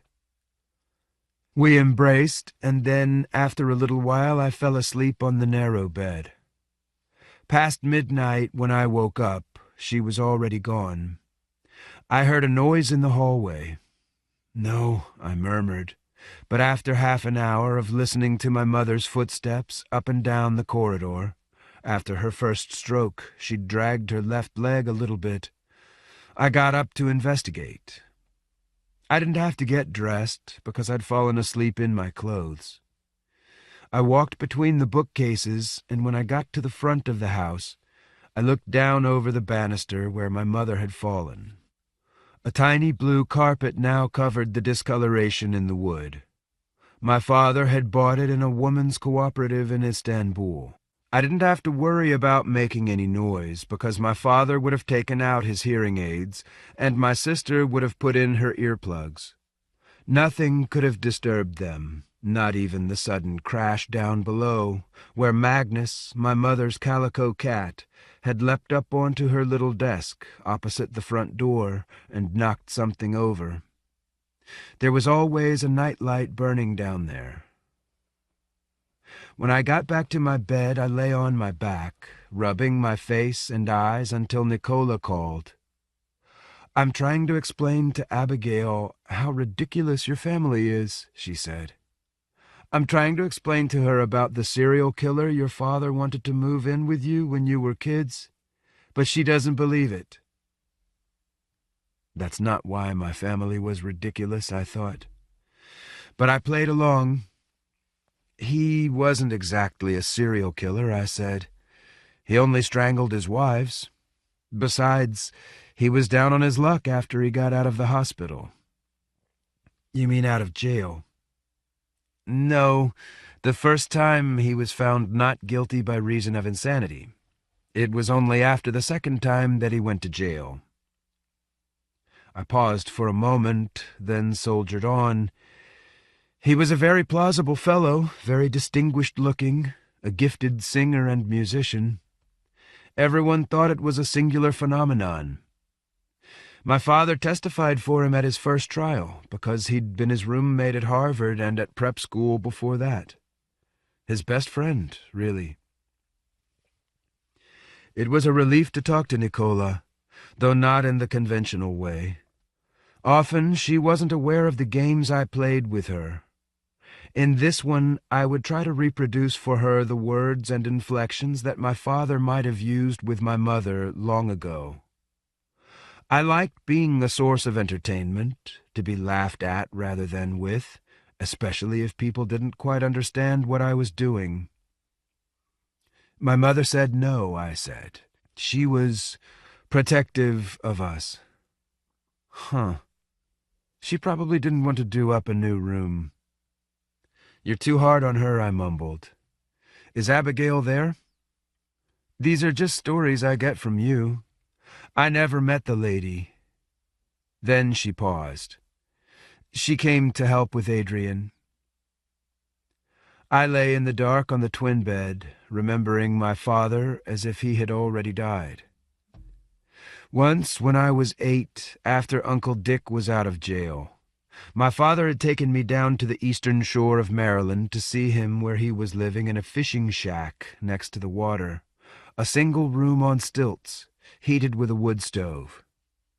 He was there with a much older man, and I was curious about the whole arrangement, mostly because I'd never met a murderer before and didn't know what I was supposed to say. My father, who was big on etiquette, told me it would be impolite to mention anything at all about the actual crime. As a compromise, I proposed asking Uncle Dick whether he had enjoyed being in prison, but my father said that was a terrible idea. Indiscreet, he said. Here's what I remember about the fishing shack. To the right of the cast-iron stove stood a wicker basket for scrap wood, in this case a pile of broken, splintered bowling pins. His name was Dick Holden, I said. Even at Cedar Junction he was still writing theatrical productions for the inmates. Musical comedies about prison life. Then they let him out again, and he resolved our dilemma by drinking himself to death. Obliging. My father thought so. I was enjoying this, for reasons I might have found difficult to explain. Is Adrian asleep now? I asked. And then, in a little while, did I ever tell you about Jack Schutz? Later, after she'd hung up, I lay on my back and remembered the stupid stories my father had told me when I was a kid. How his table manners had been so impressive.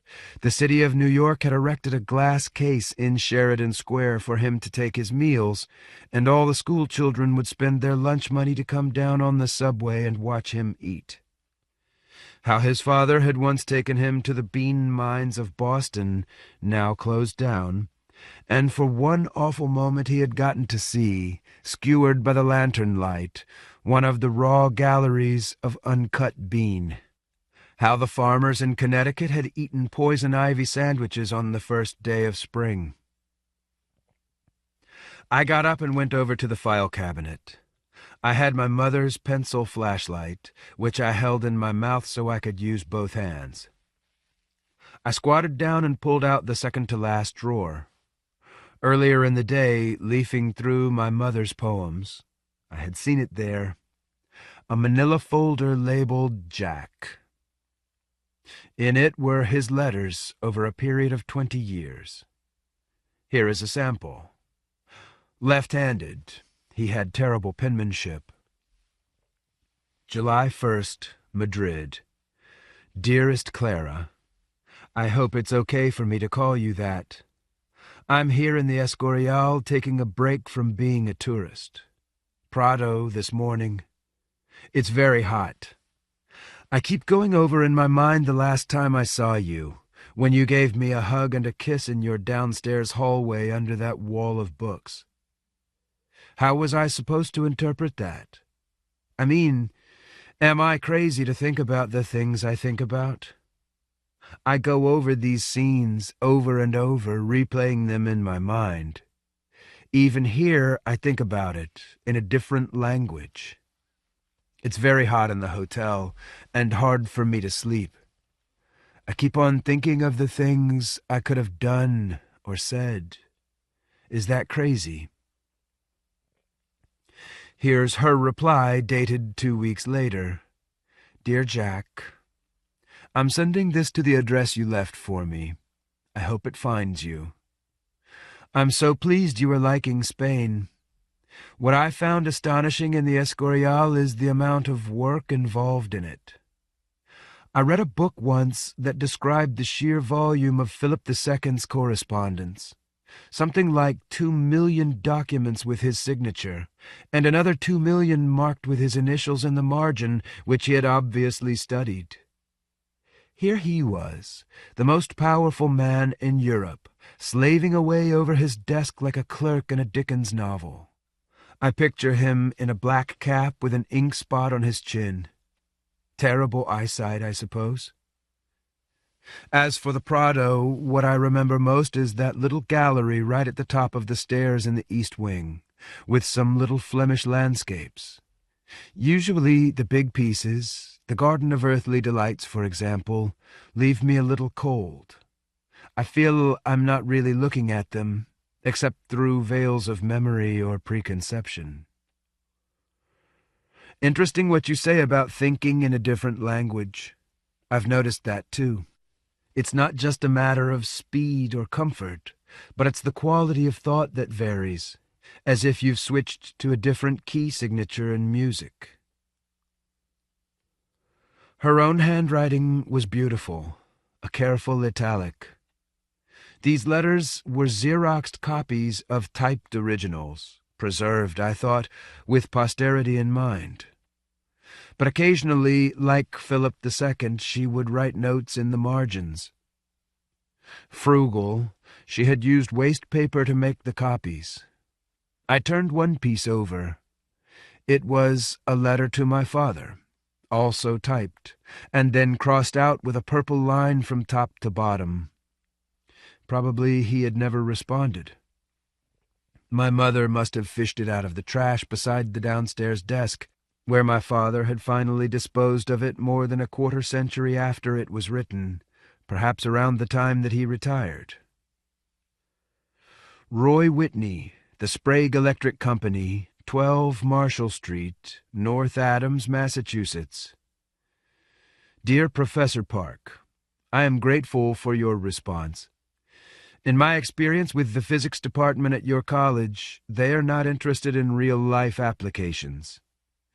As I say, these discoveries have come as a byproduct of various projects undertaken during the late war, more than a decade's worth of research that I have pursued on my own time. Much is still classified, of course, but some of these phenomena are full of applications for civilian use.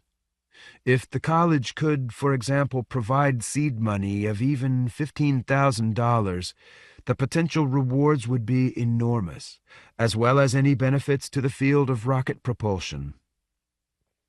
I have already approached the NACA, and have also sent letters to Dr. Bode and Dr. Clauser, directors of research at Bell Laboratories and the Ramo Wooldridge Corporation, respectively, with no results. But I feel under the auspices of your department, and especially such a distinguished scientist as yourself, the Committee on Space Technology might be able to reconsider my proposal. 3. The Ghost in the Airstream. Before I left Baltimore, I'd had a conversation with Tracy Knox about the end of her book. She had taken to heart something I had said, something about the constraints of a single viewpoint narrative, whether first or third person. I told her to consider switching in later chapters to another point of view so as to vary the tone and to introduce another source of information. I didn't say completely what I thought, which was that I was tired of her narrator and her incessant complaints. But I wasn't prepared for the choice she made. Scenes from Jason Hall's college experience, instead of being described in a series of conversations between the heroine and her lover, now were narrated directly from the point of view of a new character, the English professor's teenage son. "I think it's a bold choice," I said in the coffee shop on Charles Street, "but I wonder if you know enough to do him justice, or like him enough. Viewpoint characters? You have to like them a little bit. I mean, didn't you say you thought he was kind of a loser?" "That's what Jason said. But I'm thinking the truth is maybe more complicated. And it's not as if Jason always told the truth. I think now maybe he was jealous of that kid, just because of his proximity. Jealousy would have been a new experience for Jason, and one he didn't understand very well. Besides, they were friends, in a way. When he was living there during his junior year, he said he used to go into the kid's room and listen to Miles Davis." "But you never met him." She made a quick gesture with her hand. "You're the one who's always telling me to invent a little more, not worry about the facts. Make up your mind." "No, I never met him. Not as far as I know. Besides, maybe I did see him once, at least at a distance." I looked into the bottom of my teacup and said nothing. I had wondered how she had managed to render the English teacher's house so precisely. No doubt Jack Schutz was a brilliant young man, but I found it hard to imagine him describing the layout of the rooms in such complicated and colorful detail. "He brought me up there once," she said, "and he pointed out the house. He didn't think anything about it. I didn't let him know I was interested. But I saw a kid on the front porch. Glasses, curly hair. I figured he looked a lot like his mother. At least, that's what I'm going to write." "On the front porch?" "That could have been anybody," I said. Irritated, she shook her head. "Sure, but that's the person I'm going to describe. Do you have a problem with that? Besides, you're wrong. He doesn't have to be likable. Nobody in this story is likable so far. He doesn't even have to be credible. Jason used to talk about him a lot. Even when I was half crazed, I was struck by some of the things he said about him, or what he said about himself. How he'd come home after school and his mother would be sitting in the living room with some adoring student, and he realized that she knew everything about this kid and nothing about him. He said it made him feel half lonely and half safe. That always struck me. He had an upstairs room at the back of the house. No one bothered him back there except for Jason. Tracy had a habit. She used to twiddle a curl of her gray hair under one ear. She was doing it now. He told Jason a story once. When he was about 8, he spent a year in England where his father was at Trinity College. They lived outside Cambridge in a little subdivision.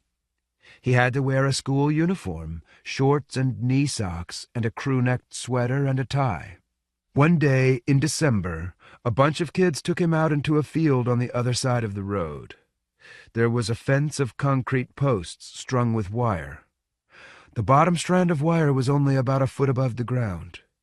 These kids tied his hands behind his back and tied the end of his necktie to the bottom wire and left him.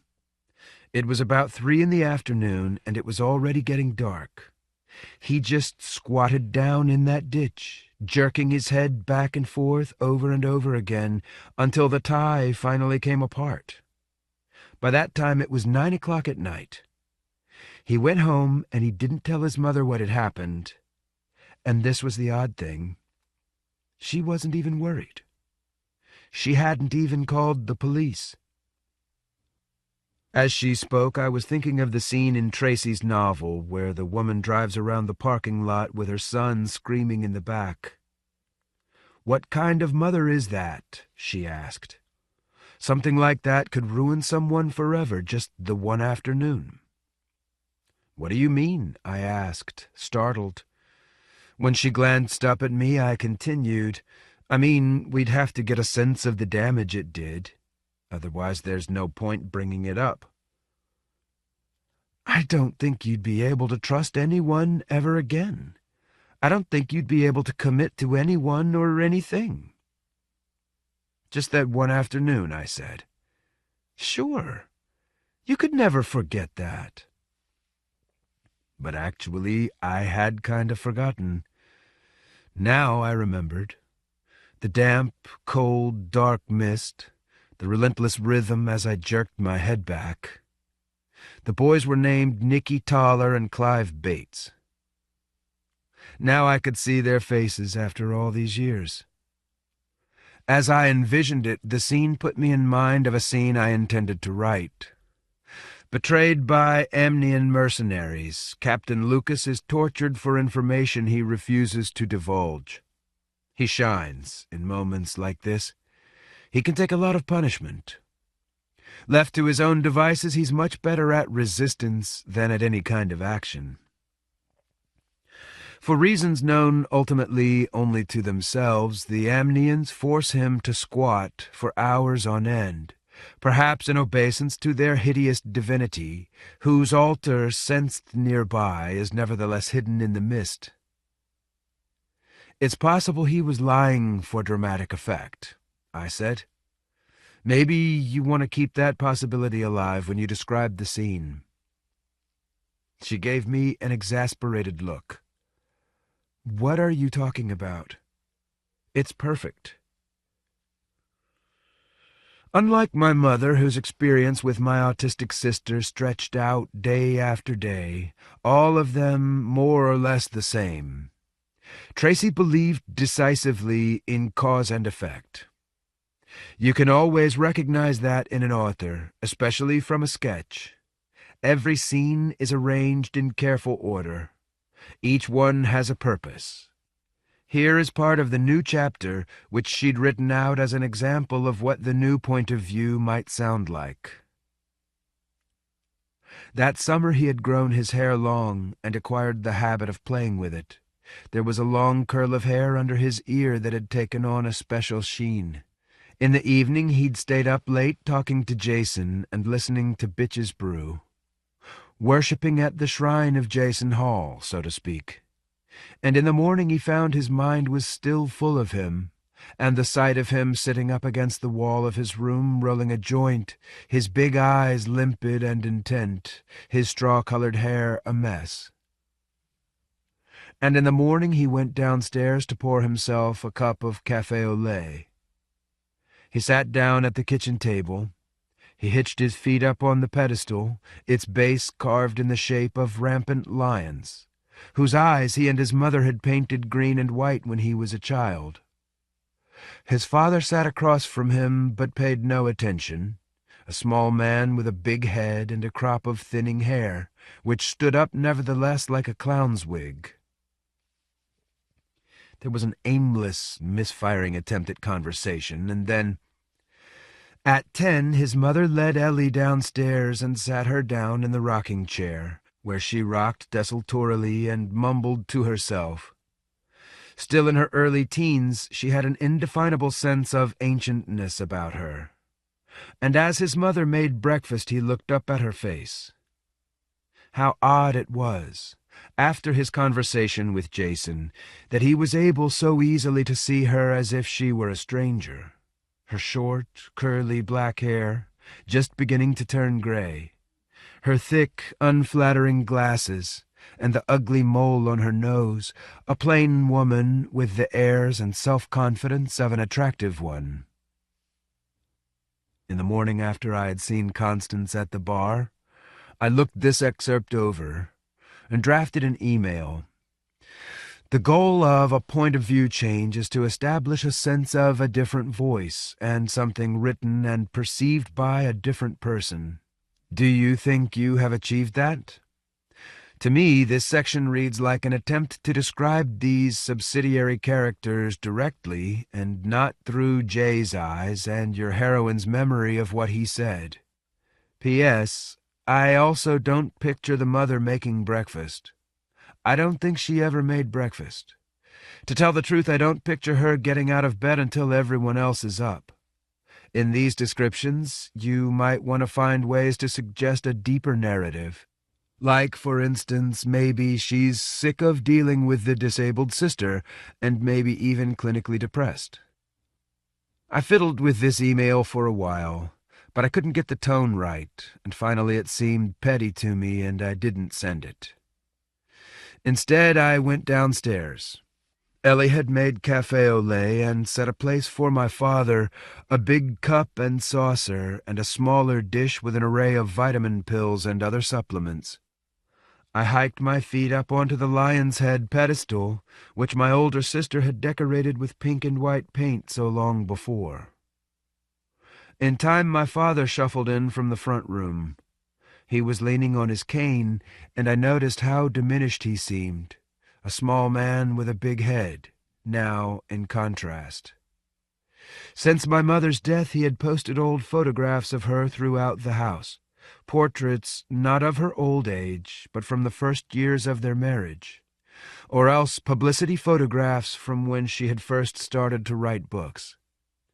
In all of them, she had the anxious, self-conscious look that was perpetual with her. But as my father took his seat now, with difficulty, under one of them, a head shot, shoulders hunched, leaning her cheek upon her hand, I could see as if for the first time how beautiful she had been.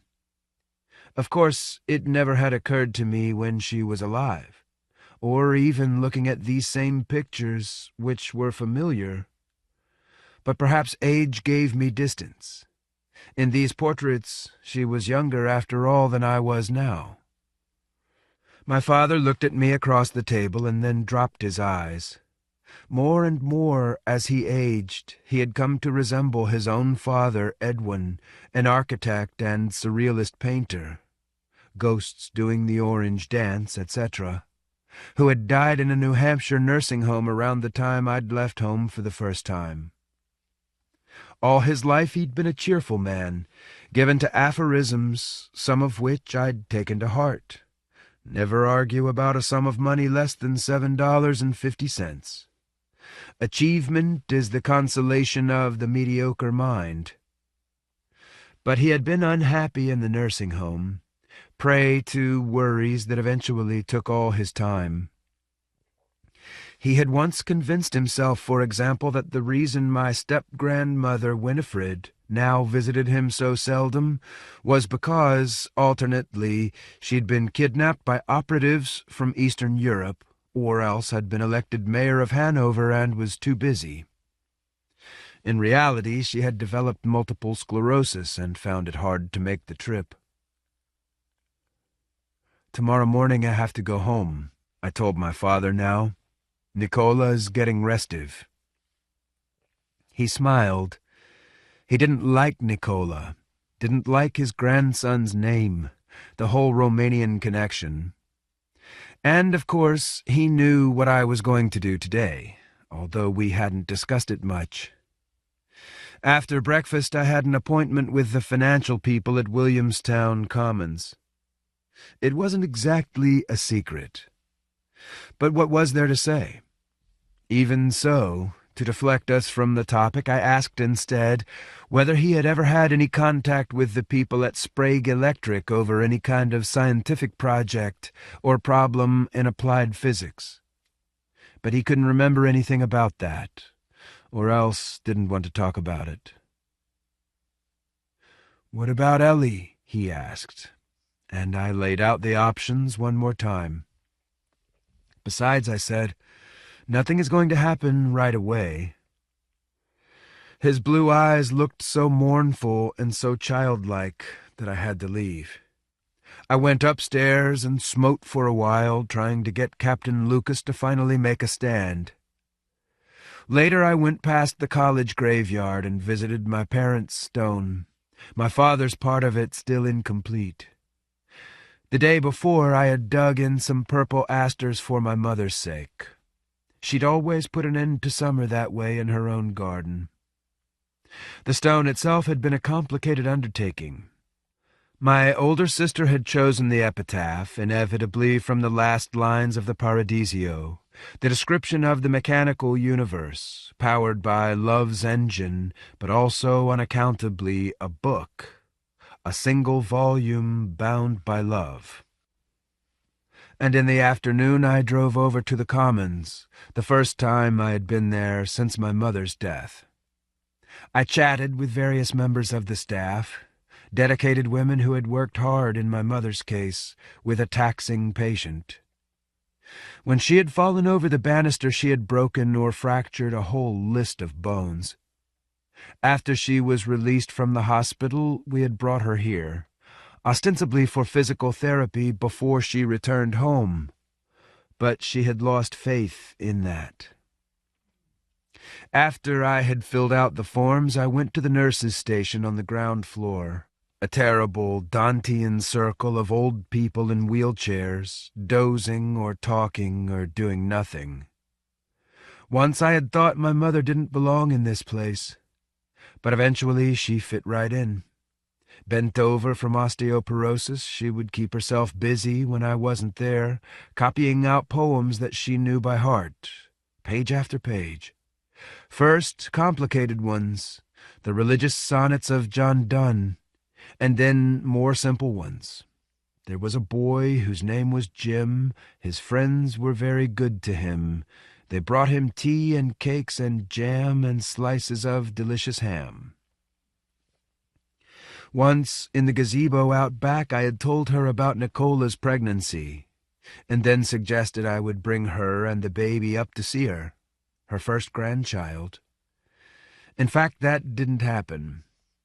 But I remember showing her pictures as she sat in the sun, snapshots of the apartment in Baltimore, and one of Nicola, much distended. She put her finger on it. What was it your grandfather said? Never marry a Romanian. In her last years, she suffered from progressive aphasia. My grandfather, to her, was always my father's father. She never spoke of her own. As it happened, I remembered this particular aphorism differently. I had always been fascinated with Romania, its history and literature, its language, its women. I had written books. In a moment, anyway, she relented. Just because I can't talk doesn't mean I can't feel. I peeked in on the room where she had died. She'd been plagued by an anxiety that she would wet herself, which obliged her to ask to go to the bathroom every 20 minutes or so. I had taken her in her wheelchair and was waiting for one of the aides when she had a seizure. I brought her back to her room and laid her down on her bed and got in next to her. People asked for permission to get a doctor, but I refused. It would have been too late anyway. "It's okay," I said, my arms around her. "You did your best." Now, as I left, I passed a room on the first floor and noticed the name beside the door. An old man sat on the side of his bed, his hair white and yellow and unkempt. "Mr. Whitney," I said. "Could I come talk to you?" Startled, he looked up. His eyes were rimmed with pink. "Somebody told me you worked in the old boiler house at Sprague Electric. Do you mind if I ask you a few questions?" "I don't much care for all that," he said, "what that is." There was a tray of food on a stand, and he resumed peering at it. I came in and sat down on the chair beside his bed. Someone had arranged some family pictures on the dresser. I recognized Constance among some other people her age. There was some scrambled eggs and toast on a plate. The cover was off, but the food looked untouched. "What about this?" he asked. But I had questions of my own. I asked him whether there had been a secret jet propulsion project at Sprague during the war. He was staring at my lips, and his eyes took on a hunted look. "I don't much care for it, whatever it looks like." "Well," I said, "it doesn't look like much. I know you weren't able to get funding. I was tired of this subtle linguistic dance. I was looking for a breakthrough. I took out my laptop on which I had a slideshow of the power plant. It looks like something's been removed from there, I said, indicating one of the big tanks.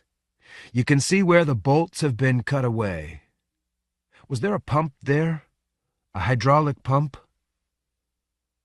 Pump, he said.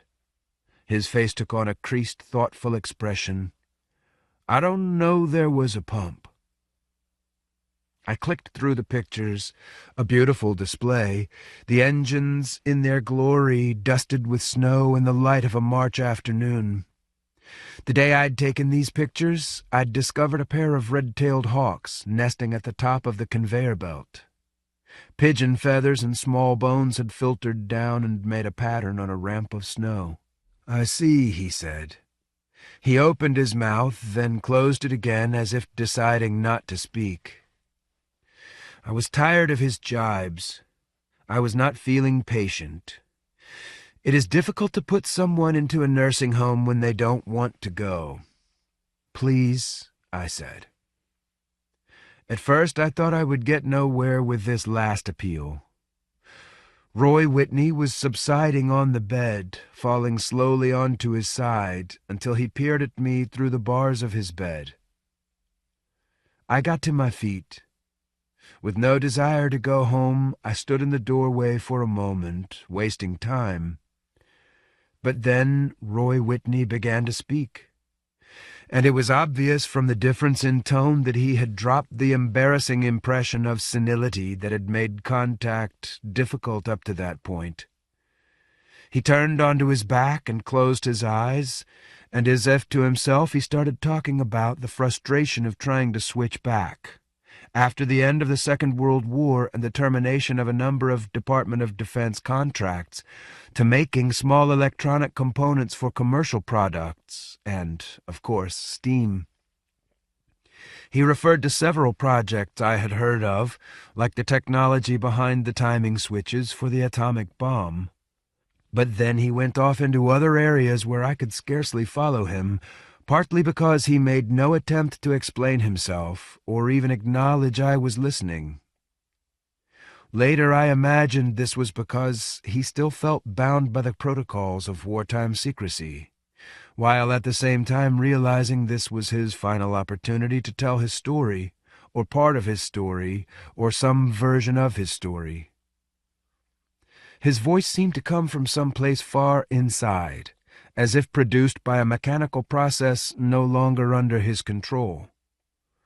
The vocabulary he used was increasingly specialized, but even so, ignorant as I am, I could not but guess at the excitement of these nascent technologies, even as his tone and his delivery grew increasingly arid and more formal.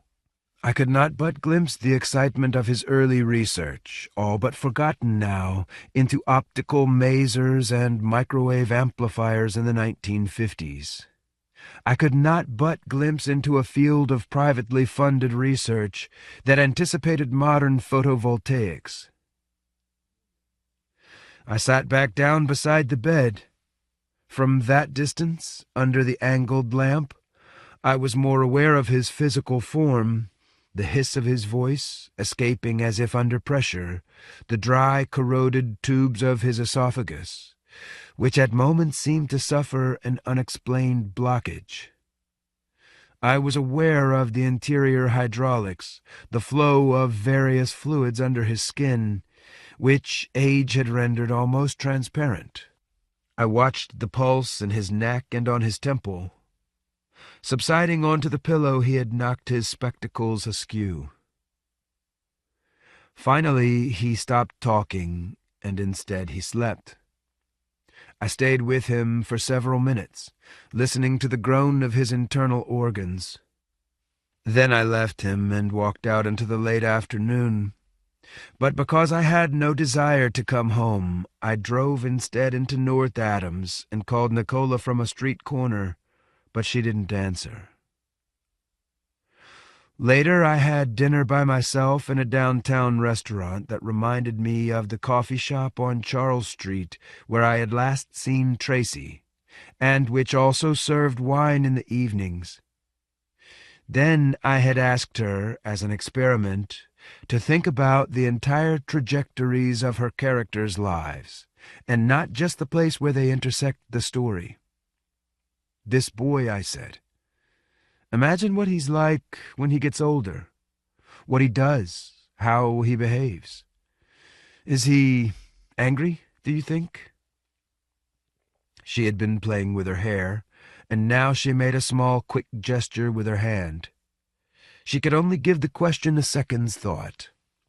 Not angry, but maybe consumed with his own fraudulence, hollowed out. Maybe everything good that ever happened has been because of chance. That's what he thinks. Something like that. I picture him remembering his mother after her death, toting up the ways she disappointed him, keeping score, even inventing whole scenarios to punish her. Or maybe punish himself, I said. How does he do that? In what context? Is he a writer? Again that quick, impatient gesture, and a deliberate sniff.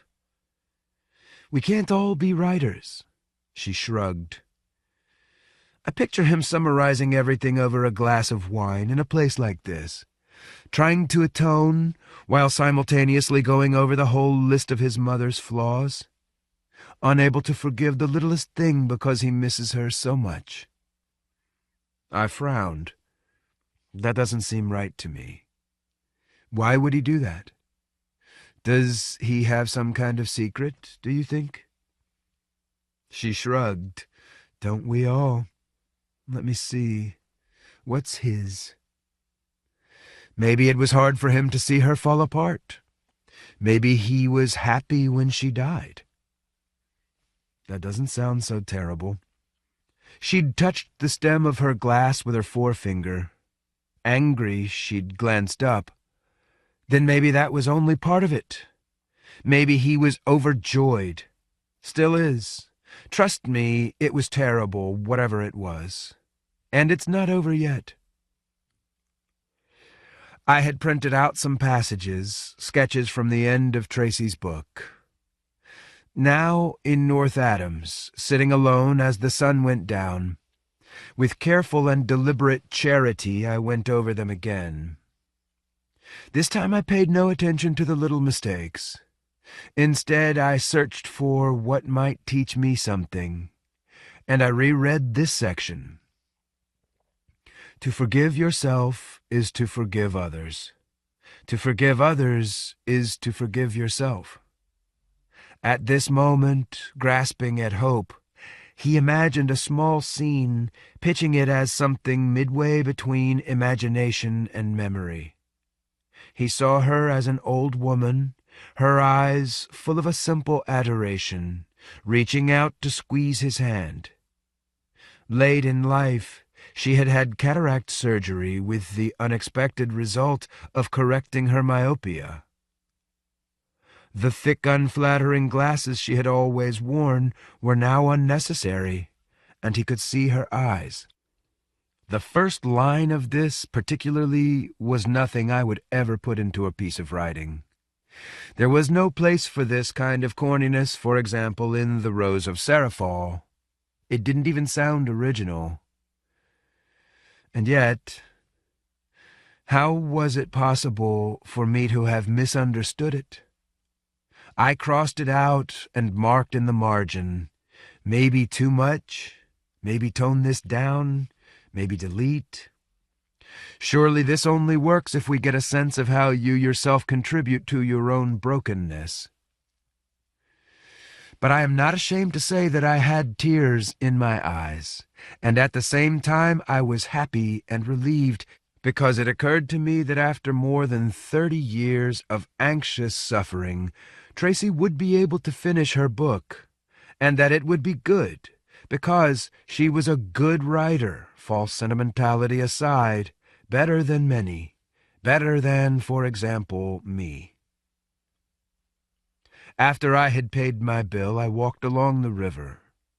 I was expecting someone, and at the corner of Marshall Street, I turned to see her watching me from across the street, a pale old woman in a pleated, shapeless dress that fell almost to the pavement. She seemed to have no feet. How long had she been waiting? Immediately she walked away, only turning her head at intervals to look back. Her right hand trembled. Her hair was wild and unbrushed. She entered the gate into the Mass Mocha complex, and I followed her across the bridge.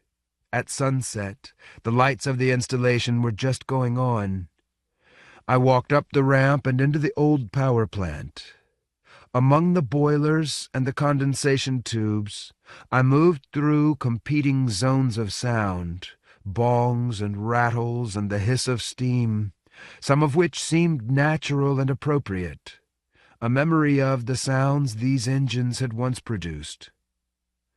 Others were obviously invented, too rhythmical, too sweet. I heard the buzz of my text, my pseudo-interview with the non-existent engineer, but I didn't listen to the words. I had lost the old woman among the condensation tubes.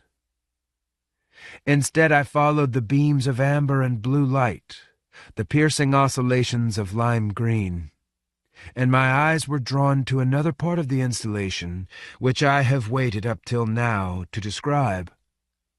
An Airstream trailer, suspended on a catwalk 40 feet above the stream. With solar-paneled wings, it pretends to be the remnant of a voyage to the sun, undertaken by a Dr. Carusi in the 1970s. Shards of parachutes flutter in the scaffolding. The door is open. You can climb up through the boiler house and out into the open air, and climb inside. The wind shakes the catwalk and the Airstream shudders, as if with the illusion of flight. Part 3. Ghosts Doing the Orange Dance. 1. Soon. Before her marriage, my mother's name and address was almost a palindrome. I've seen it on the upper left-hand corner of old envelopes. Virginia Spotswood McKinney, Spotswood, McKinney, Virginia. Spotswood was her father's farm in a town named after him outside of Petersburg. He was a congressman and a judge who had sent his daughters north to Bryn Mawr for their education, and had no reason to think at the time of his death that they wouldn't live their lives within powerful formal constraints. He died of pneumonia in 1912. He'd been shooting snipe in the marshes near his home. I have a footlocker under my desk that contains the remains of my grandmother's trousseau, enormous Irish linen tablecloths, and matching napkins, never used. The silver and china, a service for 25, was sold when my mother was a child. My grandmother married a Marine Corps captain from a prominent family, a graduate of the University of Virginia and Columbia Law School. But their money went to his defense during his court-martial. For many years, she lived a life that was disordered and uncertain. But by the time I knew her when she was an old woman, that had changed. This was thanks to forces outside her control. Her sister Annie had married a lawyer who defended the German government in an international case, the Black Tom explosion of 1916. An American gunboat had blown up in the Hudson River amid suspicions of sabotage. The lawyer's name was Howard S. Harrington. Afterward, on the strength of his expectations, he gave up his practice and retired to Ireland, where he bought an estate called Dunlow Castle. Somewhere around here I have a gold whistle with his initials on it, and also a photograph of him and my great-aunt, surrounded by a phalanx of staff. But he was never paid. America entered the First World War, and in 2 years the Kaiser's government collapsed. Aunt Annie and Uncle Howard returned to New York, bankrupt and ill. My grandmother took them in and paid for the sanatorium in Saranac Lake, where he died of tuberculosis, leaving her his debts. In the family, this was considered unnecessarily virtuous, because he had offered no help when she was most in need. Conspicuously and publicly, he had rejected her husband's request for a job in his law firm, claiming that he had committed the only crime a gentleman couldn't forgive. She had to wait 40 years for her reward. In the 1970s, a West German accountant discovered a discrepancy, an unresolved payment which, with interest, was enough to set her up in comfort for the rest of her life. At the time, she was director of the Valentine Museum in Richmond. Some of her father's household silver was on display there in glass cases, along with various antebellum artifacts, and General Jeb Stuart's tiny feathered hat and tiny boots. She was active in her local chapter of the United Daughters of the Confederacy. She used to come to Rhode Island during the summers and make pickled peaches in our kitchen. I was frightened of her formal manners, her take-no-prisoners attitude toward children, and her southern accent, which seemed as foreign to me as Turkish or Uzbeki. She had white hair down her back, but I could only see how long it was when I was spying on her through the crack in her bedroom door during her morning toilette. She'd brush it out, then braid it, then secure the braids around her head in tight spirals, held in place with long tortoiseshell hairpins. She wore a corset. One night there was a thunderstorm, and for some reason there was no one home. She appeared at the top of the stairs, her hair undone. She was breathing hard, blowing her cheeks out as she came down, and then she stood in the open door looking out at the pelting rain. "Come," she said. I always obeyed her. She led me out onto the front lawn. We didn't wear any coats, and in a moment we were soaked. Lightning struck nearby. She took hold of my arm and led me down the path toward the sea. We stood on the bluff as the storm raged. The waves were up the beach. Rain wiped clean the surface of the water. For some reason there was a lot of phosphorescence. She had hold of my arm, which was not characteristic. Before, she'd never had a reason to touch me. Her other hand was clenched in a fist. The lenses of her glasses were streaked with rain. The wind blew her white hair around her head. She pulled me around in a circle, grinning the whole time. Her teeth were very crooked, very bad. 2. The Glass House.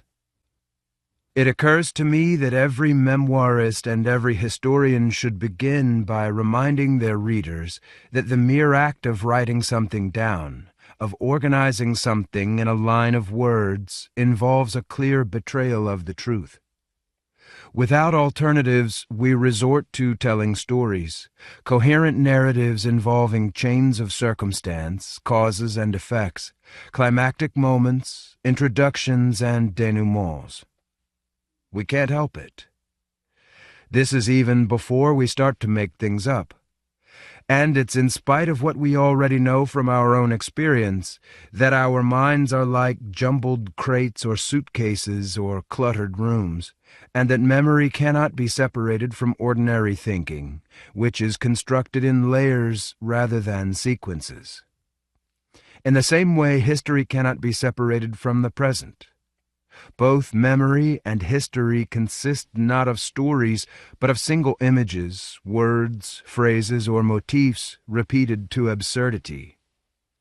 Who could tolerate reading about such things? Who could even understand it? So our betrayal of experience has a practical justification, but it also has a psychological one. How could we convince ourselves of progress, of momentum, if the past remained as formless or as pointless as the present? In our search for meaning, especially, we are like a man who looks for his vehicle access and ignition cards under a street lamp, regardless of where he lost them. What choice does he have? In the darkness, it's there or nowhere. But stories, once they're started, are self-generating. Each image, once clarified, suggests the next. Form invents content, and so problems of falsehood cannot be limited entirely to form. A friend of mine once told me a story about visiting his father, sitting with him in the VA hospital the morning he died, trying to make conversation, although they had never been close. "Dad," he said, "there's one thing I've never forgotten. We were at the lake house the summer I was 12, and you came downstairs with some army stuff, your old revolver that you'd rediscovered at the bottom of a drawer. You told Bobby and me to take it out into the woods and shoot it off, just for fun. But I said I didn't want to. I wanted to watch Gilligan's Island on TV, and you were okay with that. Bobby went out by himself. And I think that was a turning point for me, where I knew you would accept me whatever I did, even if it was, intellectual things, books and literature. Bobby's in jail now, of course, but I just wanted you to know how grateful I was for that, because you didn't force me to conform to some—" Then my friend had to stop, because the old man was staring at him and trying to talk, even though the tubes were down his throat. What kind of deranged, psychotic asshole, he seemed to want to express, would give his teenage sons a loaded gun of any kind, let alone a goddamned .38? The lake house, as it happened, was not in Siberia or fucking Wyoming, but suburban Maryland. There were neighbors on both sides. The woods were only 100 yards deep. You could waste some jerk-off as he sat on his own toilet in his own home. What the fuck? And don't even talk to me about Bobby. He's twice the man you are. Previously, my friend had told variations of this childhood memory to his wife and his young sons during moments of personal or family affirmation. He had thought of it as the defining moment of his youth, but now in the stark, semi-private hospital room, it sounded ridiculous even to him. And, of course, any hope of thoughtful tranquility or reconciliation was impeded as the old man passed away immediately afterward. Everyone has had experiences like this. And yet, what can we do, except pretend what we say is accurate? What can we do except continue with our stories? Here is mine. It starts with a visit to my grandfather, my father's father, sometime in the early 1960s. His name was Edwin Avery Park, and he lived in Old Mystic in eastern Connecticut, not far from Preston, where his family had wasted much of the 17th, the entire 18th, and half of the 19th centuries on unprofitable farms. He had been trained as an architect, but had retired early to devote himself to painting. Imitations, first of John Marin's landscapes, and then later of Giorgio de Chirico's surrealist canvases. He knew his work derived from theirs. Once he said, "I envy you. I know I'll never have what you have. Now here I am at the end of my life, a fifth-rate painter." His eyes got misty, wistful. I could have been a third-rate painter. He showed no interest in my sisters, but I had been born in a caul, the afterbirth wrapped around my head, which made me exceptional in his eyes. According to my father, this was a notion he had gotten from his own mother, my father's grandmother, president of the New Haven Theosophical Society in the 1880s and 90s, and a font of the kind of wisdom that was later to be called New Age, in her case mixed with an amount of old Connecticut folklore. When we visited, my grandfather was always waking me up early and taking me for rambles in old graveyards. Once he parked the car by the side of the road and No, wait. Something happened first. At dawn, I had crept up to his studio in the top of the house and looked through a stack of paintings. Ghosts doing the orange dance, the waxed intruder, shrouds and dirges disassembled. This was when I was 7 or 8 years old. I found myself examining a pencil sketch of a woman riding a horned animal. I have it before me now, spread out on the surface of my desk. She wears a long robe, but in my recollection she is naked, and that was the reason I was embarrassed to hear the heavy sound of my grandfather's cane on the stairs, why I pretended to be looking at something else when he appeared. His mother, Lucy Cowell, had been no larger than a child, and he also was very small, 5 feet at most, and bald. Long, thin nose, pale blue eyes, white mustache. He knew immediately what I'd been looking at. He barely had to stoop to peer into my face. Later, he parked the car beside the road, and we walked out through a long field toward an overgrown structure in the distance. The sky was low, and it was threatening to rain. He took a long time to reach the greenhouse through the wet high grass. Now, in my memory, it is a magical place. Maybe it didn't seem so at the time. I thought the panes were dirty and smudged, many of them cracked and broken. Vines and creepers had grown in through the lights. But now I see immediately why I was there. Standing inside the ruined skeleton, I looked up to see the sun break through the clouds, catch at motes of drifting dust. And I was surrounded on all sides by ghostly images, faded portraits. The greenhouse had been built of large, old-fashioned photographic exposures on square sheets of glass. A couple of years later in Puerto Rico, I saw some of the actual images made from these plates. I didn't know it then. Now, seated at my office desk, I can see the greenhouse in the long, low morning light, and I can see with my imagination's eye the bearded officers and judges, the city fathers with their families, the children with their black nannies, and then other, stranger images. My grandfather had to swipe away the grass to show me, lower down, the murky, blurred exposure of the horned woman on the shaggy beast, taken by firelight at midnight. Surely she was naked there. These were made by my great-uncle Benjamin Cowell, he said. He had a photography studio in Virginia. After the war, he came home and worked for his brother. This farm provided all the vegetables for Cowell's restaurant. Denounced as a Confederate sympathizer, Benjamin Cowell had had a difficult time back in Connecticut and had ended up by taking his own life. But in Petersburg in the 1850s, his studio had been famous. Rockwell and Cowell.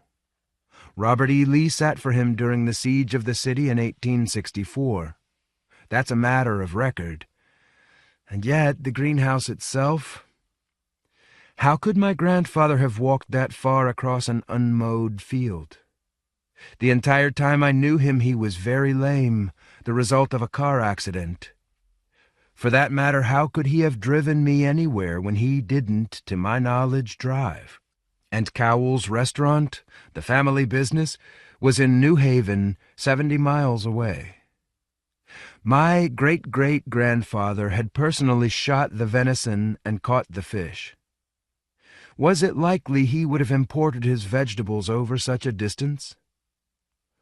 Middle-aged, I tried to find the greenhouse again and failed. My father had no recollection. He'd never have told him, sniffed Winifred, my grandfather's third wife. He liked you. You were born in a caul. He liked that. It was quite an accomplishment, he always said. Toward the end of her life, I used to visit her in Hanover, New Hampshire, where they'd moved in the 1970s when she was diagnosed with multiple sclerosis. It was her hometown. Abused by her father, a German professor at Dartmouth, she had escaped to marry my grandfather, himself more than 30 years older, whom she had met in a psychiatric art clinic in Boston, a program run by his second wife. It surprised everyone when Winifred wanted to move home, most of all my grandfather, who didn't long survive the change. He had spent the 1930s in Bennington, Vermont, teaching in the college there, and had learned to loathe those mountains. In addition, I believe now, he had another more complicated fear, which he associated with that general area. Because of her illness, Winifred was unable to care for him, and he ended his life in a nursing home. He was convinced, the last time I saw him, that I was visiting him during halftime of the 1908 Yale-Harvard game. "This is the worst hotel I've ever stayed in," he confided in a whisper when I bent down to kiss his cheek. But then he turned and grabbed my arm. "You've seen her, haven't you?" I didn't even ask him what he meant. He was so far gone. Later, when I used to visit Winifred in New Hampshire, she got in the habit of giving me things to take away. His paintings, first of all. She'd never cared for them. Then old tools and odds and ends, and finally a leather suitcase, keyless and locked, which I broke open when I got home. There, in an envelope, was the drawing of the horned woman riding the horned beast. There also were several packages tied up in brown paper and twine, each with my name in his quivering handwriting. I brought them to my office at Williams College and opened them. The one on top contained the first 3 volumes of something called The Park Scrapbook, compiled by a woman named Ruby Park Anderson. Exhaustive genealogical notes, which were also full of errors, as Winifred subsequently pointed out. Folded into Volume 2 was his own commentary, an autobiographical sketch, together with his annotated family tree. This was familiar to me, as he had made me memorize the list of names when I was still a child, starting with his immigrant ancestors in Massachusetts Bay. Robert, Thomas, Robert, Hezekiah, Paul, Elijah, Benjamin Franklin, Edwin Avery, Franklin Allen, Edwin Avery, David Allen, Paul Claiborne, Adrian Xafarage. But I saw immediately that some of the names were marked with asterisks. My grandfather's cousin Theo, Benjamin Cowell, and the Reverend Paul Park, an 18th-century Congregationalist minister. At the bottom of the page, next to another asterisk, my grandfather had printed, "Call." 3. The Battle of the Crater. Not everyone is interested in these things. Already in those years I had achieved a reputation in my family as someone with an unusual tolerance for detritus and memorabilia. Years before, I had received a crate of stuff from Puerto Rico via my mother's mother in Virginia. These were books and papers from my mother's father, also addressed to me, though I hadn't seen him since I was 11 years old in 1964. They had included his disbarment records in a leather portfolio, a steel dispatch case without a key, and a bundle of love letters to and from my grandmother, wrapped in rubber bands. I'd scarcely looked at them. I'd filed them for later, when I'd have more time. That would be now. I sat back at my desk, looked out the open window in the September heat. There wasn't any air conditioning anymore, although someone was mowing the lawn over by the Congo church. And I will pretend that this was my Proustian moment, by which I mean the moment that introduces a long, false, coherent memory. Close enough. I really hadn't thought about Benjamin Cowell in the intervening years, or the greenhouse, or the horned lady. My memories of Puerto Rico seemed of a different type, inverted, solid, untransparent. In this way, they were like the block of pasteboard images my mother's father showed me at his farm in Maracao, and then packed up for me later to be delivered after his death, photographs made, I now realized, by Rockwell and Cowell in Petersburg, where he was from. I closed my eyes for a moment. Surely in the greenhouse I'd seen this one, and this one, images that joined my mother's and my father's families. Years before, on my office wall, I'd hung ghosts doing the orange dance in a simple wooden frame, and beside it the military medallion in gilt and ormolu. General Lee surrounded by his staff. Under them, amid some boxes of books, I now uncovered the old crate, still with its stickers from some Puerto Rico shipping line. I levered off the top. Now I possessed 2 miscellaneous repositories of words, objects, and pictures, one from each grandfather. And because of this sudden connection between them, I saw immediately a way to organize these 2 into a pattern that might conceivably make sense. Several ways, in fact. Geographically, chronologically, thematically. I imagined I could find some meaning. Alternately from the leather satchel and the wooden crate, I started to lay out packages and manuscripts along the surface of my desk and the adjoining table. I picked up a copy of an ancient Spanish tile, inscribed with a stick figure riding a stag. It was my maternal grandfather in Puerto Rico who had shown me this. He had taken me behind the farmhouse to a cave in the forest where someone had once seen an apparition of the devil, and he himself had found there, when he first bought the property, a Spanish gold doubloon. "You've seen her, haven't you?" he said. "Who?" "A lawyer. He had left his wife and children to resettle in the Caribbean, first in the Virgin Islands and then in San Juan. He'd won cases and concessions for the Garment and Handicrafts Union until he was disbarred in the 1940s. Subsequently, he'd planted citrus trees in a mountain ravine outside of Maracao. His name was Robert W. Claiborne." In my office, I put my hand on the locked dispatch case and then moved down the line.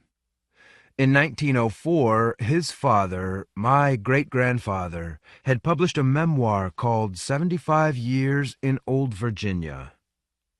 Now I picked up what looked like the original manuscript, red-lined by the editor at Neal Publishing, and with extensive marginal notes. Years before, I'd read the book, or parts of it. Dr. John Herbert Claiborne had been director of the military hospital in Petersburg during the siege, and subsequently the last Surgeon General of the Army of Northern Virginia during the retreat to Appomattox. A little of his prose, I remembered, went a long way. "We would not rob the gallant captain or his brave North Carolinians of one feather from their plume. Where there were North Carolinians, there were brave men always, and none who ever saw them in a fight, or noted the return of their casualties after a fight, will gainsay that. But there were other brave men, of the infantry and of the artillery, men whom we have mentioned, who rallied promptly, and who shared with our captain and his game crew that generous rain of metal so abundantly poured out upon their devoted heads." Or, "We were descendants of the cavalier elements that settled in that state, and wrested it from the savage by their prowess, introducing a leaven in the body politic, which not only bred a high order of civilization at home, but spread throughout the southern and western states, as the Virginian, moved by love of adventure or desire of preferment, migrated into the new and adjoining territories. And from this sneered-at stock was bred the 6 millions of Southrons who for 4 long years maintained unequal war with 30 millions of Northern hybrids, backed by a hireling soldiery brought from the whole world to put down constitutional liberty, an unequal war in which the same Southern stock struck undaunted for honor and the right, until its cohorts of starved and ragged heroes perished in their own annihilation. Or even, but how many of our little band, 20 years afterwards, rode with Fitz-Lee, and with Stuart, and with Rosser, rode upon the serried squares of alien marauders on their homes and their country, I know not. As the war waged, I would meet one of them sometimes, with the same firm seat in the saddle, the same spirit of dash and deviltry, but how many were left to tell to their children the story of battle and of bivouac is not recorded. I only know that I cannot recall a single living one today. As far as I can learn, everyone has responded to the last long roll, and everyone has answered ad sum, here, to the Black Sergeant, Death. In other words, what you might call an unreconstructed Southerner gnawing at old bones from the Civil War. I glanced up at a copy of the finished book on the shelf above my desk, and I could guess immediately that the typescript underneath my hand was longer. Leafing through it, I could see whole chapters were crossed out.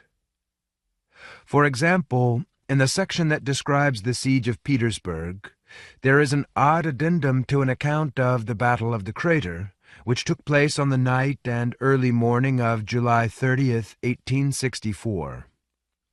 But now, at certain nights during the year between Christmas night and New Year's Day, or else sometimes during the Ember Days, I find myself again on the Jerusalem plank road, where my thrice valiant cousin, Colonel Adolphus Claiborne, marshaled his men. Else sometimes I would find myself retreading in the footsteps of Mahone's doughty veterans, as they came up along the continuous ravine to the east of the Cameron House, and on to near the present location of the waterworks.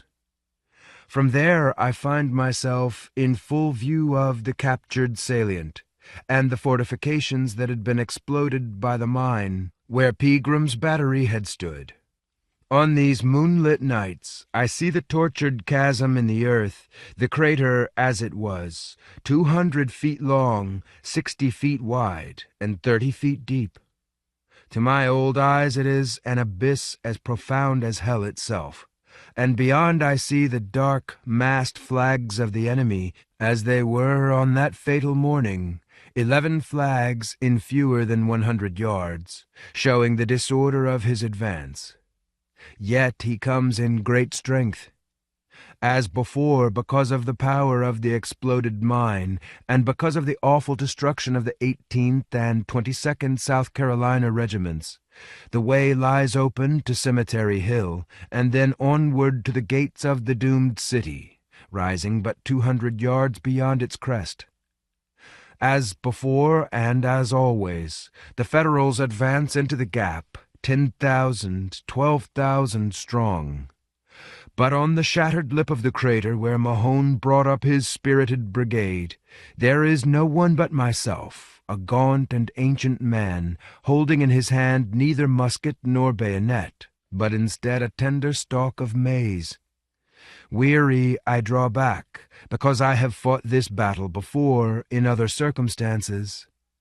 As I do so, as before, I see that I am not alone, and in the pearly dawn that there are others who have come down from the hill, old veterans like myself, and boys also, and even ladies in their long gowns, as if come immediately from one of our starvation balls in the winter of '64, and each carrying her frail sprig of barley or wheat or straw. On these nights, over and again, we must defend the hearths and houses of the town, the kine in their fields, the horses in their stalls. Over and again, we must obey the silent trumpet's call. Nor in this battle without end can we expect or hope for the relief of Colonel Wright's proud Georgians, or Saunders's gallant heroes from Alabama, who, though outnumbered 10-1, stopped the Federals' charge and poured down such a storm of fire upon their heads that they were obliged to pile up barricades of slaughtered men, trapped as they were in that terrible pit, which was such as might be fitly portrayed by the pencil of Dante after he had trod nine-circled hell, where the very air seemed darkened by the flying of human limbs. Then the tempest came down on Ledley's men like the rain of Norman arrows at Hastings, until the white handkerchief was displayed from the end of a ramrod or bayonet. There is no hope for that again, for even such a momentary victory. This is not Burnside's corps, but in its place an army of the dead, commanded by a fearsome figure many times his superior in skill and fortitude, a figure which I see upon the ridge, her shaggy mount trembling beneath her weight. This entire section is crossed out by an editor's pen, and then further qualified by a note in the margin. Are we intended to accept this as a literal account of your actual experience? And later, your tone here cannot be successfully reconciled. Needless to say, I disagreed with the editor's assessments. In my opinion, they might have published these excised sections and forgotten all the rest. I was especially interested in the following paragraph, marked with a double question mark in the margin. Combined with unconsciousness, it is a condition that is characterized by an extreme muscular rigidity, particularly in the sinews of the upper body. But the sensation is difficult to describe. Now the grass grows green. In the mornings, the good citizens of the town bring out their hampers. But through the hours after midnight, I must find a different landscape, as, neck stiff, hands frozen into claws, I make my way from my warm bed in secret. Nor have I once seen any living soul along the way, unless one might count that single, odd, bird-like Yankee carpetbagger from his atelier, trudging through the gloom, all his cases and contraptions over his shoulders, including his diabolical long flares of phosphorus. 4. A UFO in Preston. Benjamin Cowell had made his exposures on sheets of glass covered with a silver emulsion. There were none of his photographs in Edward Avery Parks's leather valise. Instead, I found daguerreotypes and tintypes from the 1850s and earlier. And as I dug farther into the recesses of the musty bag, I found other images. A framed silhouette of Hannah Avery, and then, as I pushed back into the 18th century, pen and pencil sketches of other faces, coarser and coarser and worse drawn, increasingly cartoonish and indistinct, the lines lighter and lighter, the paper darker and darker. The sketch of the Reverend Paul Park is particularly crude, less a portrait than a child's scribble. Spidery silver lines on a spotted yellow card, bald pate, round eyes, comically seraphic smile, suggesting the death's head on an ancient grave. It was in an envelope with another artifact, a little handwritten booklet about 3 by 6 inches, sewn together and covered in rough brown paper. The booklet contained the text of a sermon preached at the Preston Separate Church on July 15th, 1797, on the occasion of the 50th anniversary of the Reverend Park's public ministry. Because of its valedictory nature, he was at the time almost 80 years old. The sermon includes an unusual admixture of personal reflection and reminiscence. Immensely long, it is not interesting in its totality, and I could not but admire the stamina of the Preston separatists, dozing, as I imagined, in their hot, uncomfortable pews. For the Reverend Park, the most powerful and astonishing changes of his lifetime had been spiritual in nature, the various schisms and revivals we refer to as the Great Awakening. Independence and the rebellion of the American colonies seemed almost an afterthought to him, a distant social echo of a more profound and significant rebellion against established doctrine, which had resulted in the manifest defeat of the Antichrist and the final destruction of Babylon. Moving through the sermon, at first I thought I imagined an appealing sense of modesty and doubt. It would not do to trust in my knowledge, or doings, or anything of men of means that centered in selfishness, and tried to avoid self-seeking.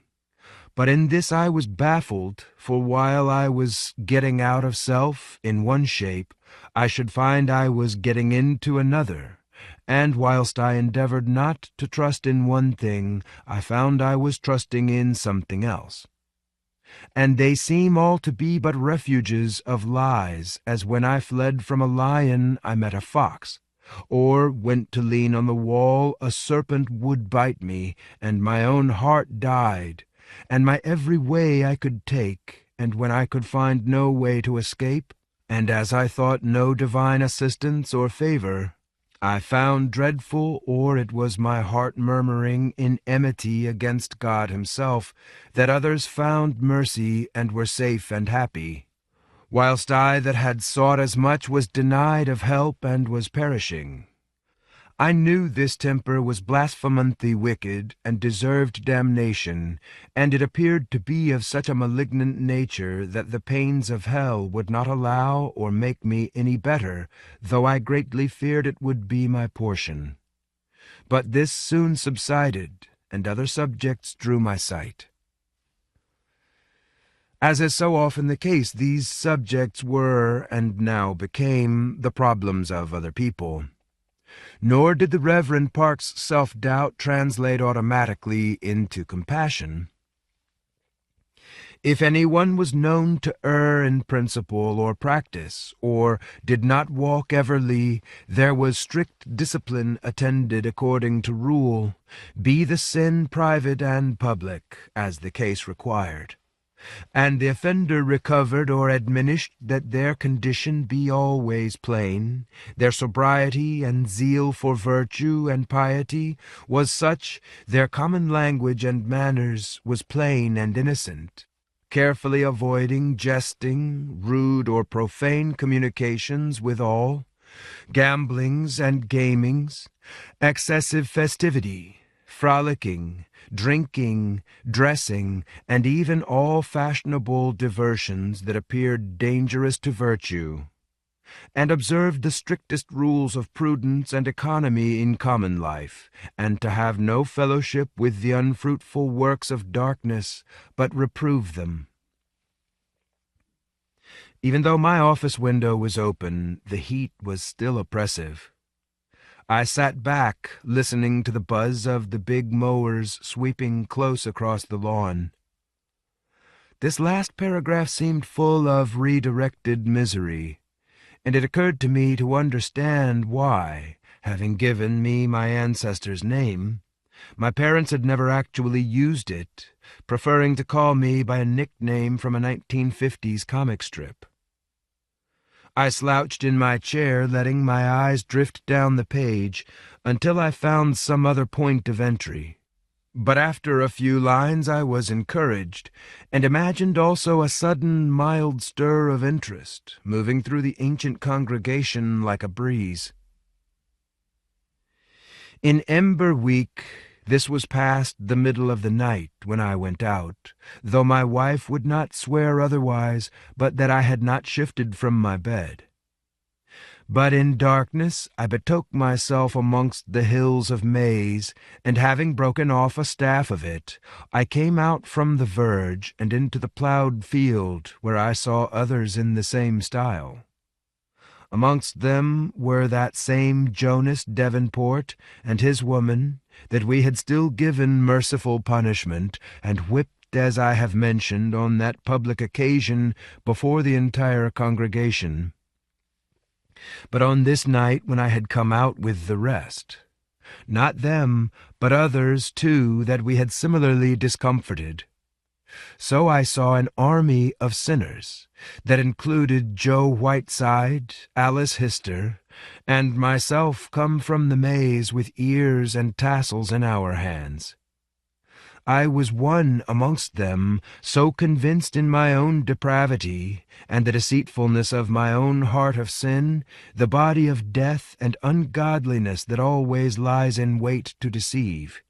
On that bare ground of my unopened mind, these hours would appear as like a morning without light of gospel truth, and all was false clouds and secret darkness.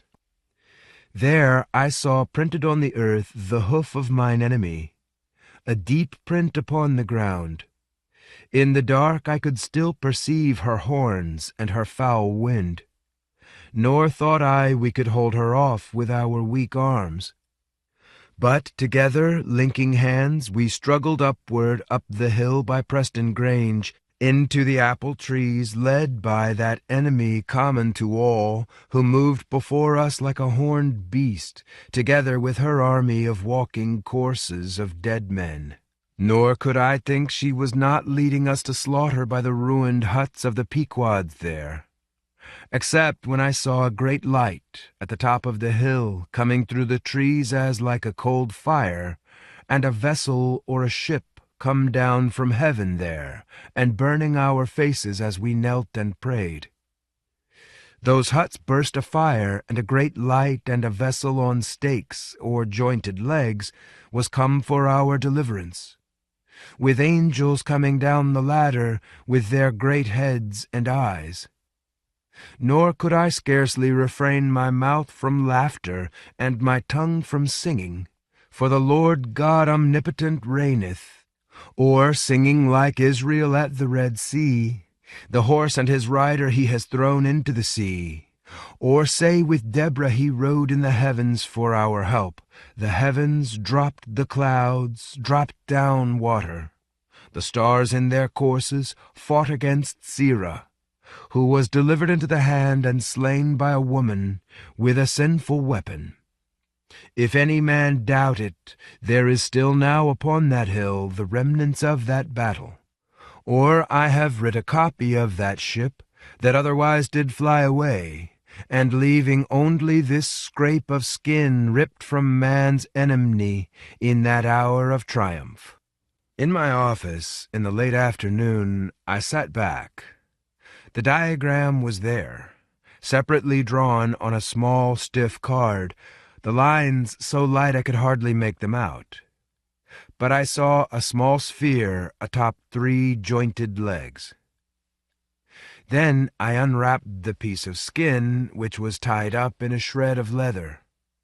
It was hard as coal and blackish green, perhaps 2 inches by 3, the scales like goosebumps. I looked up at my grandfather's painting above my desk, Ghosts Doing the Orange Dance. I had examined it many times. The ghosts are like pentagrams, 5-pointed stars, misty and transparent. They are bowing to each other in a circle, clutching the oranges in their hands. In the misty landscape under the light of what must be the full moon behind the clouds, there are cabinets and chests of drawers where other ghosts lie folded up. But now I noticed an odd detail for the first time. The furniture is littered across a half-ploughed field, and in the background, against the faux Gothic windows, there are men and women hiding, peering out from a row of corn placed incongruously along the front. Their faces glint silver in the moonlight. Their eyes are hollow, their cheeks pinched and thin. I got up to examine the painting more closely. I unhooked it from the wall and held it up close to my nose. Then I laid it among the piles of paper on my desk. These similarities, these correspondences between my mother's family and my father's, I give the impression they are obvious and clear, but that is the privilege of the memoirist or the historian, searching for patterns, choosing what to emphasize, a matter of a few lines here and there, sprinkled over thousands of pages. Turning away, I wandered around my office for a little while, noticing with despair the boxes of old books and artifacts, the shelves of specimens, disordered and chaotic. A rolled-up map had fallen across the door. How had everything gotten to be like this? Soon, I thought, I'd need a shovel just to dig myself out. But through the open window I could smell cut grass.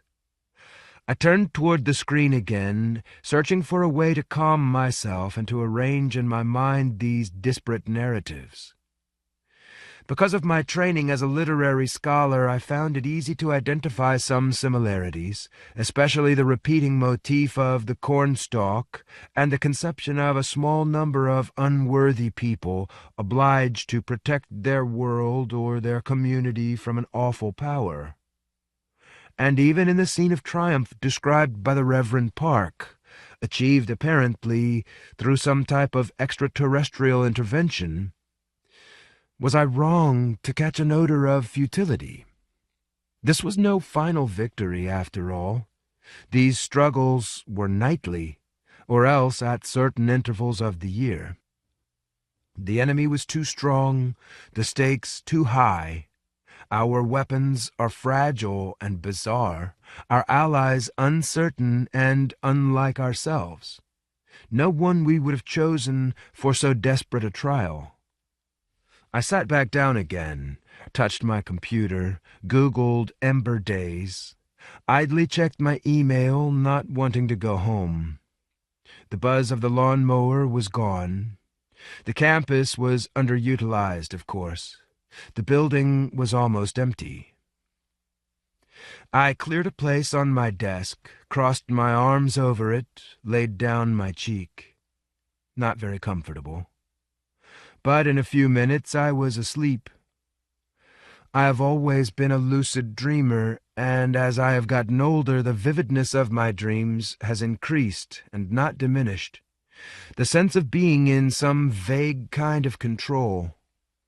This is in spite of the fact that I sleep poorly now, never for more than a few hours at a time, and if a car goes by outside my bedroom, or if someone were to turn onto her side or change her breathing, I am instantly awake. As a result, the experience of sleeping and not sleeping has lost the edge between them. But then, at moments, my surroundings are sufficiently distorted and bizarre for me to say for certain I am dreaming, and so wake myself up.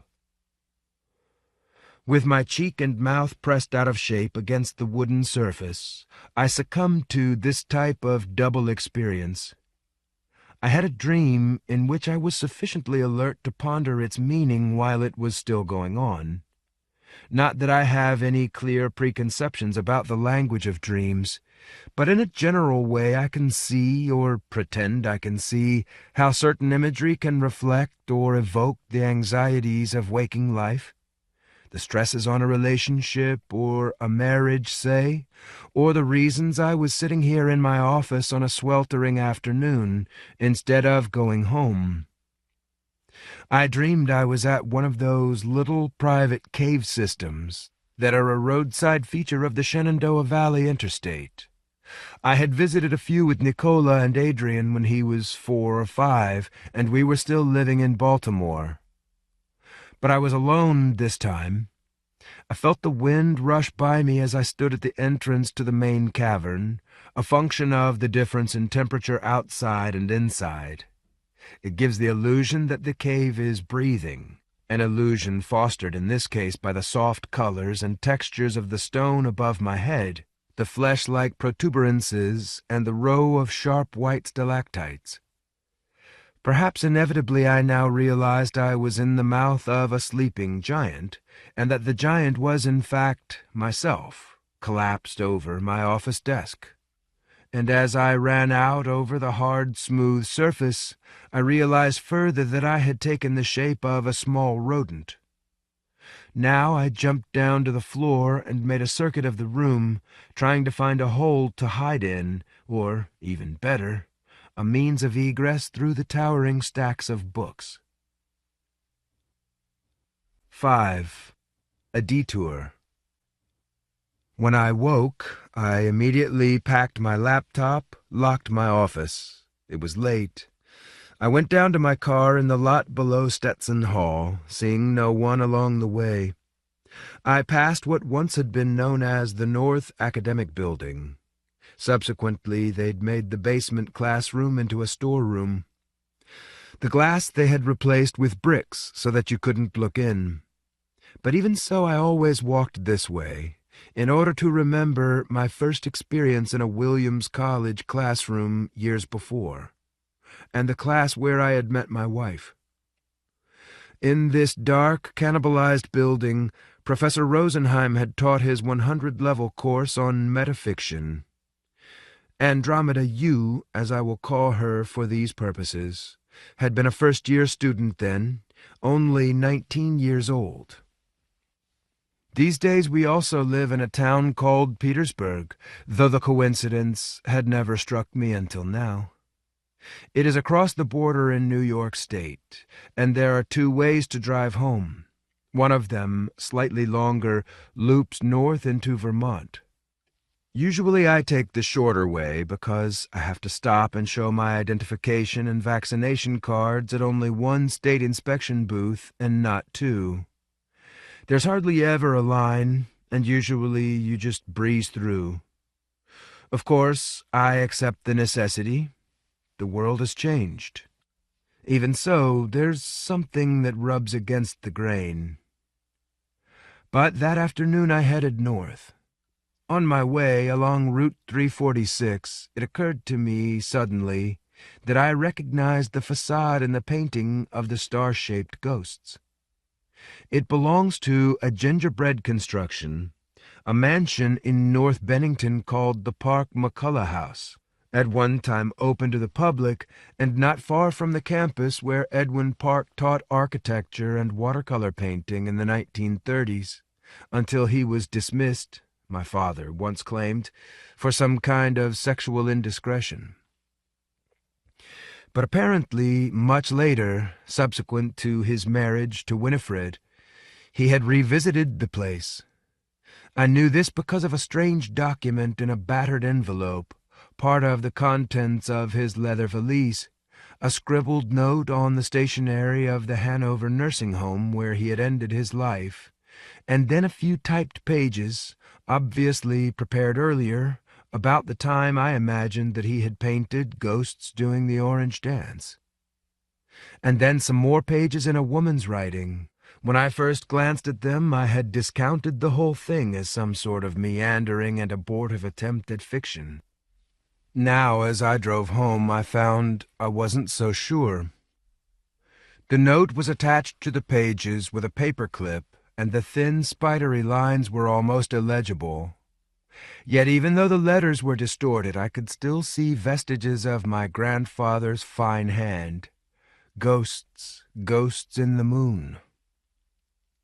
And here is the typed text of the manuscript. Now that I'm an old man, dreams come so hard I wake up choking. Now at midnight, with my wife asleep, I sit down hoping to expunge a crime. A tiny crime, I must insist, that I committed in the Park McCullough mansion on one autumn night when I was there alone. In 1955, I moved to Boston and married Winifred Neef. who had been a patient of my deceased wife. Within a few years I retired from my architectural practice and removed to Old Mystic to devote myself to painting. About this time I became a member of the Park Genealogical Society, an organization of modest ambitions, though useful for determining a precise degree of consanguinity with people whose names all sound like variations of Queen Gertrude the Bald. Its standards of admission, as a consequence, and fortunately, are quite lax. Starting in the early 1960s, the Society had its annual meeting each Halloween weekend in the Park McCullough House, a boxy Second Empire structure in Bennington, which was no longer by that time in private hands. At first I had no wish to go. Quite the contrary. Winifred was bored speechless by the prospect, and I couldn't blame her. But something perverse about the idea nagged at me, and finally I thought I might like to revisit that town without saying why. Enough time had passed, I thought. Winifred said she might like to drive down to Williamstown and visit David and Clara. She could drop me off for the afternoon and pick me up later. I had no desire to see the children go out trick-or-treating. In those days, I didn't concern myself with my son's family, except for the boy, though in many ways he was the least interesting of the four. He'd been born in a caul, which my daughter-in-law had not seen fit to preserve. The youngest daughter was retarded, of course.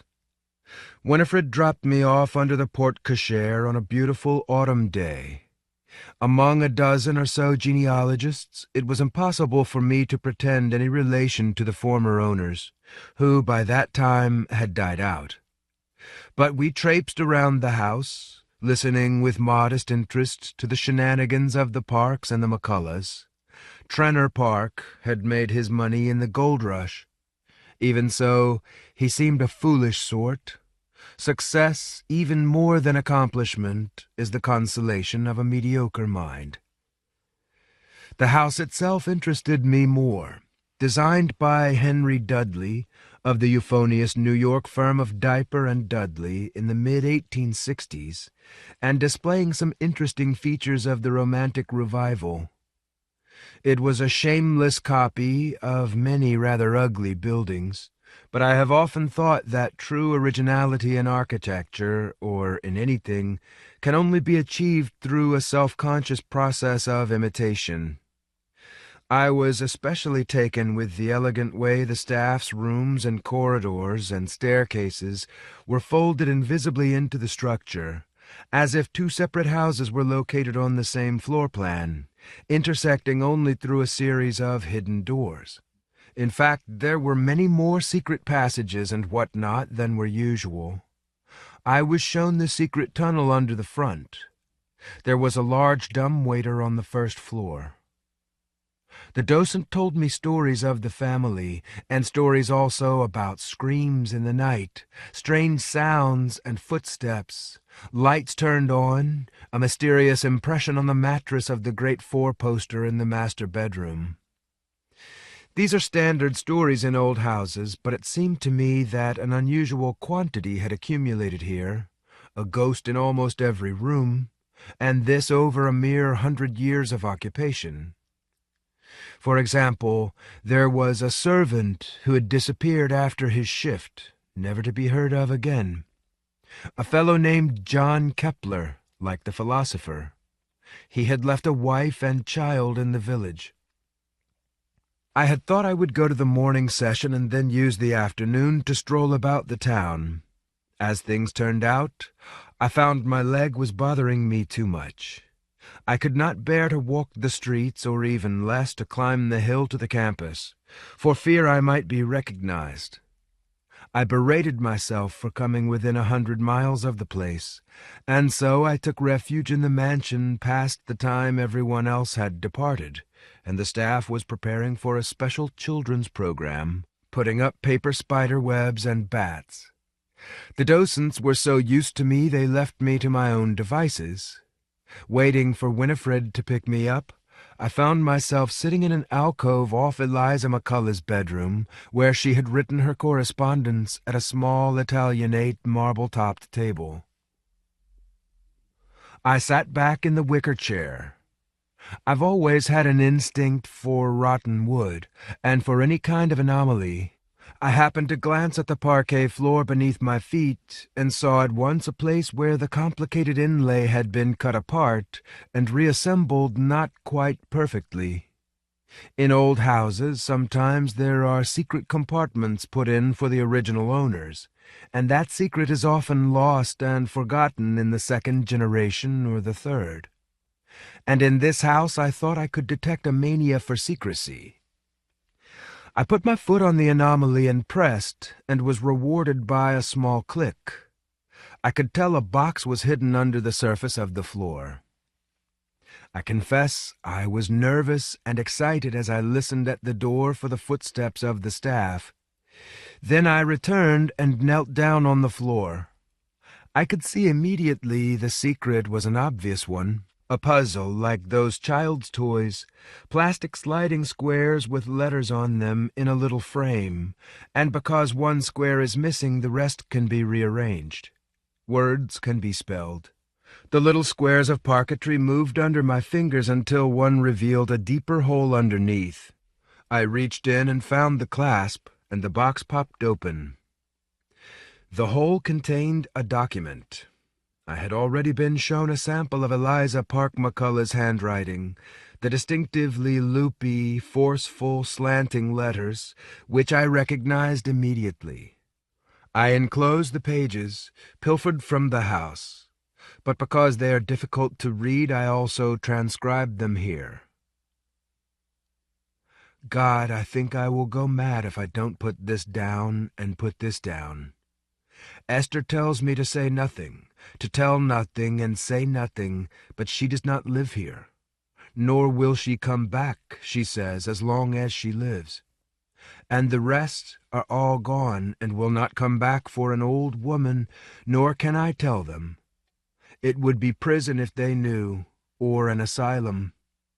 So here I am, alone in the nights when the servants go back behind the wall. And I take the elevator to the second floor. And I cannot always keep the lights burning and the Victrola playing and the radio on, and then I am alone. It has been 20 years since Mr. McCullough died and left me here, a crippled bird who cannot fly to him. So in the night I drink my sherry and roll my chair back and forth along the hall. I spy from the front windows, and I can almost see them gather on the lawn, not just one or two. But they nod shyly to each other as they join in the dance. The lamps that they carry glow like fireflies, but they are also lit from above as if from an enormous fire behind the clouds, an engine coming down. Some nights I think it must land here on the roof, and if I could, I would climb to the top of the house, and it would take me up. Or else I lie on my bed and listen for the sounds I know must come, the clink of the billiard balls on the green baize, and the smell of cigar smoke, even though it has been 2 years since I had them take the balls and cues away. I asked them to burn them. I am sure they thought me insane, but I'm not insane. Nor was I even unhappy till the monster came into this house, and if I'm punished now, it is for giving him his post and not dismissing him. But how could I do that? John McCullough, do you forgive me? It was for his high forehead and curling brown mustaches and strong arms like your arms. Do you know, when I first saw him, when he first stood there in the hall with his cap in his hands, I thought I saw your ghost.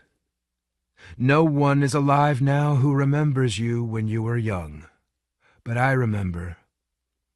That boy was my John brought back, and when he lifted me in his arms and carried me upstairs before the elevator went in, when he put me down in my wheelchair at the top of the stairs, I scarcely could let go his neck. Do they think because I'm paralyzed that I feel nothing? Even now, past my 80th year, I can remember how it felt when you would carry me up those stairs and to my room, me like a little bird in your arms, though I could walk then and fly too. Do not think I was unfaithful when I put my face into his shirt when he was carrying me upstairs, and when he put me down and asked me in his country voice if there was anything more. Why, then the spell was broken.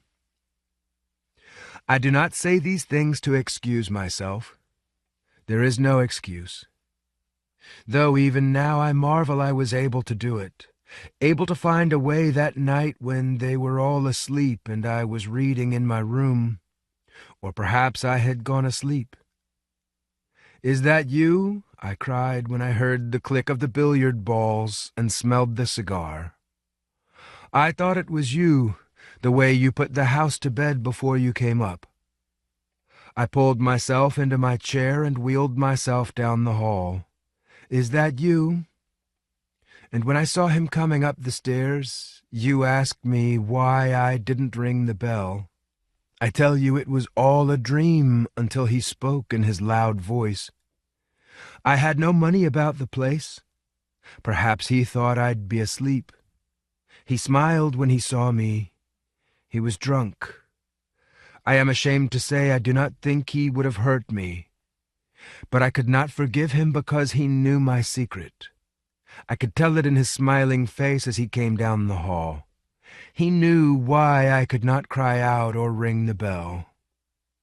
Oh, my John, he was nothing like you then as he turned my chair about and rolled me down away from the servants' door. "Is that right, old bird?" he said. He would not let go of my chair. Once he put his hand over my mouth. And he went through my jewel case, and he turned out my closets and my drawers.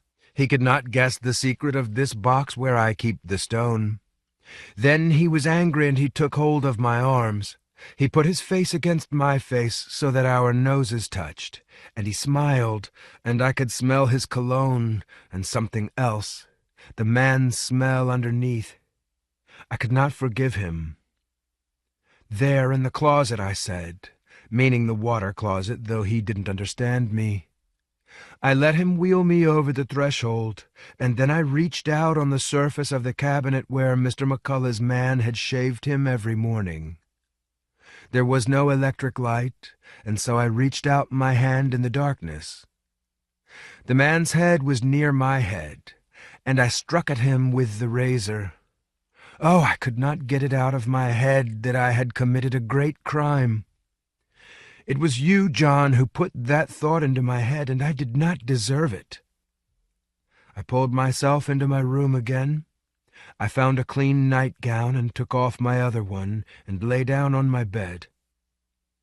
When I made my telephone call, it was to Esther, who drove up from the town. I think I was a little insane then.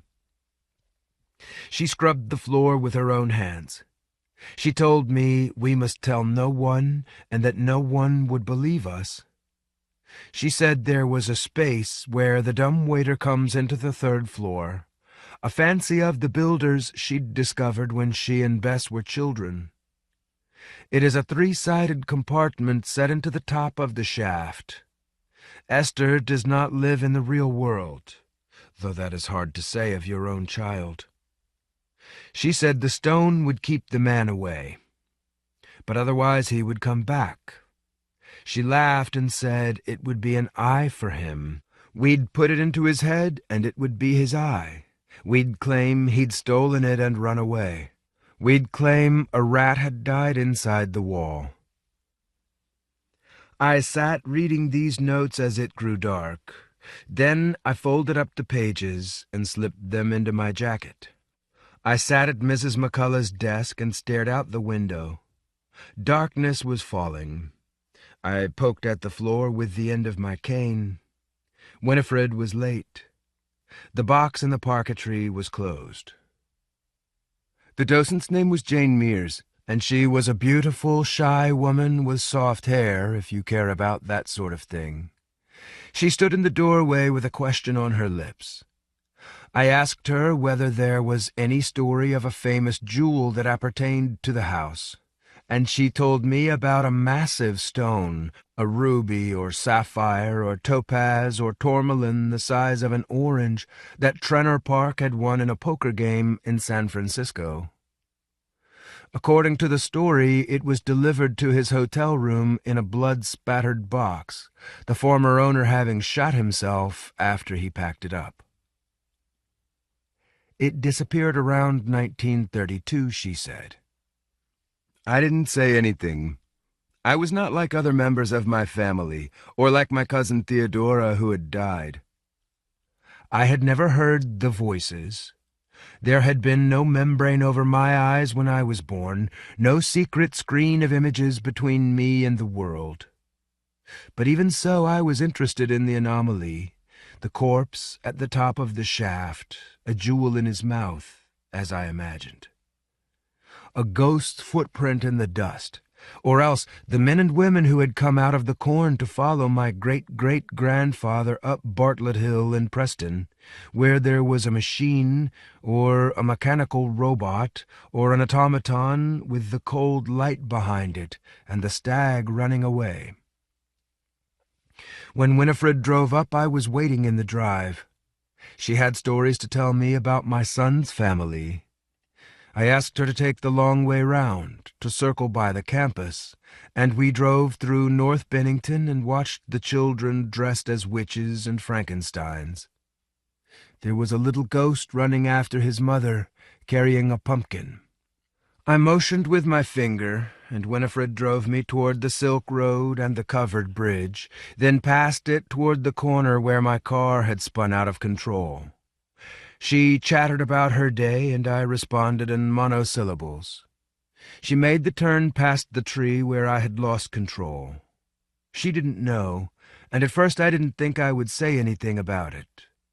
But then I changed my mind. "Stop," I said, and I made her pull over onto the side of the road. I gave her some foolish story and left her in the car while I limped back in the darkness to deliver my gift. 6. Andromeda Yoo. As I sped home at dusk, I wondered if I should retrace my grandfather's steps and drive up to the Park McCullough house along Silk Road. It wasn't so far out of the way. Perhaps I could find the tree he was talking about. But I passed the turn-off and continued, pondering as I did so the differences and connections between this narrative and the previous ones. That Halloween night, I thought, there had been no ghosts in the cornrows, and no cornrows at all, lining the front of the mansion or surrounding the elaborate porte-cochere. But then, why had my grandfather chosen that image, or motif, for his portrait of the house? Though it was obvious he had read the Reverend Park's sermon, he had no way of knowing how it corresponded or overlapped with various documents from my mother's family, manuscripts he'd never seen, composed by people he'd never met. But after I had crossed into New York State, I left behind my obsessive thoughts of those dry texts. Instead, I imagined my wife waiting for me. And so, when I arrived home at my little house beside the river, there she was. She had brought Chinese food from Pittsfield, where she worked as a lawyer for Sobek Plastics. What was it my grandfather had said? A beautiful, shy woman with long black hair, if you care about that sort of thing. She stood in the doorway with a question on her lips. When I had first read the description, I had thought of my wife. Driving home, remembering that first reading, I thought of her again, and wondered how I would answer her question, and whether she would be angry or impatient, as the docent at the Park McCullough house, I imagined, had had every right to be. But Andromeda was just curious. She often got home late after supper, and in the long September light, everything tended to seem earlier than it was. We made Bombay and tonics and went to sit on the deck looking down toward the swamp willows, and ate seaweed salad and chicken with orange sauce out of the white containers with wire handles. Very civilized. Andromeda raised her chopsticks, a further interrogation. And so I told her about the mystery, the ghosts in the corn. And as I did so, I remembered the first time I saw her in Professor Rosenheim's class, fresh-faced, eager to engage. Rosenheim had given them an early novel of mine, A Princess of Romania, and it was obvious to me that Andromeda had liked it very much. The class itself was about metafiction, which is a way of doubling a story back upon itself, in a fashion similar to my grandfather's description of the double nature of the Park McCullough mansion with its manifest anomalies. It was possible to see these kinds of patterns in my own work, although I always warned students against complexity for its own sake, and to consider the virtues of the simple story simply told. I'd met Rosenheim near the occasion of my mother's death. Now, a few years later, he had invited me up from Baltimore to discuss A Princess of Romania, a novel about a changeling girl with a golden bracelet closed with a gold cartouche. The text had become infected almost against my will with references to the past, with descriptions of locations from my own life and people I had once known or would come to know. All writing, after all, is a mixture of experience and imagination, fantasy and fact. I had accepted his offer because the trip enabled me to revisit the town where I'd grown up, and where part of the novel was set. Already, by that time, Baltimore had ceased to feel like home. Of course, I had come back to Williamstown repeatedly when my parents were old and failing, but I had always been busy then. And of course, I had done the project for Mass Mocha at the same time. But except for a few walks on Christmas Hill, I had scarcely left the house. Now I spent the weekend visiting, as if for the first time, the locations where I had set The Princess of Romania. It was strange to see how I had misread my own memory, how little the text recalled the actual places. I went down to the old ice house near Weston Field where I had set a scene. The lakes had become ponds, the river had become a stream. Subdued, I met Rosenheim the night before the class, and we sat in a bar called the Red Herring, and it was there that he first told me about his student Andromeda. "You'll see what I mean tomorrow. None of this will be difficult for her. She'll figure out not just what you said, but what you meant to say. If only the rest had half her brains," he said, peering at me through glasses as thick as hockey pucks. But then he roused himself, brandishing in his right hand the preliminary text of something else I had been working on, a memoir or fragment of science fiction, which I would finish many, many years later when I was an old man, and which, ill-advisedly maybe, I had emailed to his class a couple of days before. "How dare you," he said. "How dare you send this without my permission? Did you think I wouldn't find out about it?" "Did you think I'd be jazzed about this?" he complained, indicating the phrase whispered drunkenly in the text. "Did you think I'd want them to think I'm an alcoholic? Though in a way, it's the least of my problems. Right now, they are reading this," he whispered drunkenly, conspiratorially, "and they have no idea why. Right here, this is confusing them," he said, pressing his pudgy thumb onto the manuscript a couple of lines later, a fractured and contradictory passage. "Andromeda Yoo is reading this," he said, his voice hoarse with strain. You'll see what I mean tomorrow." Now, years later, as we sat with our drinks in Petersburg, she was supremely sensible. "I agree with you. There must be something else besides the sermon, some other manuscript. She smiled. You know, this is like what I do all day. I took a Bible history course in college, and I think the thing that made me want to be a lawyer was the discussion of the Q gospel. You know, how you can deduce the existence of a missing source. It's all metafiction, all the time. That's what I learned in college. So that's what we have here. Where's the actual text? For the purposes of this memoir, I have narrated it verbatim, as if I carried the document with me or else had committed it to heart. But that's not so. It's in my office, I told her. Some birds were squawking down by the stream. What do you think your father means by a sexual indiscretion? It couldn't have been just sleeping with students. That's what Bennington College was all about, wasn't it? Its founding philosophy. In the 1930s. Didn't you get fired for not doing that? I don't think my father knows anything about it. He's just guessing.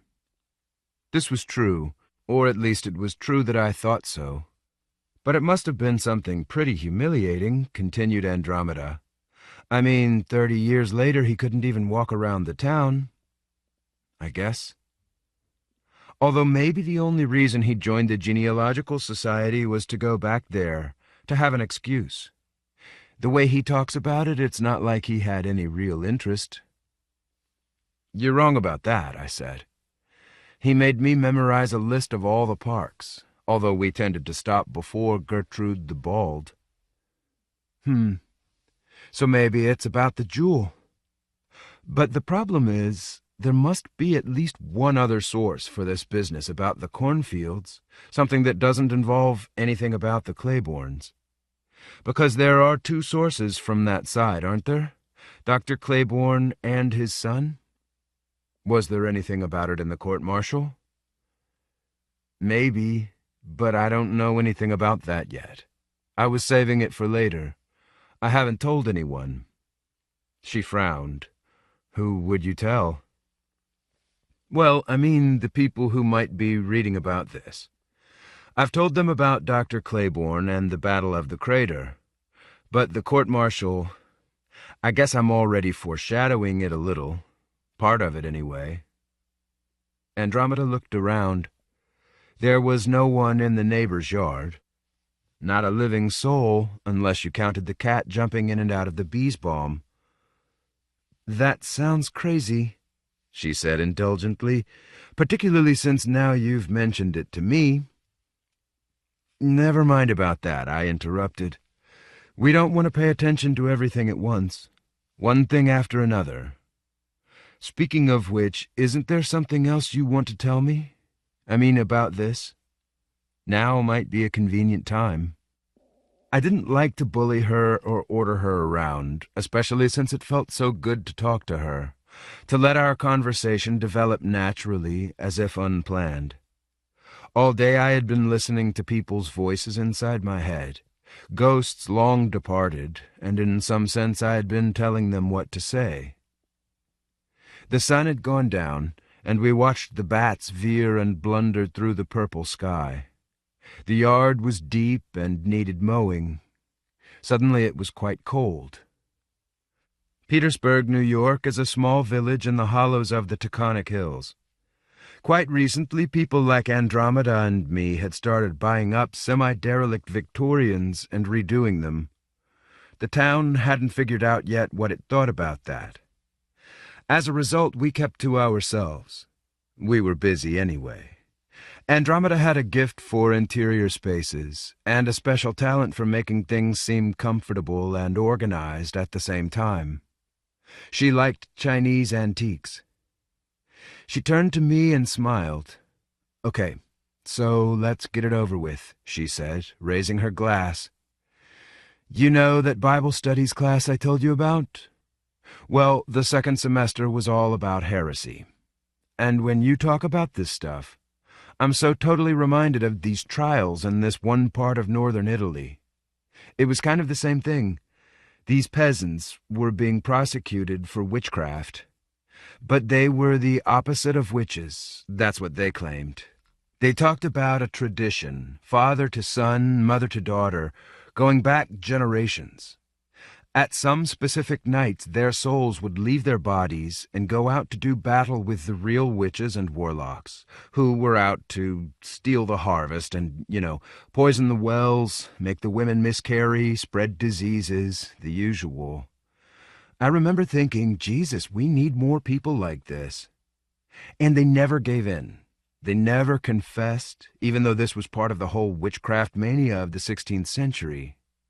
I'm sure they were tortured.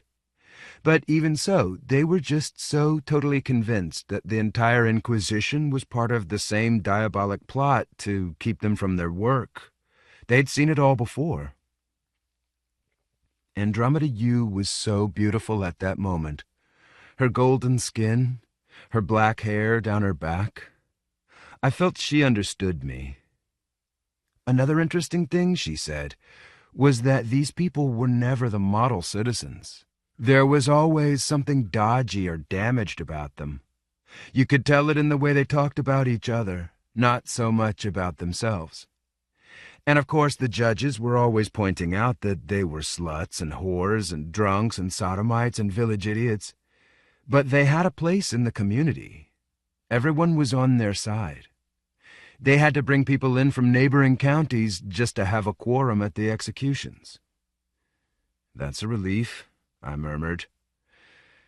She got up from her chair and came to stand behind me, bent down to embrace me. I didn't deserve her. "I'm glad I got that off my chest," she said, a puzzled expression on her face. Now, where were we?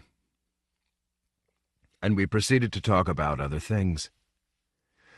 "What do you think he left next to the tree?" she asked. "I'll bet it was the jewel. The tourmaline the size of a pumpkin or whatever. I'll bet that was what was in the secret box under the floor." "That's crazy. It never would have fit." "What do you mean? That was what it was for." "Do you really think Esther would have left it in the dead man's mouth? Or in his eye? Kepler's eye, wasn't that it?" "No, she wanted to see where it was hidden. That was probably how she'd found the compartment at the top of the shaft, looking for the jewel. Maybe she had hired the guy in the first place, or she was his lover.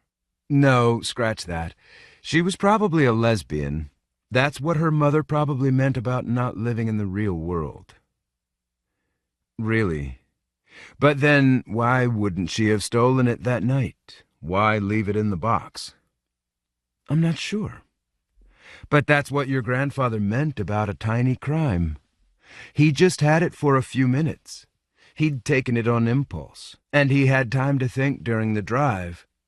How could you dispose of such a thing?" Andromeda had been adopted from a Korean orphanage, and then orphaned again when her American parents died in a fire. And they themselves were also orphans, had met in an orphanage, possessed no family or traditions or history on either side. I don't think I had ever known their names. Maybe they had never even had any names. This was one of the things I found comforting about Andromeda, together with her calmness and common sense. She was so different from me. Our bedroom, underneath the eaves, was always warmer than the rest of the house. Later, I had already dozed off when I heard her say, "I think it probably has to do with his cousin Theodora. Didn't she kill herself?" "Yes, when she was a teenager. It was a terrible thing. He was an only child, and she was his only cousin, too. My father always said it was some kind of romantic disappointment. Maybe a pregnancy." "You mean a sexual indiscretion?" "I suppose so, but not the same one. The dates don't work out." "Well, what do you know about her? Is there anything in your boxes?" "I think there's a photograph, a locket." "Where?" I had hung up my pants before we lay down, and put my wallet on the dresser with some loose change, a pocket knife, and a number of other small objects. The locket wasn't among them. It's not as if I carried it around. I don't know, I said. But then I felt something in my closed fist. Wait, I said, opening my hand, revealing it on my palm. It was round and gold, as big as an old-fashioned watch, and had an ornate T engraved on the lid. Inside there were 2 photographs, a smiling young woman on one side, and an older man in a bowler hat on the other. My grandfather's Uncle Charlie, perhaps. "Turn on the light," Andromeda said. "I can't see anything." There was a reading light beside the bed. I switched it on. Andromeda lay naked on her back, one hand scratching her pubic hair. She turned onto her side, raised herself on one elbow, and her breasts reformed. "Look at the depth of the case," she said. "Maybe there's some kind of secret message inside, under the photograph. There's enough room for a letter folded 6 or 7 times. Look, that's a place where it might lever up," she said, sliding her fingernail under the circle of gold that held the image. Because of her legal work for Sobic Plastics, she had all kinds of special expertise. Theodora Park had a pleasant, happy face, with a big round nose like a doorknob. I thought to myself she might have made a good clown in the circus, though no doubt that was partly because of her distended lips, the white circles on her cheeks, and the fright wig she was wearing underneath the potted geranium that served her for a hat. "Look," said Andromeda, "her beautiful, young... Why not? What the hell?" She had been a non-traditional student at Williams, older than her classmates, but even so. Body curved around the locket, which we held between us. And under her fingernail, perhaps it was just a trick of the light, but the woman in the photograph seemed to shift and move and change expression. A sudden, exaggerated grimace, while at the same time the man in the bowler hat and big mustache frowned in disapproval. And that was certainly enough, because Andromeda's black eyes filled with tears. "No," she said. "Oh, no, no, no, no, no, no, no." 7. Second Life. In fact, no one was there when I got home. I feel I can pretend as long as it is obvious. I had lived by myself for many, many years, and the house was a wreck. Andromeda Yoo is a confabulation, though I suppose she carries a small resemblance to the underdressed avatar of a woman I once met in a sex club in Second Life, or else the lawyer who handled my wife's divorce long ago. Not just that poor girl in Rosenheim's class. No, the other stuff. The peasants from the Friuli, I had discovered for myself through a chance reference in one of my sister Katie's books. I've always had an interest in European history.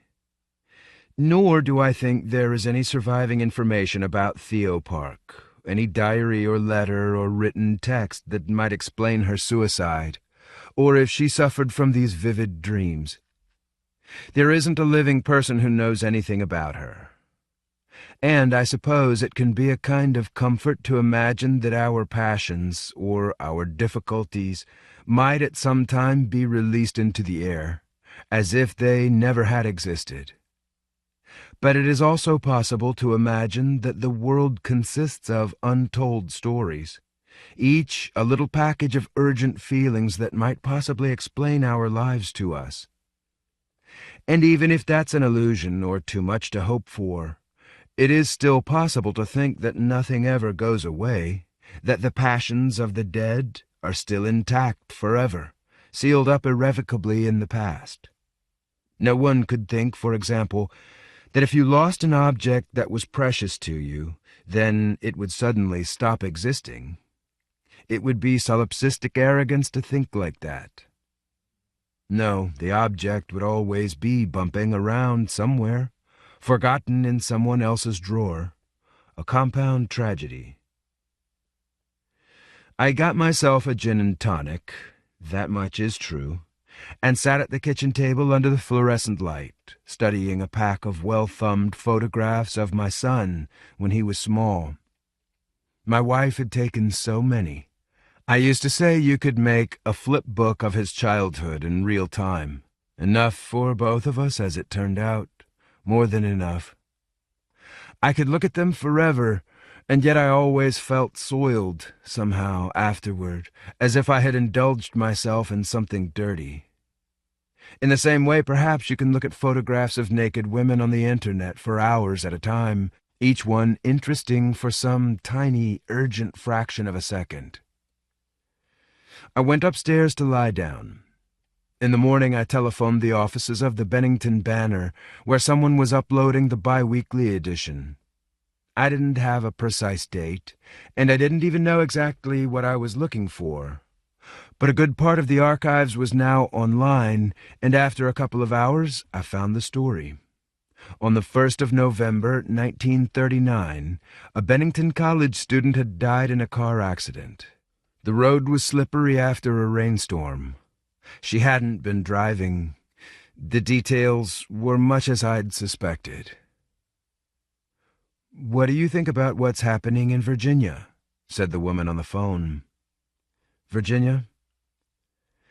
The Bennington Banner is about small amounts of local news, if it's about anything. But this woman paid attention to the blogs. "There's some kind of disturbance," she told me. "Riots in the streets." Subsequent to this conversation, I took a drive. I drove out to the Park McCullough house. The place was boarded up. The grounds were overgrown.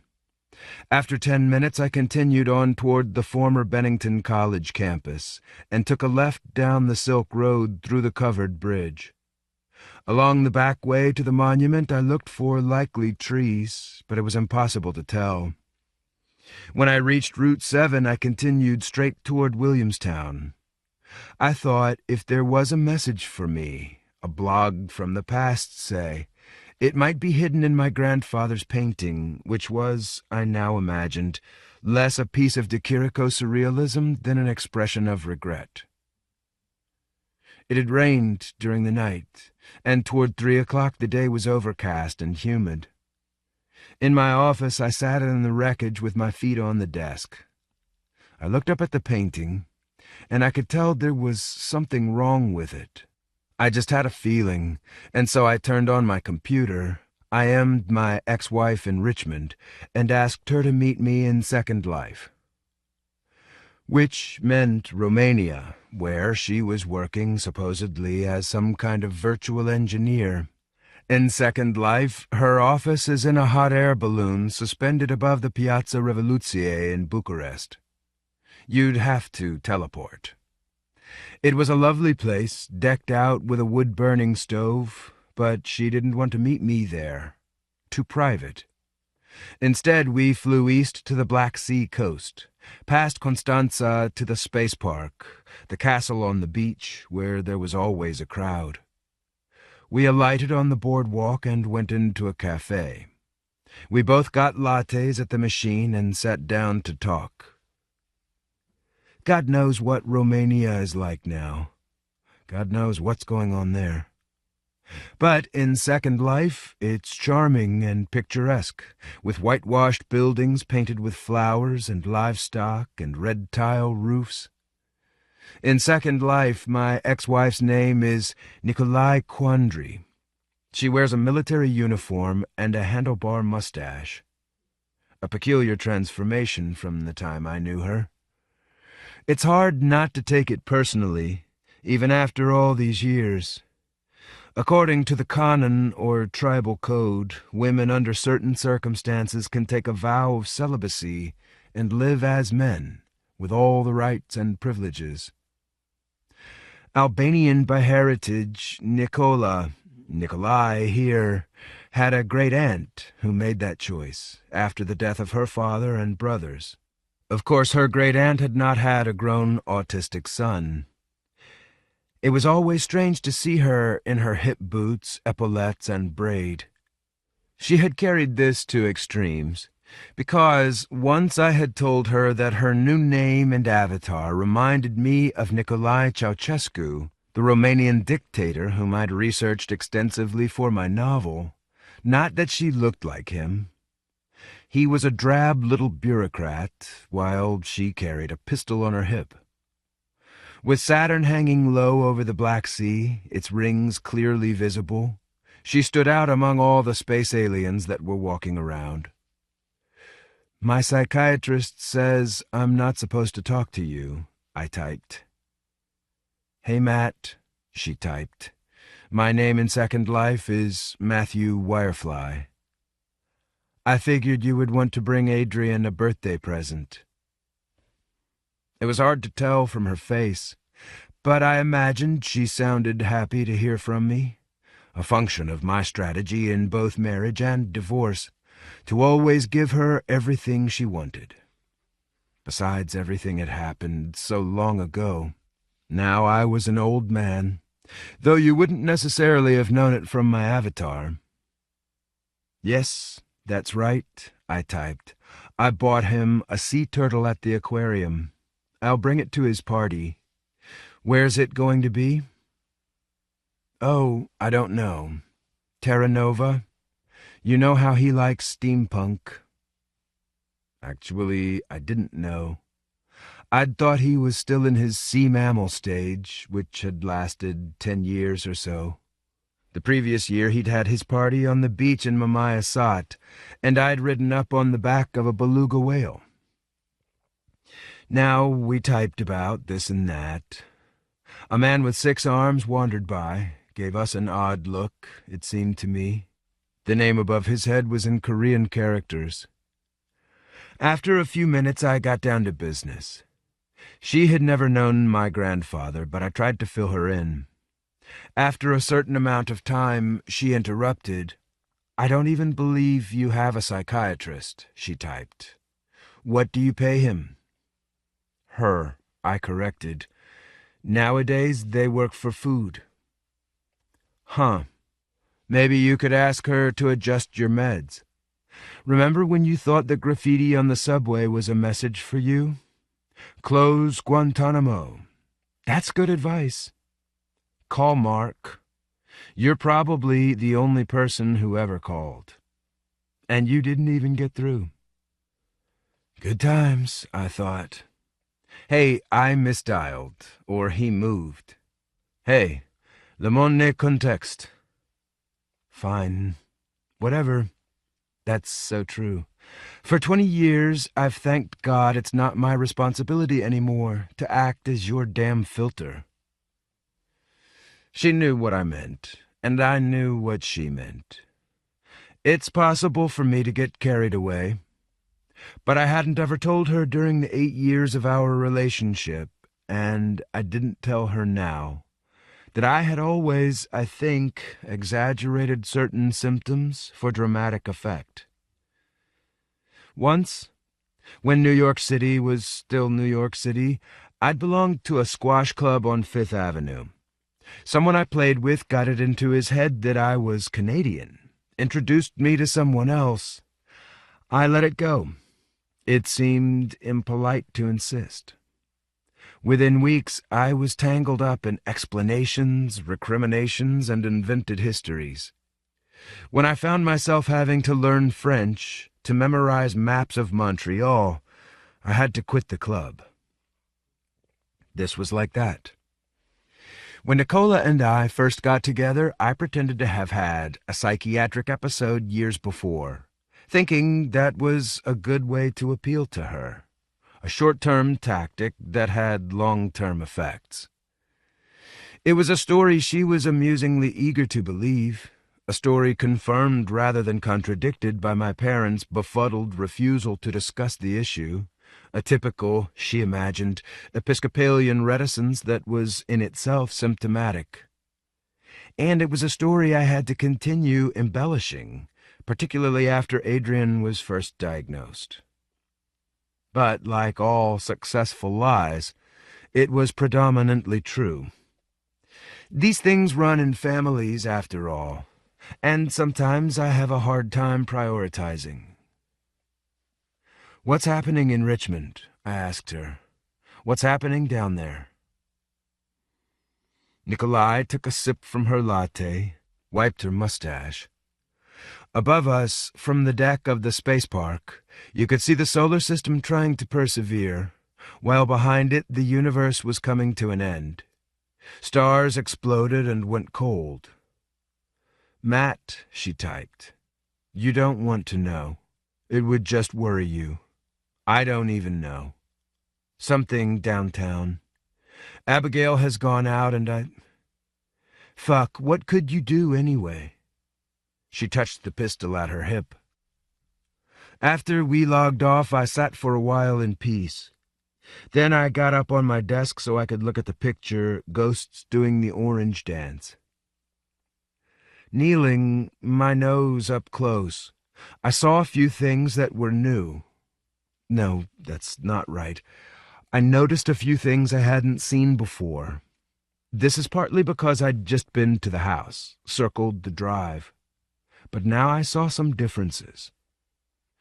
My grandfather had never been able to paint human beings. Trained as an architect, he had excelled in facades, ruins, urban landscapes. But people's faces and hands were mysterious to him, and so instead he made indistinct, stylized figures, mostly in the distance. Shapes of light and darkness, star-shaped ghosts with oranges in their hands. Some of the ghosts lie folded up inside a chest of drawers. The haunted house in the moonlight, or else a burning light behind the clouds, descending to the roof. Men and women in the corn beyond the porte cochere. A single light at the top of the house, and a shadow against the glass. Kepler's eye. I wondered if this was where the dumbwaiter reached the third floor. Down below, along the garden wall, a woman lay back against a tree trunk. Her face was just a circle of white, and she had long white hair. She was holding an orange, too, holding it out as if in supplication. Her legs were white. Her skirt had ridden up. I thought I had not seen that tree against that wall that morning when I had stopped my Toyota on the drive. My grandfather was good at trees. This was a swamp willow, rendered in miniature, so that the branches drooped over the woman's head. I thought there was no tree like that on the grounds of the Park McCullough house. So instead, I went to look for it. 8. In Quantico. Naturally, after so long, I didn't find anything valuable. But there was a willow tree along the Silk Road, set back on the other side of a ditch. He must have been going very fast. I dug down through the old roots, and I did find something. A key ring with 2 stainless steel keys, in good condition. One of them, I assumed, was a secret or backdoor key to the abandoned McCullough mansion.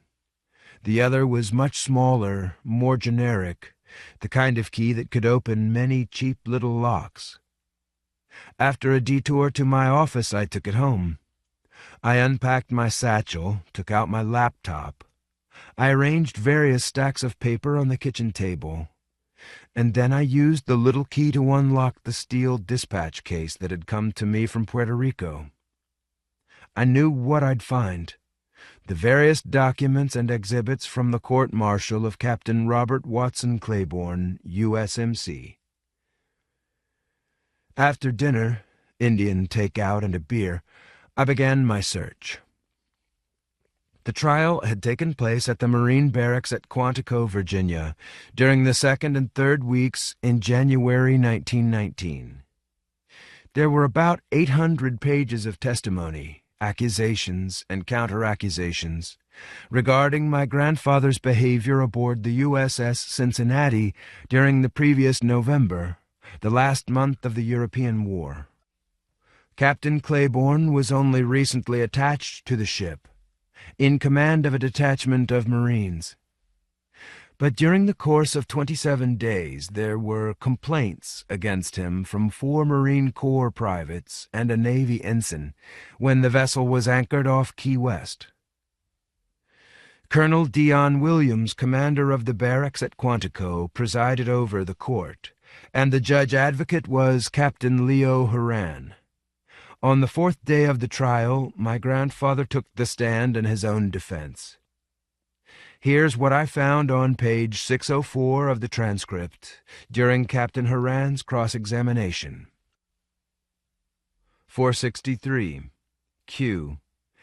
In his testimony you heard him say, in substance, that he came into your room on the occasion when he came there to see a Kodak, and that you and he lay on your bunk or bed, and that he slept, or pretended to fall asleep, and that at that time you put your hands on his private parts, that he roused himself, and that you desisted, and this was repeated some 2 or 3 times, and that at the last time when he feigned sleep, you reached up and pulled his hand down in the direction of your private parts.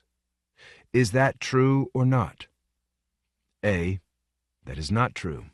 464. Q. Did anything like that happen? A. Nothing whatsoever. 465. Q. Did you fondle his person? A. I did not fondle his person. 466. Q. Or touch him in any way except as you might have. A. I only touched him in the manner as one might touch another, as one would come in contact with another lying down next to each other on a bed, the approximate width of which was about as that table, indicating. 467. Q. I see. Referring to another matter, will you tell the court, Captain Claiborne, what kind of a school this was you say you started at Sharon, Connecticut? A. A school for boys. 468. Q.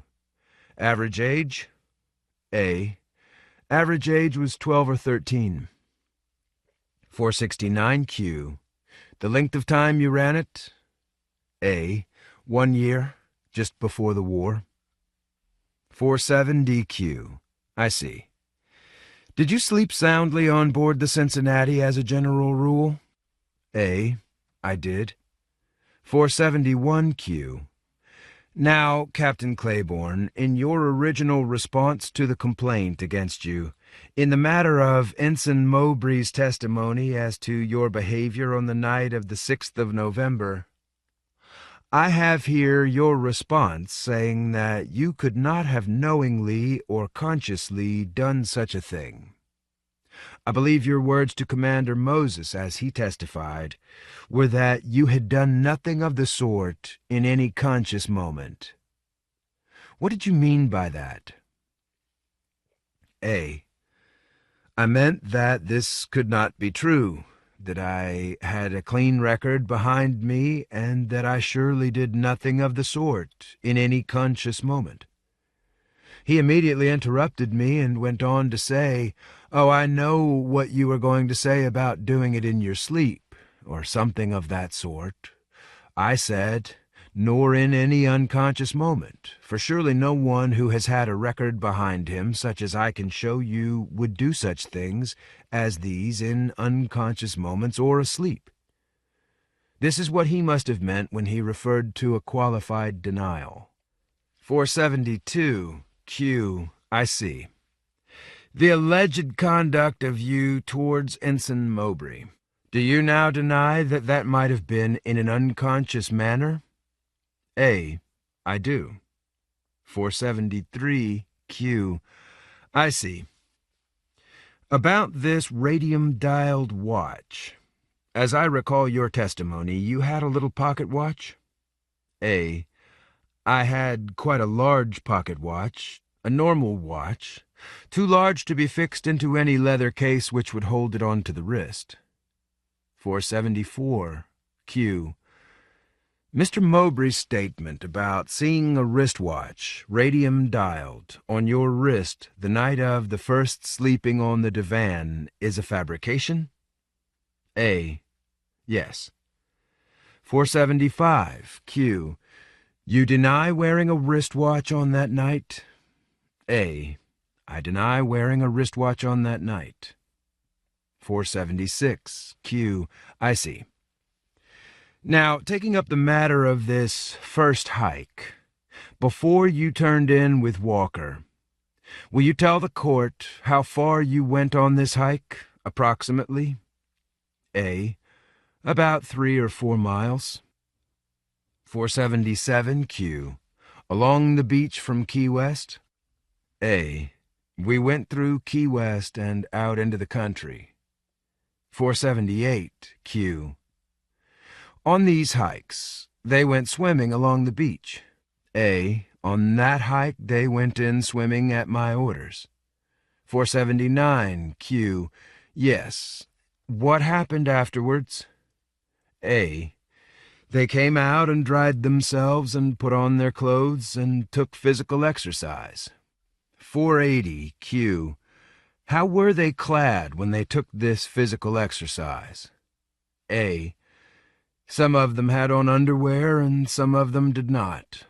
The majority of them had on underwear. 481. Q. How were you dressed at the time that the men were undressed, going through this physical drill on the beach? A. I don't recall. 482. Q. I want a little bit more than that. Do you deny that you were undressed at the time? A. I either had on part of my underwear or my entire underwear or had on none. 483. Q. Or had on what? A. None. 484. Q. In front of the guard, were you? A. I don't recall. 485. Q. But you do admit that you may have been entirely naked? A. I may have been. 486. Q. You admit that. They went through these Swedish exercises, whatever they were, physical drill? A. Physical drill, yes. 487. Q. I see. Now, Captain Claiborne, you admit to sleeping soundly on board ship as a general rule? A. As a general rule. 488. Q. No problem with somnambulism or anything of that sort? Counsel for the accused, Mr. Littleton. If the court please, I began by saying I would desist from making any objections in this case. Nevertheless, I could not then anticipate that counsel would profit from my forbearance by making these insinuations about the conduct of the accused, in these matters that are irrelevant to the complaints against him.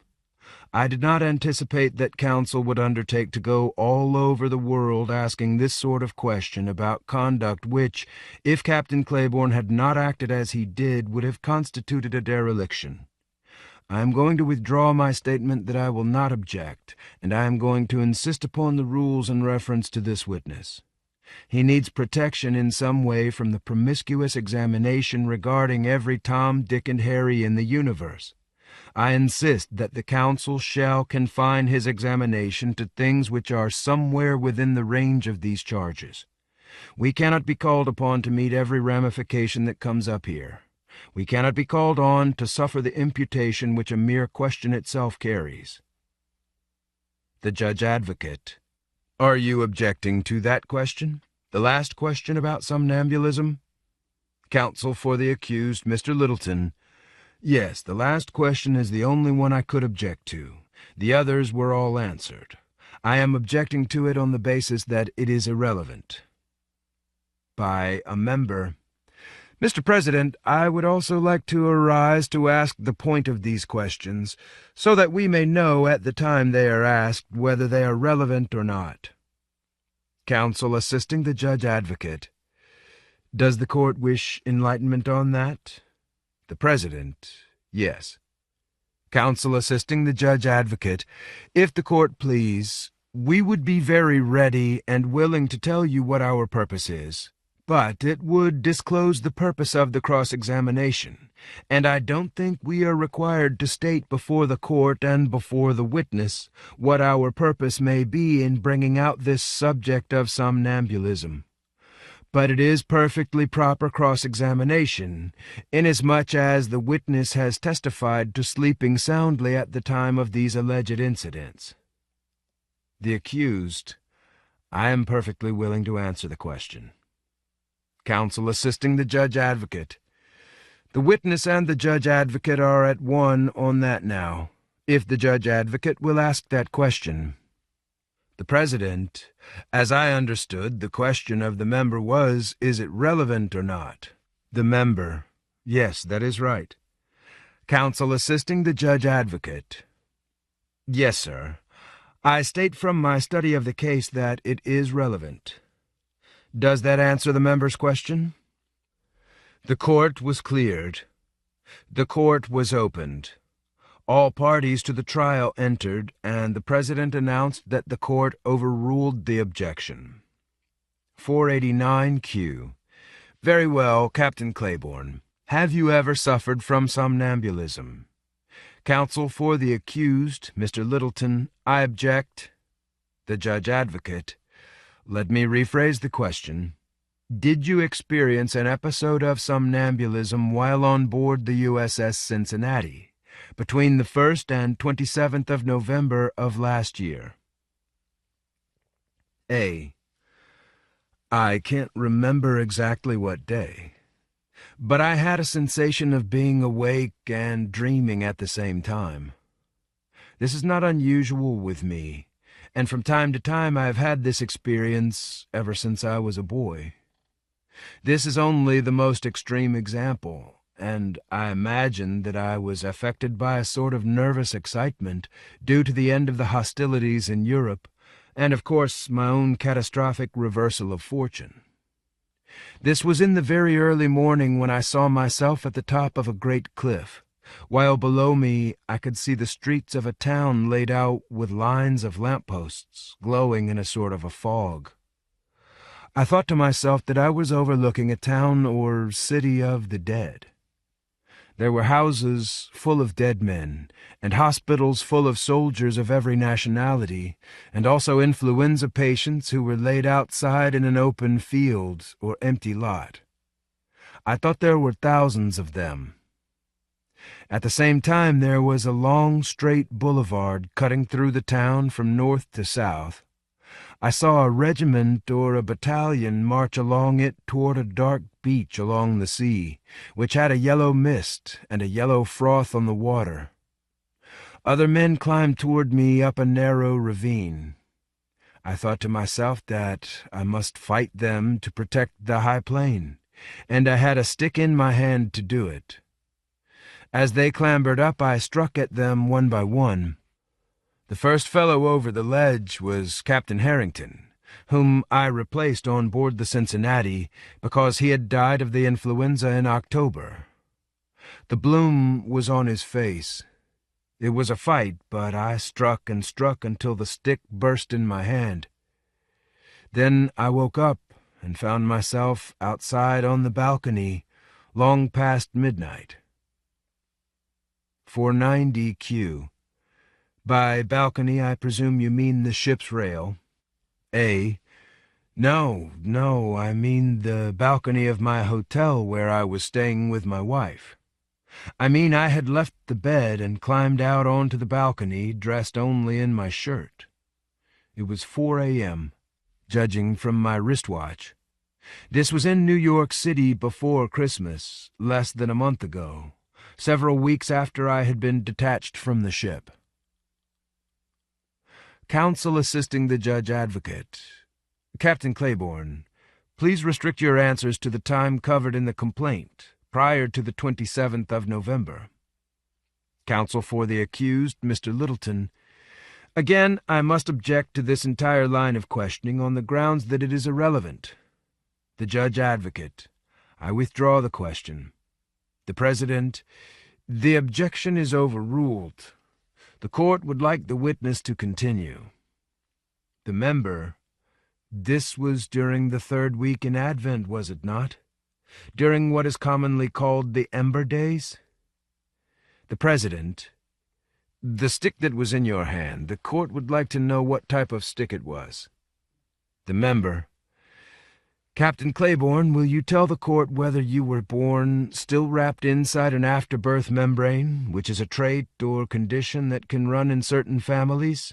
The Judge Advocate, Mr. President, I must agree with my esteemed colleague, the counsel for the accused.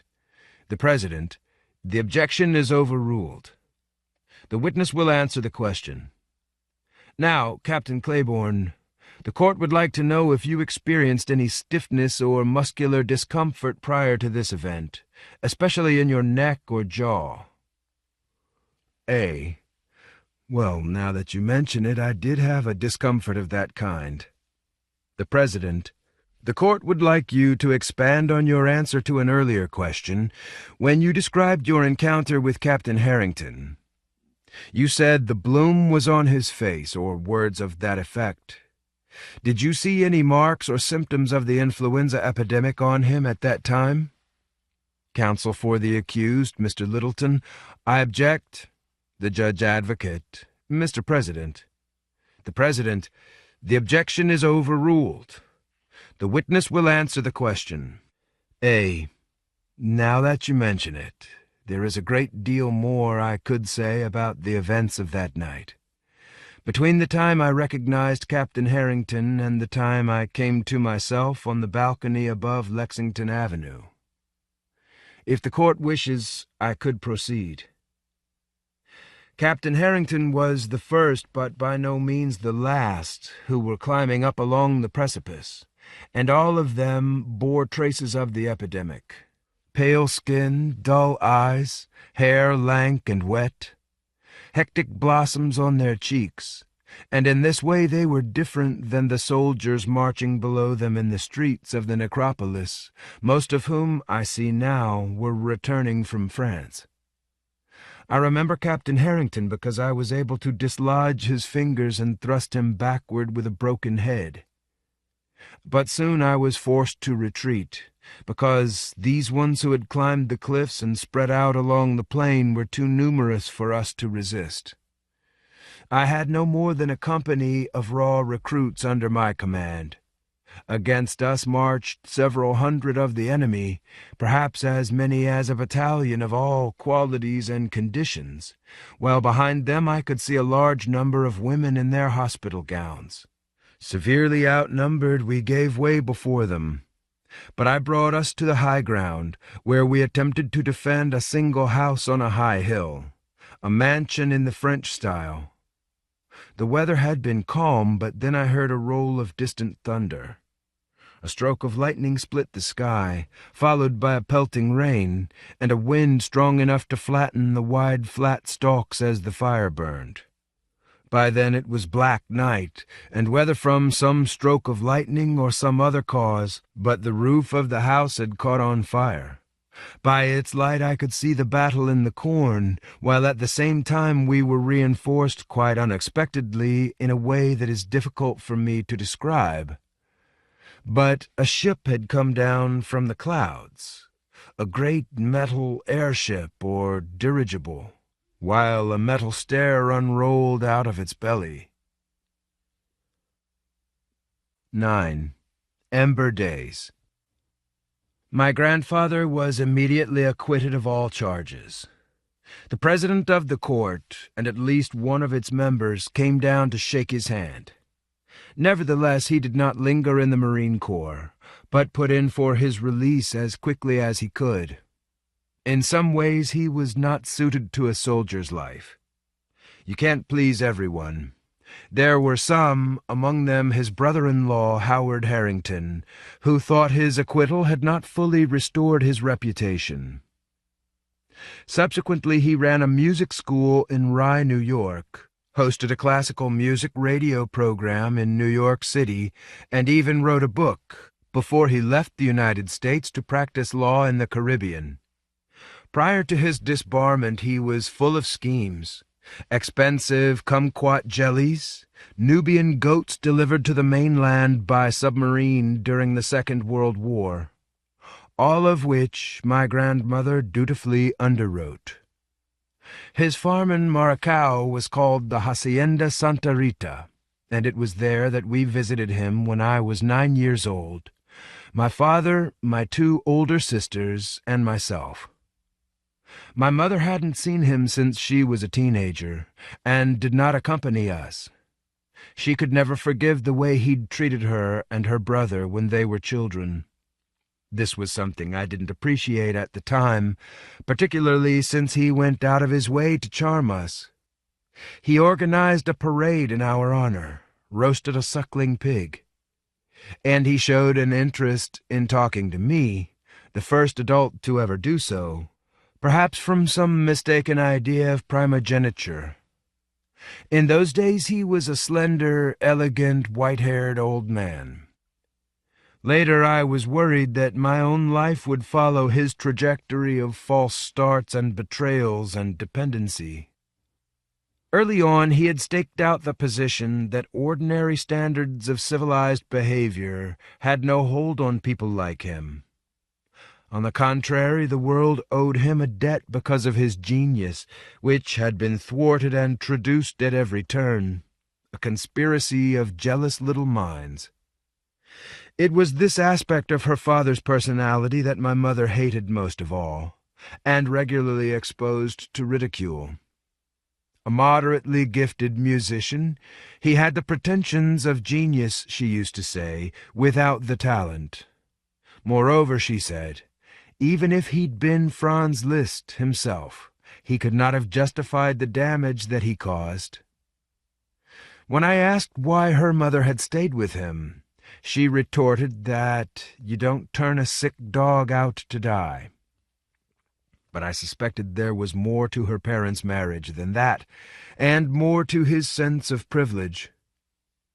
Laying the record of his court-martial aside, I imagined that any summary of his life that did not include the valiant battle he had waged, one of many, I guessed, against the victims of the Spanish influenza epidemic of 1918, would seem truncated and absurd.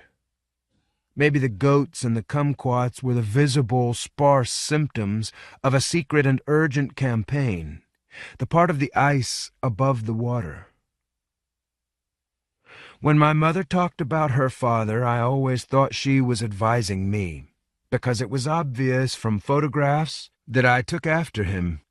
She had no patience for anything old, either from her or my father's family, and she was constantly throwing things away. My father's father never forgave her for disposing of the caul I was born in, and she never forgave him for pressing on me when I was 7, a bizarre compensation for this supposed loss. He had wrapped it up for me, or Winifred had, a sequined and threadbare velvet pouch, which contained, in a rubberized inner compartment, his cousin Theo's caul, her prized possession, which she had carried with her at all times. She had embroidered her name in thick gold thread. Furious, my mother snatched up the pouch and hid it away. I only rediscovered it years later, when she asked me to move some boxes in the attic.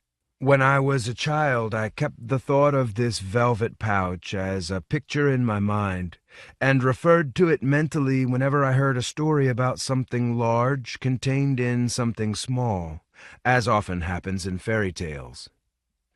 I had seen it briefly when my grandfather had first pressed it into my hands. It was about 6 inches long, red velvet worn away along the seams. Some of the stitches on the T and the H had come undone. But I wondered when I was young, was I special in any way? Perhaps it was my specialness that could explain my failures, then and always. At a certain moment we cannot but hope the ordinary markers of success will show themselves to be fraudulent, irrelevant, diversionary. All those cheating hucksters, those athletes and lovers, those trusted businessmen and competent professionals, those good fathers, good husbands, and good providers, will hang their heads in shame while the rest of us stand forward unapologetic at long last. Thinking these inspirational thoughts, in the third week of September, the third sequence of Ember Days of the liturgical year, as I had learned from various Wikipedias, I drove up to the Park McCullough house again. As usual, that summer and fall I had not been able to fall asleep in my own bed. Past 2:00 in the morning, Theodora Park's velvet purse in my pocket, I sidled up to each of the mansion's doors in turn, and tried the second key I had found among the roots of the willow. Some windows on the upper floor were broken. Ghosts, I thought, were wandering through the building and the grounds, but I couldn't get the key to work. Defeated, I stepped back from the porte-cochere. It was a warm night. Bugs blundered in the beam of my flashlight. The trees had grown up over the years, and it was too much to expect that a ship or dirigible would find the space to land here safely. The same could be said of Bartlett Hill in Preston, which I had visited many years before. Logged and cleared during colonial times, now it was covered with second or third growth forest. From the crest overlooking the Avery Park Cemetery, you could barely see the lights and spires of Foxwoods Casino, rising like the Emerald City only a few miles away. I found myself wondering if the casino was still there, and if the ruined huts of the Pequods had burst afire as a result of the ship coming down, or as some kind of signal to indicate a landing site. Whichever, it was certainly interesting that in Robert Claiborne's account of the battle on the French-style mansion's lawn, the roof of the house had caught on fire. Interesting, but not conclusive.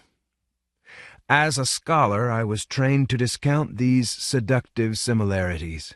I had not yet dared to unbutton the velvet pouch or slip my hand inside. But with my hand firmly in my pocket, I stepped back through the broken, padlocked wrought-iron fence and stumbled back to the main road, where I had left my car. And because, like 3/4 of the faculty at Williams College, I was on unpaid leave for the fall semester, I thought I would drive down to Richmond and see Adrian, who was now 30 years old, a milestone. That was at least my intention. I had a reliable automobile, one of the final hydrogen cell solar panel hybrids before Toyota discontinued exports. I would take Route 2 to 87, making a wide semicircle around the entire New York City area, before rejoining 95 in central New Jersey. I would drive all night. There'd be no traffic to speak of except the lines of heavy trucks at all the checkpoints. So let's just say I went that way. Let's just say it was possible to go. And let's just say that nothing happened on that long, dark drive until morning had come. Beyond the Delaware Bridge, I saw the Army convoys headed south along I-95. North of Baltimore, it became clear I couldn't continue much farther because there was no access to Washington. There were barricades on the interstate and flashing lights. Shortly before noon, I got off the 695 bypass to drive through Baltimore itself. Sort of a nostalgia tour, because Nicola and I had lived on North Calvert Street and 31st, near the Johns Hopkins campus, when Adrian was born. I drove past the line of row houses without stopping. Most of them were boarded up, which could not fail to depress me and throw me back into the past. I took a left and turned into the east gate of the Homewood campus. I wanted to see if my old ID would still get me into the Eisenhower Library, so I parked and gave it a try. It was a bright, cool day, and I was cheered to see a few students lying around the lawn. I needn't have worried. There was no one at the circulation desk. Once inside the library, I took the stairs below street level to one of the basements. a peculiar place that I remembered from the days when I had taught at the university. The electricity wasn't functioning, but some vague illumination came from the air shafts, and I had my flashlight. With some difficulty, I made my way toward the north end of that level, where a number of books by various members of my family were shelved in different sections that nevertheless came together in odd proximity around an always deserted reading area. Within a few steps from these dilapidated couches, you could find a rare copy of Robert W. Claiborne's book, How Man Learned Music. A few shelves farther on, there were 6 or 7 volumes by his son, my uncle, on popular science or philology. In the opposite direction, if you didn't mind stooping, you would discover 3 books on autism by Clara Claiborne Park, while scarcely 100 feet away there was a whole clutch of my father's physics textbooks and histories of science. Still on the same level, it was possible to unearth Edwin Avery Park's tome, Harcourt Brace, 1927, on modernist architecture, New Backgrounds for a New Age, as well as the Handbook of Simplified Spelling, 1920, by my great-grandfather Henry Gallup Payne, an oddly utopian piece of writing. Filling out the last corner of a rough square, at comfortable eye level in attractive and colorful bindings, stood a row of my own novels, including A Princess of Romania. It was one of the few that had come out while I was living in Baltimore, and I was touched to see they had continued to acquire the later volumes, either out of loyalty or bureaucratic inertia, certainly not from need, up to the point where everything turned digital. It is such a pleasure to pick up a book and hold it. I will never get used to reading something off a screen. I gathered together an assortment of texts and went back to the reading area, rectangular vinyl couches around a square table. Other people had been there recently. There were greasy paper bags and a bedroll and a gallon jug of water. The tiled floor was marred with ashes and charred sticks, and the skylight was dark with soot. But I had proprietary instincts and would not be deterred. I put down my leather satchel and laid the books down in a pile, squared the edges, and with my flashlight in my hand I played a game I hadn't played in years, since the last time I was in that library. The game was called Trajectories, my personal version of the I Ching. I would choose at random various sentences and paragraphs, hoping to combine them into a kind of narrative, or else whittle them into an arrow of language that might point into the future. For luck, I took Cousin Theo's velvet pouch out of my pocket, ran my thumb along the worn places. I did not dare unbutton it, thinking, as usual, that whatever had once been inside of it had probably dried up and disappeared. The pouch, I imagined, was as empty as Pandora's box, or even emptier. How big was a call, anyway? How long did it take for it to crumble into dust? I set to work. Here was my first point of reference from my Uncle Bob, Robert W. Jr., Claiborne's book on human evolution, God or Beast, Norton, 1974, page 77. To begin with, then, in that the women to whom I have been closest during my lifetime have all of them been bright, intellectually curious, and independent-minded. My mother was involved in the women's rights movement before World War I, and until her retirement worked at administrative jobs. At this writing, she is, at 86, still actively interested in people, ideas, and public affairs. My sister is a college teacher and author. Given this sort of background, it will probably not surprise the reader much to learn that for most of my life I have preferred the company of women, interesting ones, to that of men. Not just some of my best friends, but nearly all of them have been women. Evolution and genetics aside, then, I obviously find women distinctly different from men, and so far as I am concerned, vive la différence. And on page 84, thus it seems to me very probable that human males possess a built-in tolerance for infants and young children, as well as a built-in interest in them and capacity to become emotionally involved with them. A conclusion that seems wholly consistent with what we know about human societies.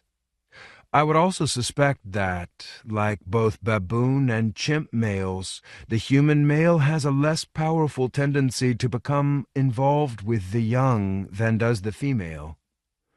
I can't prove this, and indeed am not certain that it can ever be either proved or disproved. Nonetheless, it seems to me at least arguable that the emotional rewards of fatherhood are somewhat less than those of motherhood.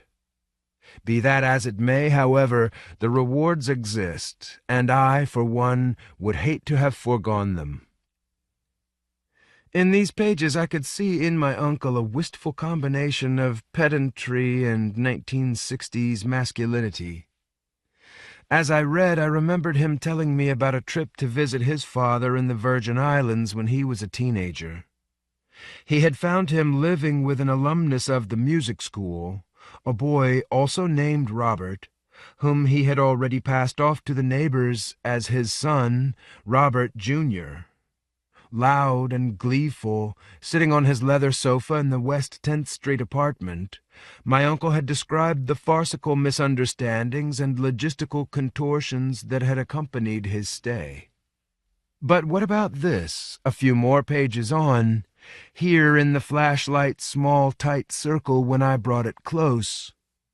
The point bears repetition because it is important and because no one else is willing to make it. I've checked. I thought this was a promising place to start, and so I laid the book down, picked up another at random. It was The Grand Contraption, a book about comparative cosmologies that my father, the husband, as it happens, of the college teacher and author mentioned above, published in 2005. Here's what he had to say to me on page 142. Once more the merchant looked around him. Far away on the road someone walked toward the hill, but there was still time. A little smoke still came out of the eastern pot. There was no sound, but he went on, softly reciting Our Father. He crossed himself, stepped into the center of the triangle, filled his lungs, and bellowed into the quiet air, "Make the chair ready." But it is time for us to leave the demons alone. Even if supernatural beings are an important part of many people's vision of the world, they belong to a different order of nature and should be allowed some privacy. I didn't think so. Looking up momentarily, glancing down the long dark layers of books, reflecting briefly on the diminished condition of the world, it didn't occur to me that privacy was in short supply. It didn't occur to me that it had any value whatsoever, since a different order of nature was what I was desperate to reveal. But I was used to these feelings of ambivalence. Leafing forward through the book, I remembered how studiously my father had competed with his own children. After my sister started publishing her own histories of science, he switched from physics to a version of the same field, claiming it was the easier discipline and therefore suitable to his waning powers. Princeton University Press had been her publisher before it was his. And after I had started selling science fiction stories in the 1980s, he wrote a few himself. He sent them off to the same magazines, claiming that he wanted to start out easy, just like me. Though unprintable, all his stories shared an interesting trait. They started out almost aggressively conventional before taking an unexpected science fiction turn. At the time, I'd wondered if he was trying to mimic aspects of my style. If so, could it be true that he had found no emotional rewards in fatherhood? Disappointed by this line of thought, I glanced down at the book again, where my thumb had caught. The beam of the flashlight, a red rim around a yellow core, captured these words: "The point bears repetition." That was enough. I closed the grand contraption with a bang that reverberated through the library. Apprehensive, I shined the light back toward the stairway, listening for an answering noise.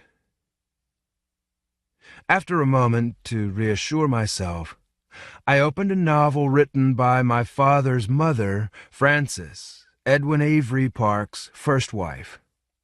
It was called Walls Against the Wind, and had been published by Houghton Mifflin.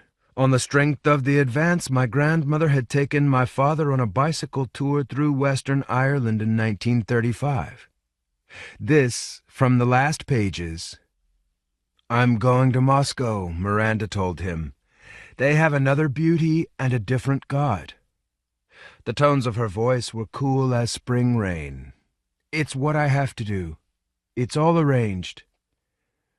"Yes, I wish you'd understand. I'm going almost immediately. I'm going to work there and be part of it."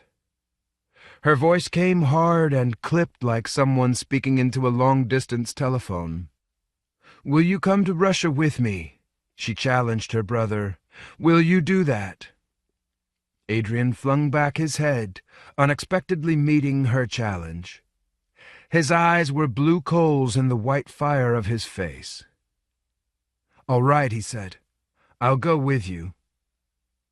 She wanted them to go to Russia. It was the only thing she wanted to do. There was a fine, clean world for them there, with hard work and cold winters.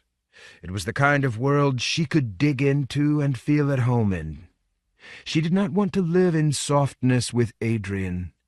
Only in the clean cold could the ripe fruit of his youth keep firm and fresh. She gave him her hand across the table.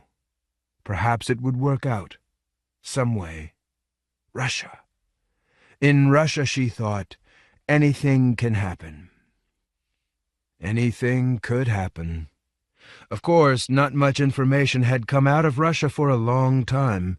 Not even the kind of disinformation that might have convinced a cultivated Greenwich Village bohemienne like my grandmother that Russia might be a bracing place to relocate in the 1930s. Now, of course, in Moscow, there wasn't even Second Life. But maybe my thinking was too literal. In parts of what had been Quebec, I knew from various websites, people were experimenting with a new form of socialism.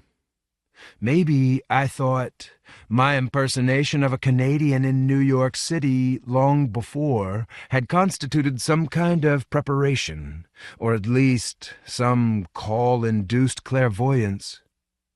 Maybe my grandmother's text was telling me to move up there, to escape my responsibilities, or else bring them with me to attempt something new. Or if that was impossible, maybe I was to reorganize my own life along socialistic or even communistic lines, clear away what was unneeded, especially this bourgeois obsession with dead objects and the dead past. The world would have a future after all, and I could choose to share it or else not.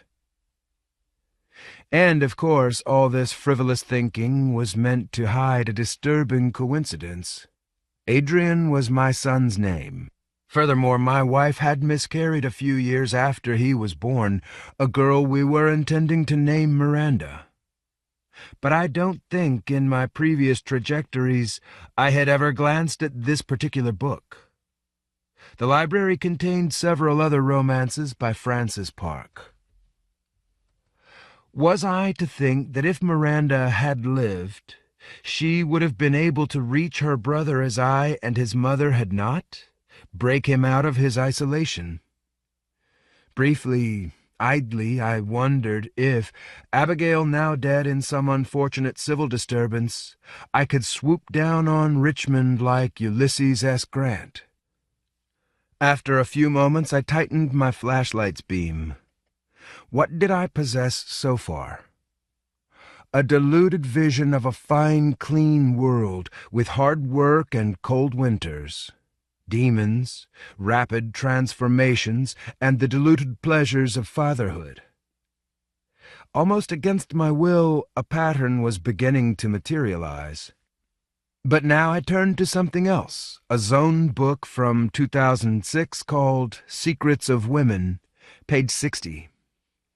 In addition to these concerns about evidence, authenticity, and female corporeality, a second factor helps explain why anatomies were performed principally or exclusively on holy women. The perceived similarities between the production of internal relics and the female physiology of conception. Women, after all, generated other bodies inside their own. God's presence in the heart might be imagined as becoming pregnant with Christ. It was true that I had many concerns about evidence, authenticity, and female corporeality, although it had not occurred to me until that moment to wonder why anatomies had been performed, either principally or exclusively, on holy women. These words had been written by my sister, Katie Park, who had been a history professor at Harvard University. She had left Boston in 2019 when the city was attacked, but up until her death she was still working in Second Life. Her lectures were so popular, she used to give them in the open air, surrounded by hundreds of students and non-students. For a course in utopias, she had created painstaking reproductions of Plato's Republic, Erewhon, Islandia, and Kim Stanley Robinson's Orange County. Or once I'd seen her give a private seminar in Andreas Vesalius's surgical amphitheater while he performed an autopsy down below. She had not had children, but her words could not but remind me of my ex-wife's pregnancy and how miraculous that had seemed. Anxious, I took the laptop from my satchel and tried to contact Nicola in Richmond, but everything was down. Or almost everything. There was information available on almost any year but this one. So maybe it wasn't even true that I could choose to share in the world's future. It wasn't a matter of simple nostalgia. For a long time, for many people, and certainly for me, the past had taken the future's place, as any hope or sense of forward progress had dried up and disappeared. But now, as I aged, more and more the past had taken over the present also, because the past was all we had. Everywhere it was the past or nothing. In Second Life, frustrated, I pulled up some of the daily reconstructions of the siege of 1864-65. Why not? I could see the day when my New Orleans great-great-grandmother, Clara Justine Lockett, crossed the line with food and blankets for her brother, who was serving with the Washington Artillery. Crossing back, she'd been taken for a spy and had died of consumption while awaiting trial. Or during the previous July I could see at a glance that during the Battle of the Crater, inexplicably, unforgivably, General Burnside had waited more than an hour after the explosion to advance, allowing the Confederates to reform their ranks. If he had attacked immediately before dawn, he might have ended the war that day. Exasperated by his failure, I logged off. I picked up a book my mother had written about my younger sister, published when she was 9 years old. As if to reassure myself, I searched out a few lines from the introduction where my mother introduced the rest of the family under a selection of aliases. I was called Matthew. If I were to describe them, this would be the place to do it. Their separate characteristics, the weaknesses and strengths of each one of them, are part of Ellie's story. But it is a part that must remain incomplete, even at the risk of unreality. Our children have put up with a lot of things because of Ellie. They will not have to put up with their mother's summation of their personalities printed in a book. This seemed fair and just to me, though it meant we scarcely appeared or existed in our own history. I wouldn't make the same mistake. Finding nothing more of interest, I laid the book aside. Instead, I picked up its sequel, Exiting Nirvana, Little Brown, 2001, in case you want to check. In that book, Ellie has disappeared, and Jessie has resumed her real name. Autism is already so common there is no longer any fear of embarrassment. But when I was young, Jessie was an anomaly. The figure I grew up with was one child out of 15,000. Hard to believe now, when in some areas, if you believe the blogs, the rates approach 20%. Spectrum kids, they call them. In the 1960s, the causes were thought to be an intolerable and unloving family. Larger environmental or genetic tendencies were ignored. But toward the end of her life, my mother resembled my sister more and more, until finally, in their speech patterns, their behavior, their obsessions, even their looks, they were virtually identical. Now I examined the pictures. My autistic sister, like her grandfather, had not excelled in portraiture. Her frail grasp of other people's feelings did not allow her to render faces or gestures or expressions. But, unlike him, for a while she had enjoyed a thriving career, because her various disabilities were explicit in her work, rather than, as is true for the rest of us, as is true, for example, right now, its muddled subtext. For a short time before her death she was famous for her meticulous acrylic paintings of private houses, or bridges, or public buildings. The prismatic colors, the night skies full of constellations and atmospheric anomalies. When I lived in Baltimore, I had commissioned one for a colleague. Here it was, printed in color in the middle of the book, The House on Abel Avenue. I looked at the reproduction of Jessie's painting, one of her best, and tried to imagine the end of my trajectory, the house of a woman I used to know.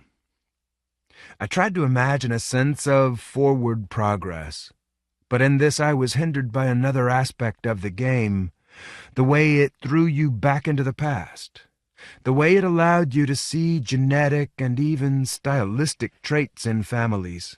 Shared interests, shared compulsions, a pattern curling backward, a reverse projection, depressing for that reason. This was the shadow portion of the game, which wouldn't function without it, obviously. But even the first time I had stumbled on these shelves, I had been careful not to look at my own books, or bring them to the table, or even think about them in this context. There had been more future then, not as much past. I was not yet done. There were some other texts to be examined, the only one not published by a member of my family, or published at all. But I had collected in a manila envelope some essays on the subject of A Princess of Romania, forwarded to me by Professor Rosenheim after my appearance in his class.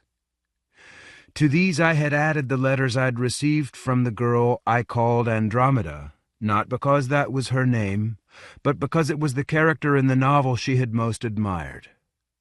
While she was alive, I had wanted to hide them from my wife, not that she'd have cared, and after her death I had disposed of them among the R shelves of the Eisenhower Library, thinking the subject closed. I opened the envelope and took out Rosenheim's scribbled note. I was disappointed with their responses to A Princess of Romania. I was insulted by proxy, me to you. These students have no sympathy for failure, for lives destroyed just because the world is that way. They are so used to reading cause and effect, cause and effect, cause and effect, as if that were some kind of magic template for understanding. With what I've gone through this past year, I assumed he was referring to the painful breakup of his own marriage, which he had spoken of in the bar. Here is an excerpt from the essay he was talking about. The novel ends before the sexual status of Andromeda can be resolved. It ends before the confrontation between Miranda and the Baroness, Nicola Ceausescu, her surrogate mother, though one assumes that will be covered in the sequels. And it ends before the lovers consummate their relationship, which we already know won't last. Park's ideas about love are too cynical, too sad to be convincing here, though the novel seems to want to turn that way, a frail shoot turning toward the sun. Similarly, the goal of the quest narrative, the great jewel, Kepler's eye, dug from the brain of the famous alchemist, is too ambiguous a symbol, representing enlightenment and blindness at the same time. How dare he put sad in quotation marks, commented Rosenheim. And on the same page he had scribbled a little bit more about his prize student, who apparently hadn't made such mistakes, and who had requested my address on North Calvert Street in Baltimore. You made quite an impression. I hope she ends up sending you something. I've gotten to know her a little bit outside of class, because she's been babysitting for the twins. Dear Mr. Park, what I liked most about the book was the experience of living inside of it as I was reading it, because it was set where I live, and I could walk around to those places. There was never anyone there but me. Although I noticed some mistakes, especially with the street names, and I wondered. Dear Mr. Park, what I liked best about the book was all those portraits of loving fathers and understanding husbands, so many different kinds. I hadn't known there were so many kinds. Dear Mr. Park, I know we're supposed to like the heroine, but I can't. I find the others much more convincing, because they are so incomplete, holes missing, and the rest of them pasted together like collages. I mean Nicola Ceausescu, but especially Andromeda. I couldn't read any more. How was it possible to care about these things after all these years? Tears were in my eyes as I tried to remember the face of a woman I'd met only once, with whom I'd swapped a half-dozen letters and perhaps as many emails, before she and Rosenheim had died together in a car crash when he was driving her home. There was no suggestion of a scandal. A drunk had crossed the line. I'd read about it in the newspaper. Because I had been up all night, I stretched out on the vinyl sofa and fell asleep. I had switched off the flashlight, and when I woke up I was entirely in darkness, and I was no longer alone. No, wait. There was a time when I was lying awake. I remember thinking it was obvious that I had made an error because the sun had obviously gone down. The light was gone from the stairwells and the air shafts. I remember worrying about my car and whether it was safe where I had parked it. And I remember thinking about Adrian and Nicola and the way my fantasies had pursued in their footsteps and then changed them when I found them into distortions of themselves. All, I thought, out of a sense of misplaced guilt. As I lay there in the dark, my mind was lit with images of her and of Adrian when he was young. Bright figures running through the grass, almost transparent with the sunlight behind them. Subsequent to his diagnosis, the images darkened. Nowadays, of course, no one would have given Adrian's autism a second's thought. It was just the progress of the world. No one cared about personal or family trauma anymore. No one cared about genetic causes. But there was something in the water or the air. You couldn't help it. Now there was light from the stairwell, and the noise of conversation. For a moment I had wondered if I'd be safe in the library overnight. But it was too tempting a refuge. I packed away my laptop, gathered together my satchel and my flashlight. I stuffed my velvet pouch into my pocket and moved into the stacks to replace my books on their shelves. I knew the locations almost without looking. I felt my way. I thought the owner or owners of the bedroll had returned, and I would relinquish the reading area and move crabwise through the stacks until I found the exit, and he or she or they would never see me. I would make a break for it. Their voices were loud, and at first I paid no attention to the words or the tone, but only to the volume. The light from their torches lapped at my feet. I stepped away as if from an advancing wave, turned away, and saw something glinting in the corner. I risked a quick pulse from my flashlight, my finger on the button, and I was horrified to see a face looking up at me, the spectacled face of a man lying on his side on the floor, motionless, his cheek against the tiles. I turned off the flashlight. Was it a corpse I had seen? It must have been a corpse. In my mind I could not but examine my small glimpse of it.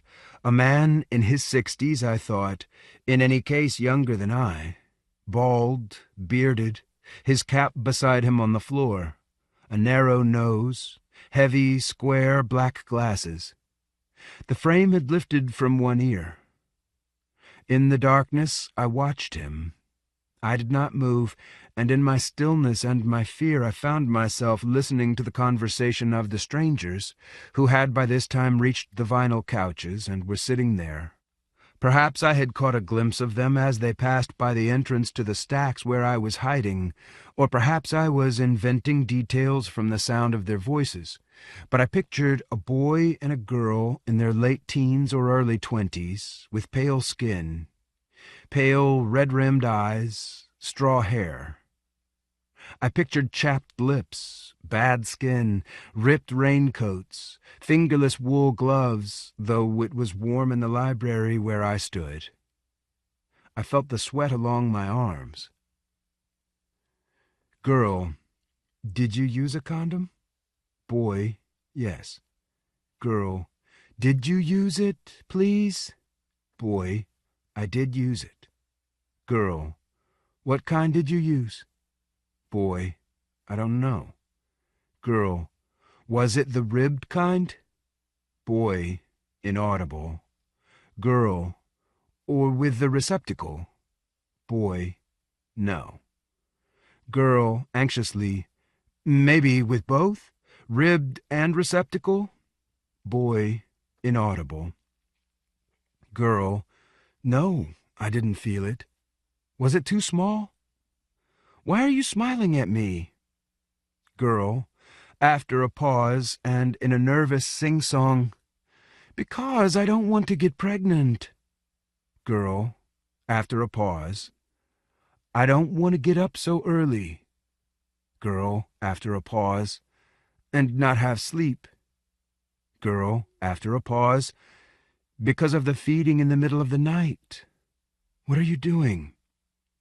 Boy, loudly and without inflection, you slide it down like this, first this way and then this. Can you do that? Girl, angrily, why do you ask me? Boy, for protection. This goes here. Yes, you see it. You point it like this with both hands. Girl, I don't want to use it, because too dangerous. Boy, for protection from any people, because you are my girlfriend. Here's where you press the switch and it comes out. Girl, I don't want to use it.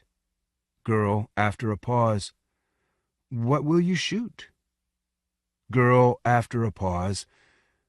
Will you shoot animals? Or a wall? Or maybe a target? Boy, because you are my girlfriend. Look in the bag. Those are many condoms of all different kinds. Will you choose one? Girl, after a pause. Oh, I don't know which one to choose. Girl, after a pause. This one. Has it expired, please? Boy, inaudible. Girl, is it past the expiration date? As I listened, I was thinking of the dead man on the floor. His body was blocking the end of the stacks, and I didn't want to step over him. But I also didn't want to interrupt the young lovers, homeless people somewhere on the spectrum, as I guessed, and armed. At the same time, I felt an irrational desire to replace in their proper spaces the books I held in my hands, because I didn't think, if I was unable now to take the time, that they would ever be reshelved. I couldn't bear to tumble them together, the Parks and the Claibornes, on some inappropriate shelf. And this was not just a matter of obsessiveness or vanity. Many of these people disliked each other, had imagined their work as indirect reproaches to some other member of the family. Even my parents, married 65 years. That was how trajectories functioned, as I imagined it. Forcing the books together would create a kinetic field. Repulsed, the chunks of text would fly apart and make a pattern. Without even considering the dead man on the floor, the library was full of ghosts. At the same time, I had to get out of there. Of course, it was also possible that the Spectrum kids would end up burning the place down, and I was surprised that the girl, who seemed like a cautious sort, had not noticed the possibility. Light came from a small fire, laid as I could occasionally see as I moved among the shelves, trusting my memory, feeling for the gaps I had left. In each case, I had pulled out an adjoining book a few inches as if preparing for this eventuality, in a concave metal pan like an oversized hubcap. Evidently, it had been stored under the square table in the reading area, though in the uncertain light I had not seen it there. I still had one book in my hand when I heard the girl say, "What is that noise?" I waited. "What is that noise?" she said again. Then I had to move. I burst from my hiding place, and she screamed. As I rounded the corner heading toward the stairwell, I glanced her way, and was surprised to see, considering the precision of the way I had imagined her, that she was older and smaller and darker than I'd thought. A light-skinned black woman, perhaps. The man I scarcely dared glance at because I imagined him pointing his gun. I turned my head and was gone, up the stairs and into the big atrium, which formerly had housed the reference library, up the stairs to the main entrance, and I was conscious as I hurried that there were one or two others in that big dark space. Outside in the parking lot, I found no cars at all. It was a chilly autumn night with a 3/4 moon. I stood with my leather satchel over my shoulder, looking down toward Charles Street. The Homewood campus sits on a hill overlooking my old neighborhood, which was mostly dark. But some fires were burning somewhere, it looked like. I had my mother's book in my hand. Because of it, and because a few hours before I had been looking at the house on Abel Avenue, I wondered if my friend still lived in that house, and if I could take refuge there. Her name was Bonnie Goldberg, and she had taught creative writing at the School for Continuing Studies long ago. What with one thing and another, we had fallen out of touch. All these northeastern cities had lost population over the years since the pandemics. Baltimore had been particularly hard hit. North of me, in gated areas like Roland Park, there was still electricity. East, near where I was going, the shops and fast food restaurants were open along Greenmount Avenue. I could see the blue glow from the carbide lanterns. But Charles Village was mostly dark as I set off down the hill and along 33rd Street and took the right onto Able Avenue. Jessie had painted the house from photographs, long before.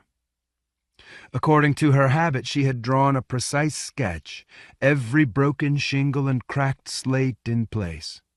A 2-story arts and crafts with an open wraparound porch and deep protruding eaves. A cardinal was at the bird feeder, a bouquet of white mums at the kitchen window.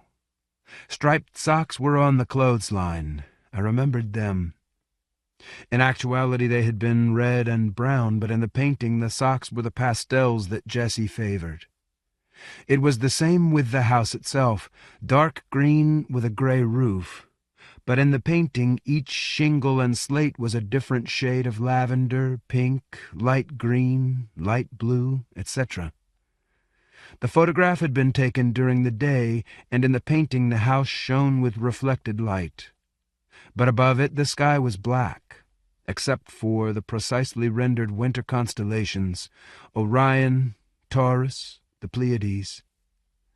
And then the anomaly, a silver funnel cloud, an alpine lighting effect known as a Brocken spectre, and over to the side the golden lines from one of Jessie's migraine headaches.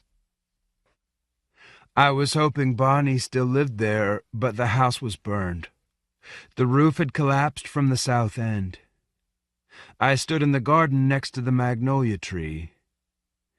In Jessie's painting, it had been in flower. I stood there trying to remember some of the cocktail parties, dinner parties, or luncheons I'd attended in that house.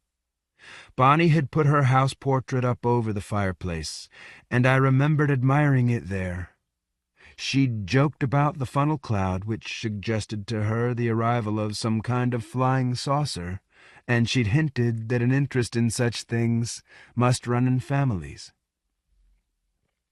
Remembering this, I found myself wondering if the painting, or some remnant of it, was still hanging inside the wreckage of the house. Simultaneously, and this was also a shadow trajectory, I was already thinking it was a stupid mistake to have come here, even though I'd seen very few people on my walk from the campus and Able Avenue was deserted. But I was only a block or so from Greenmount, which I imagined still formed a sort of a frontier.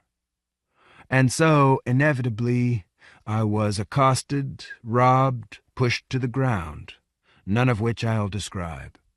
If it's happened to you recently, it was like that. They didn't hit me hard. I listened to them argue over my laptop and my velvet purse, and it took me a while to figure out they were talking in a foreign language, Cambodian perhaps. They unbuttoned the purse, and I could hear their expressions of disappointment and disgust, though I couldn't guess what they were actually touching as they thrust their fingers inside. Embarrassed, humiliated, I lay on my back on the torn-up earth. It is natural in these situations to blame yourself, a cold but reliable comfort. If not victims, whom else does it make sense to blame? You have to start somewhere. Besides, these people in an instant had done something I had never dared. It won't amaze you to hear that as I lay there, a dazed old man on the cold ground, I was conscious of a certain stiffness in my joints, especially in my shoulders and the bones of my neck. As my attackers moved off across a vacant lot, I raised myself onto my elbows. I was in considerable pain, and I didn't know what I was supposed to do without money or credit cards. I thought I should try to find a policeman or a community health clinic. How was it possible that what happened next took me by surprise? It is, once again, because how you tell a story or how you hear it is different from how you experience it, different in every way. Cold hands grabbed hold of me and raised me to my feet. Cold voices whispered words of comfort. Hear, hear. Walking from Homewood, I'd seen almost no one, as I've said. St. Paul, North Calvert, Guilford. I'd passed blocks of empty houses and apartments. But now I could sense that doors were opening, people were gathering on the side streets. I could hear laughter and muted conversation. Two men turned the corner arm in arm. Light came from their flashlight beams. In the meantime, the woman who had raised me up was dusting off my coat with her bare palms, and now she stooped to retrieve my own flashlight, which had rolled away among the crusts of mud.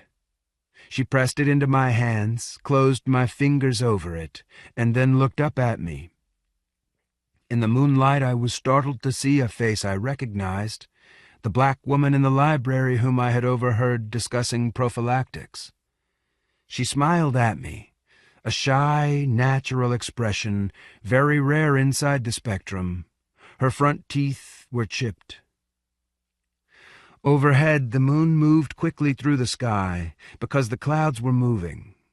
A bright wind rattled the leaves of the magnolia tree.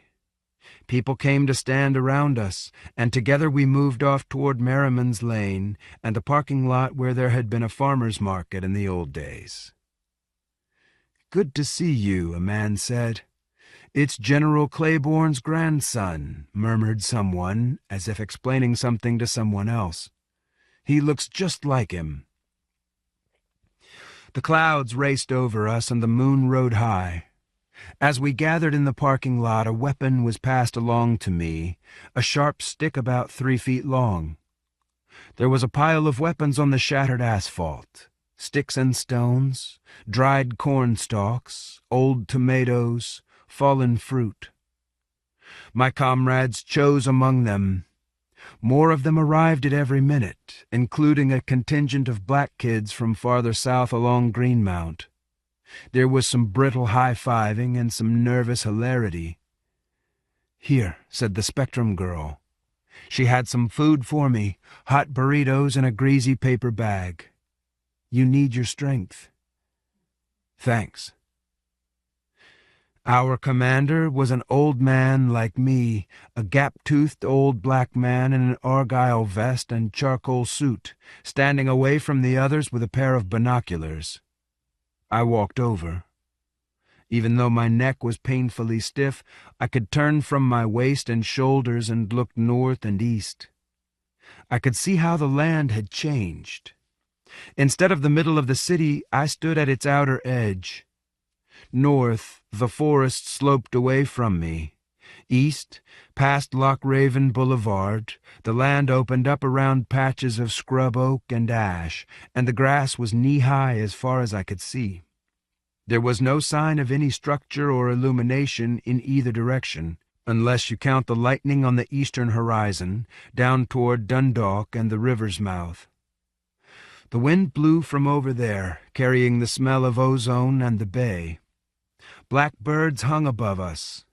33rd Street was a wide, rutted track, and as I watched I could see movement down its length, a deeper blackness there. The commander handed me the binoculars. "They've come up from the eastern shore on flatboats," he said. I held the binoculars in my hand. I couldn't bear to look. For all I knew, among the pallid faces of the dead I would perceive ones I recognized. Sean Rosenheim, perhaps, a bayonet in his big fist. "They'll try and take the Citadel tonight," murmured the commander by my side. Behind us the road ran over a bridge before ending at the gates of Homewood. Charles Street was hidden at the bottom of a ravine. The campus rose above us, edged with cliffs, a black rampart from the art museum to the squash courts. And at the summit of the hill, light gleamed from between the columns of the Citadel. I had to turn in a complete circle to see it all, but I was also imagining what lay behind the hill, the people those ramparts housed and protected, not just here, but all over the world. 200 miles south, in Richmond, a boy and his mother crouched together in the scary dark. "I fought with your grandfather when I was just a boy," said the commander. "That was on Katahdin Ridge in 1963. That was the first time I saw her." He motioned back down the road toward Loch Raven. I put the binoculars to my eyes, and I could see the black flags. Her? Her. I knew whom he meant. "What took you so long anyway?" he asked.